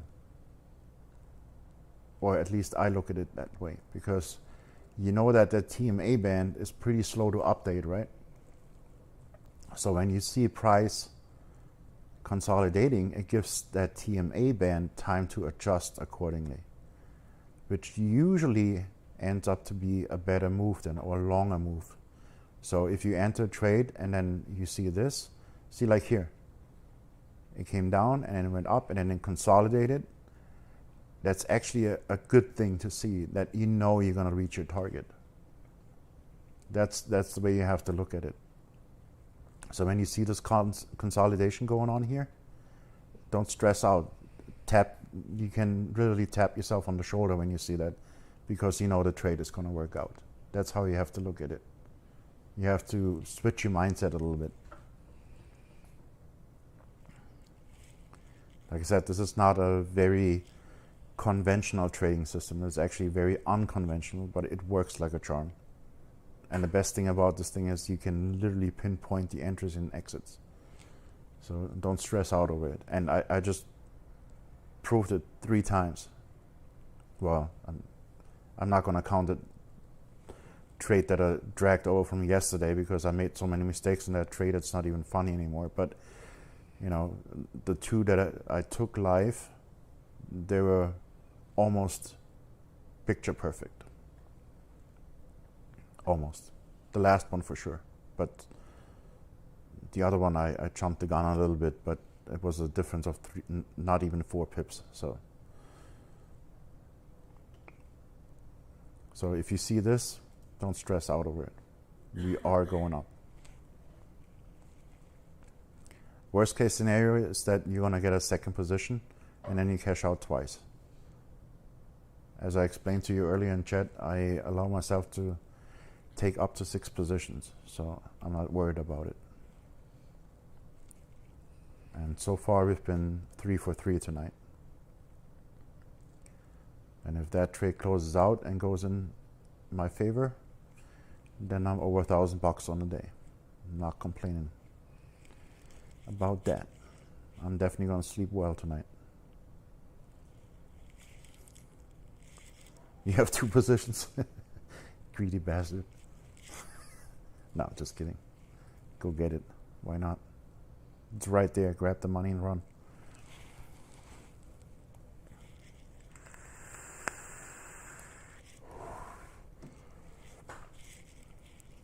So, but after this trade, I'm going to call it a night. That's 4 trades in a night. I'm good. That's borderline over trading already. And the last thing I want is getting stuck in the last trade for hours. Because I'm really tired. I usually take a nap before my sessions, but because I made that stupid mistake yesterday, I had to babysit that trade all night. So I didn't even get my nap before. So I'm getting to the point where I want to go to bed. Yeah, that's healthy. See, 0.02. How much are you, if you don't mind me asking, how much are you, was it 200 that you're trading, or was it more? Did I get that right? 200?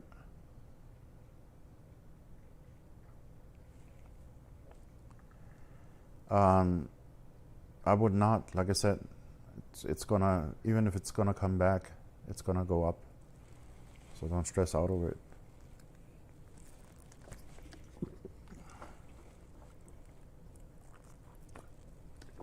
Trust the system. That's all I'm saying. Cool. See, I told you it's gonna go in your favor. I'm glad you listened this time. Last time you didn't listen and you went out early and then it went higher. But you didn't know me that well back then, so understandably, you probably just wanted to get out. But I told you it's gonna come down, and it did. And I'm telling you right now, this is gonna go up. So don't stress.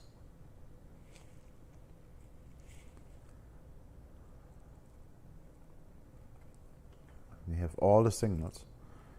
Price came out of white band. We even hit a demand zone. We got our support dots, and we waited for the reversal candle. We got the EMA crossing over right here. So this is perfect setup right there. It doesn't get more perfect than that. Just trust the system. Let it do its thing. It will definitely at least reach the green band. And look at it. Now that it's going up and down, look what the band does. See how it widens? And we're still going to hit the green on the other side. So it actually works in your favor, because now you know you actually get a little bit more profit out of it. So let price just do its thing and be patient. Yeah, I hear you. Yeah, I'm sorry for that. Like I said, I switched that from yesterday with the stop loss and everything. And you know, the main reason I did that was because I saw this today, where we came down, or yesterday, I guess, when we came down here, this was a valid entry, and then look what it did. So I figured, you know what, maybe I should just allow myself a couple more positions, and maybe the account growth is not as fast, but consistent, if that makes sense. And I'm not saying I'm trading without stop loss, so it looks like it, so I'm going to explain it again, because I know there's going to be people in the comments saying, oh, you trade without stop loss, that's so irresponsible and whatnot. I do have a risk management plan. I allow myself up to 6 positions, and I calculate it on the margin that I have available. And I calculate it in a way that I'm not over leveraging, and I still have some room with my margin, first of all. And second of all, after I took my 6th position, if it even comes that far, which the worst I've seen so far is 3. Even if you looked back now, it was only 3 max. But even, and I doubled that just to be on the safe side, so I allow myself 6 position comfortably without going over my margin requirements. And after the 6th position is taken, if I would take it, that's when I would set a hard stop loss after the low or high, whatever way I'm going. And then I will have a hard stop loss, and then I will get stopped out if it goes against me. But again, the most I've seen in back testing was 3 positions.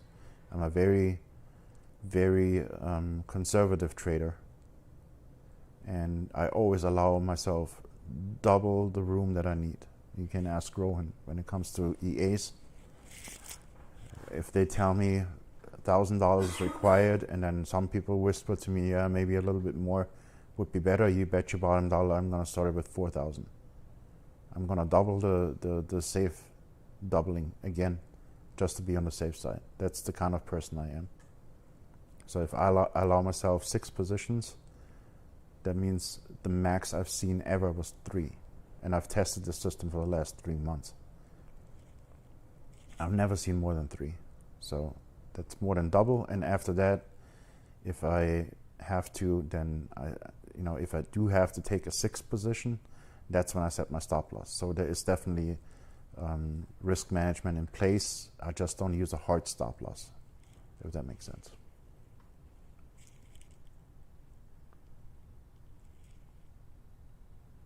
Yeah, I can imagine. Dude, you gotta be a little bit more conservative, honestly. Like, so many times I see you, oh, I lost another 50%, and oh, another hit, and I know you want to grow, but right now you the way you're going, you're trying to do too much in too little time.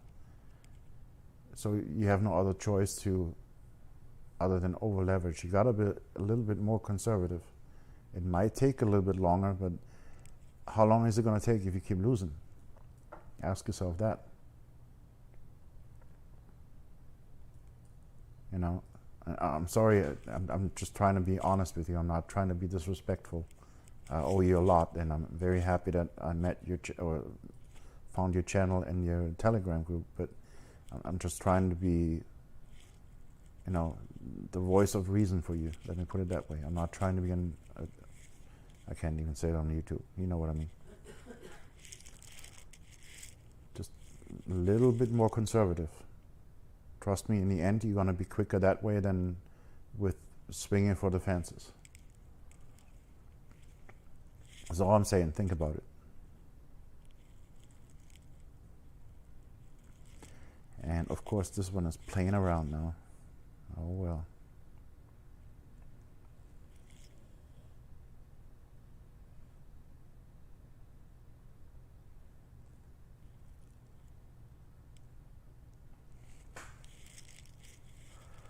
I'm not worried though. I know the system works. Just have to trust it. And again, the more it consolidates and tries to play tricks on you, the better your result is going to be. So just trust in that.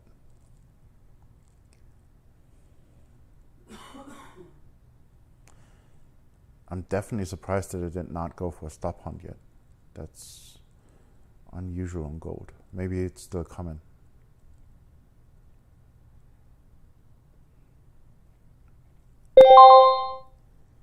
And we're going down again. All right. Maybe I got a second position. Let's see what happens. Yeah, like I said, in case you're out there wondering with the stop loss and that's irresponsible and whatnot, I do have a risk management plan. It's just not a hard stop loss. That's all it is. But there will be a stop loss in place once I hit 6 positions. That's what I allow myself to take, and the way I calculate it, I can very, very comfortably take 6 positions without over leveraging and without getting into margin problems. That's why I have this margin indicator here on the bottom right. It tells me exactly the max size. I mean, it's a little bit lower now because I'm already in a trade, but once I'm out of a trade, it updates, and it's based on the account size and margin that I have, and it tells me exactly what my max lot size is. And the way I calculate it, in case you're wondering, I divide my max lot size that I have available by 2, and then I divide that number by the number of bullets that I want to use, or positions, whatever you want to call it, plus 1 for safety. So in my case, I want to use 6 positions max. So I divide, let's say it's 0.58. I divide 0.58 by 2, and then I divide that result by 7. So 1 more on top, basically, to allow myself to take 6 positions. That's the way I calculate it. And even if I take 6 positions in that case, it's still not over leveraging my account, and at that point I will have a stop loss in place. Just want to reiterate that, because I know some people are going to say that. I see it coming.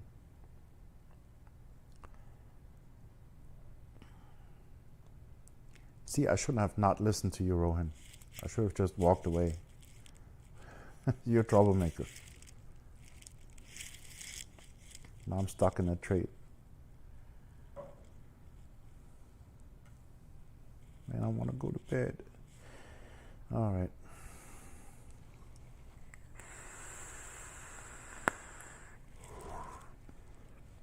After this trade, though, I'm out 100%. No ifs or buts. I need some sleep.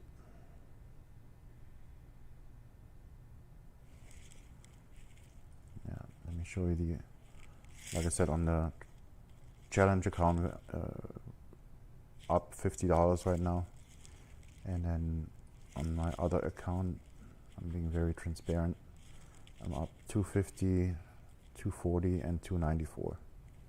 So almost $800 on the day. And that's just 3 quick trades. Take the money and run. That's my philosophy.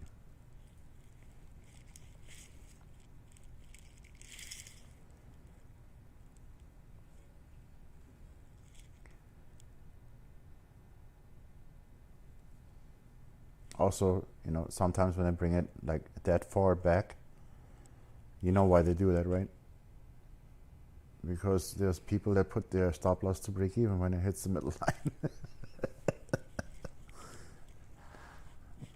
And then you kick yourself in the butt when it finally takes off and you're out of the trade.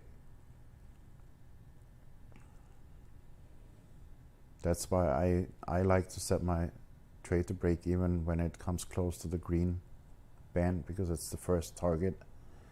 Usually, as you can see, it usually hits the green first. So as soon as it gets close to the green or even hits the green band, that's when I usually set my stop loss to break even, just in case. I mean, I understand the thought with the middle band. It's definitely not a bad thought, and you protect your account for sure, but it also would have kicked you out of that trade now.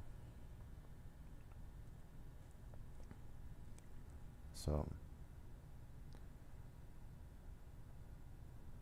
And they do that sometimes. They go for those break even real quick. And then they hit it and then they take off.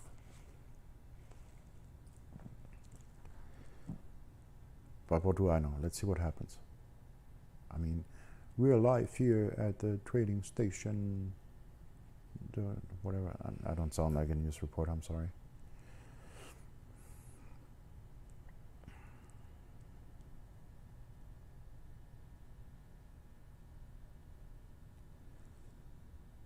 So, would be nice if it takes off now and I can close out and go to bed.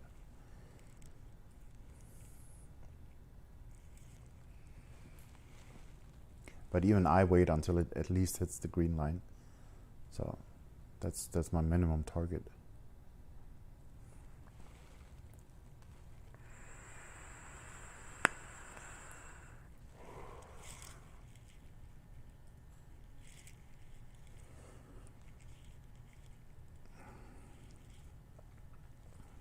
Okay, let's see.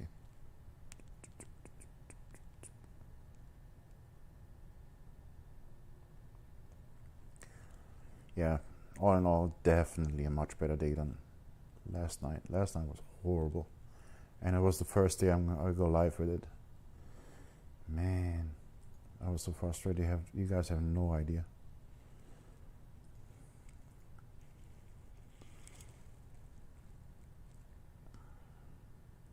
And I go to bed and wake up to a 100 pip move and 140 pip move. That would have been some crazy profits, for sure.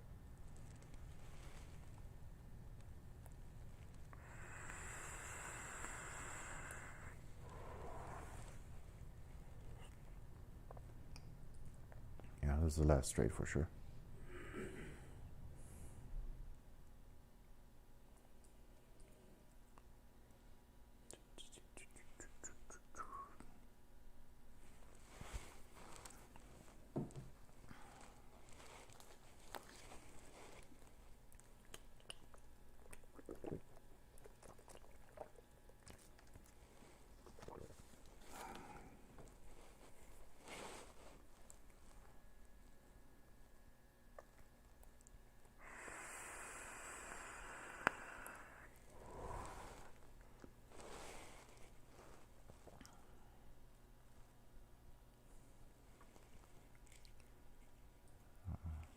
Where's that now?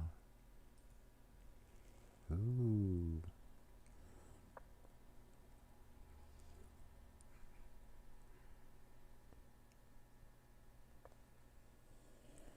Okay, now we have a supply zone forming here.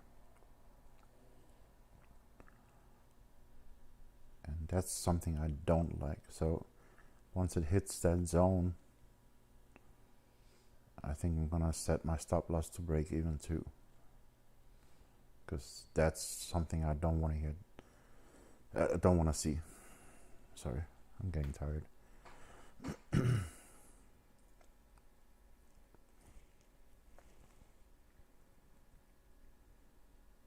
I mean, it could just roll right over it. It's definitely a possibility, but I'm not gonna take chances.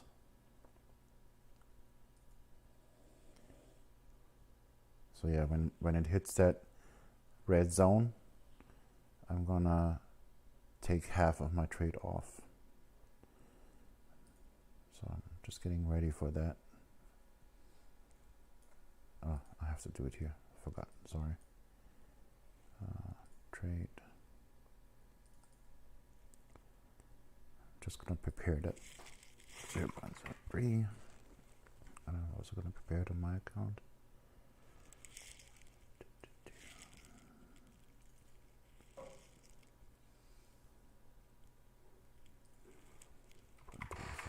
So yeah, when it hits that red zone, I'm gonna close half of the position and set my stop loss to break even. Because I do not like that. Unless it just shoots right through it, then I keep it open. But if it gets stuck in here, then I'm definitely gonna close half of my position and move my stop to break even at that point.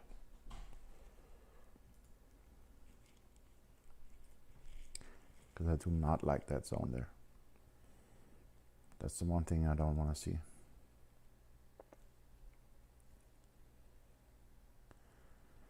I guess we'll find out soon.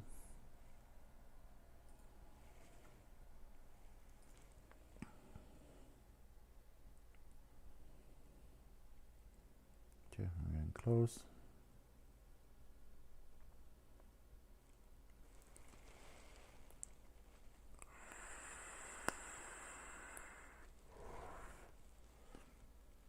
And now you gotta think of a, how do you say, regular trader. I don't wanna, you know, I mean, if someone is successful following the usual teachings, then by all means, you know, you're successful. But you know how they say, as long as it stays below the EMA, it's gonna continue down and whatnot. And that's what I'm afraid of here with that supply zone.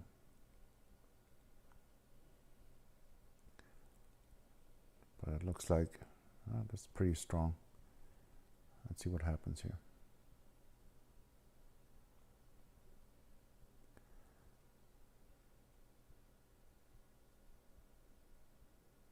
Let's see what the next candle does. So now we're in the zone. Now it gets interesting. There's still a strong candle, so I'm not worried at this point. I guess I want to see what the candle, where the candle is when it closes, if it actually passes that zone or not, or if it gets stuck in here. And then I want to see the next candle. Or if you see a rejection wick here. You know, we still got 45 seconds left.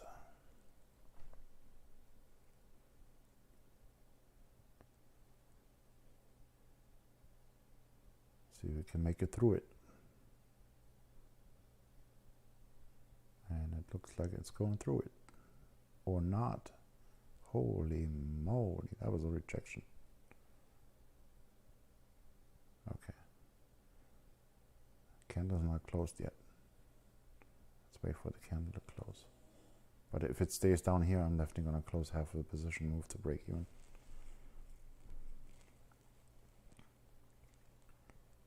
Yeah. And break even. Come on.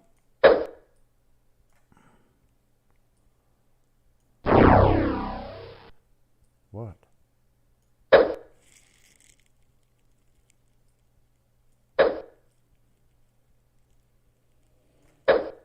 I do not like that rejection there.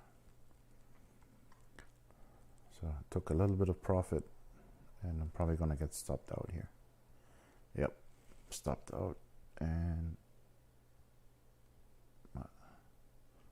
not stopped out on the other one yet.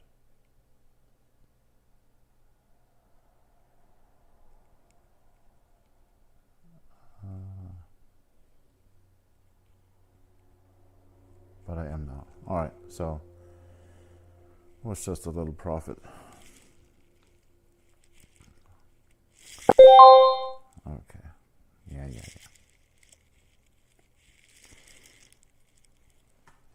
Like I said, I just wanted to see what it does here. Anyway, folks, I'm really tired. I'm sorry I didn't take a nap before the trading session because I was stupid and made a mistake yesterday and had to nurse that trade. It was my own fault, so I apologize. But I am gonna call it a night. We have 3 for 3 and then a little bit something. At least we didn't lose on the fourth one, so that's good. And thanks for tuning in. I hope you enjoyed it, and I will be back tomorrow at 12:30 a.m. Eastern Standard Time. If you want to know the exact rules and what I do here, so you can understand the way I trade, then I recommend that you want to be there at 12:30 a.m. Eastern Standard Time. That's 2.5 hours before London opens. Wherever you are in the world, that's probably easier for you. 2.5 hours before London open. That's when I start streaming, because my trading session starts at 1 a.m. Eastern Standard Time. That gives me a 30-minute window to answer any kind of questions or go over the trading strategy again, so you know what I'm actually doing while I'm trading, which probably would help. So if you're interested, then tune in tomorrow, 12:30 a.m. Eastern Standard Time, 2.5 hours before London, and I'm happy to answer any questions. Also, please do me a favor, subscribe to the channel. If you liked what you saw, liked the video, I would appreciate that. I'm pretty much brand new on YouTube. I can't even talk anymore, that's how tired I am.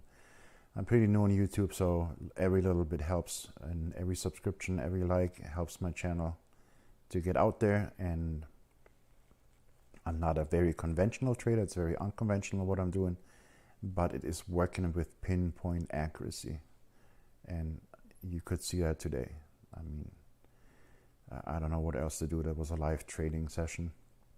Unfortunately, yesterday was just a bad day to start out with, so please do not watch the video from yesterday. It was horrible. I went to bed frustrated, nothing happened.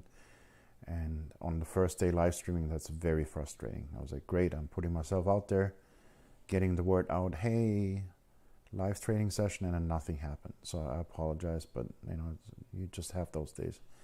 But today made up for it. I mean, I cheated a little bit. I entered this one earlier before the session started, but I did get 343, and on my bigger account, I actually got in right here.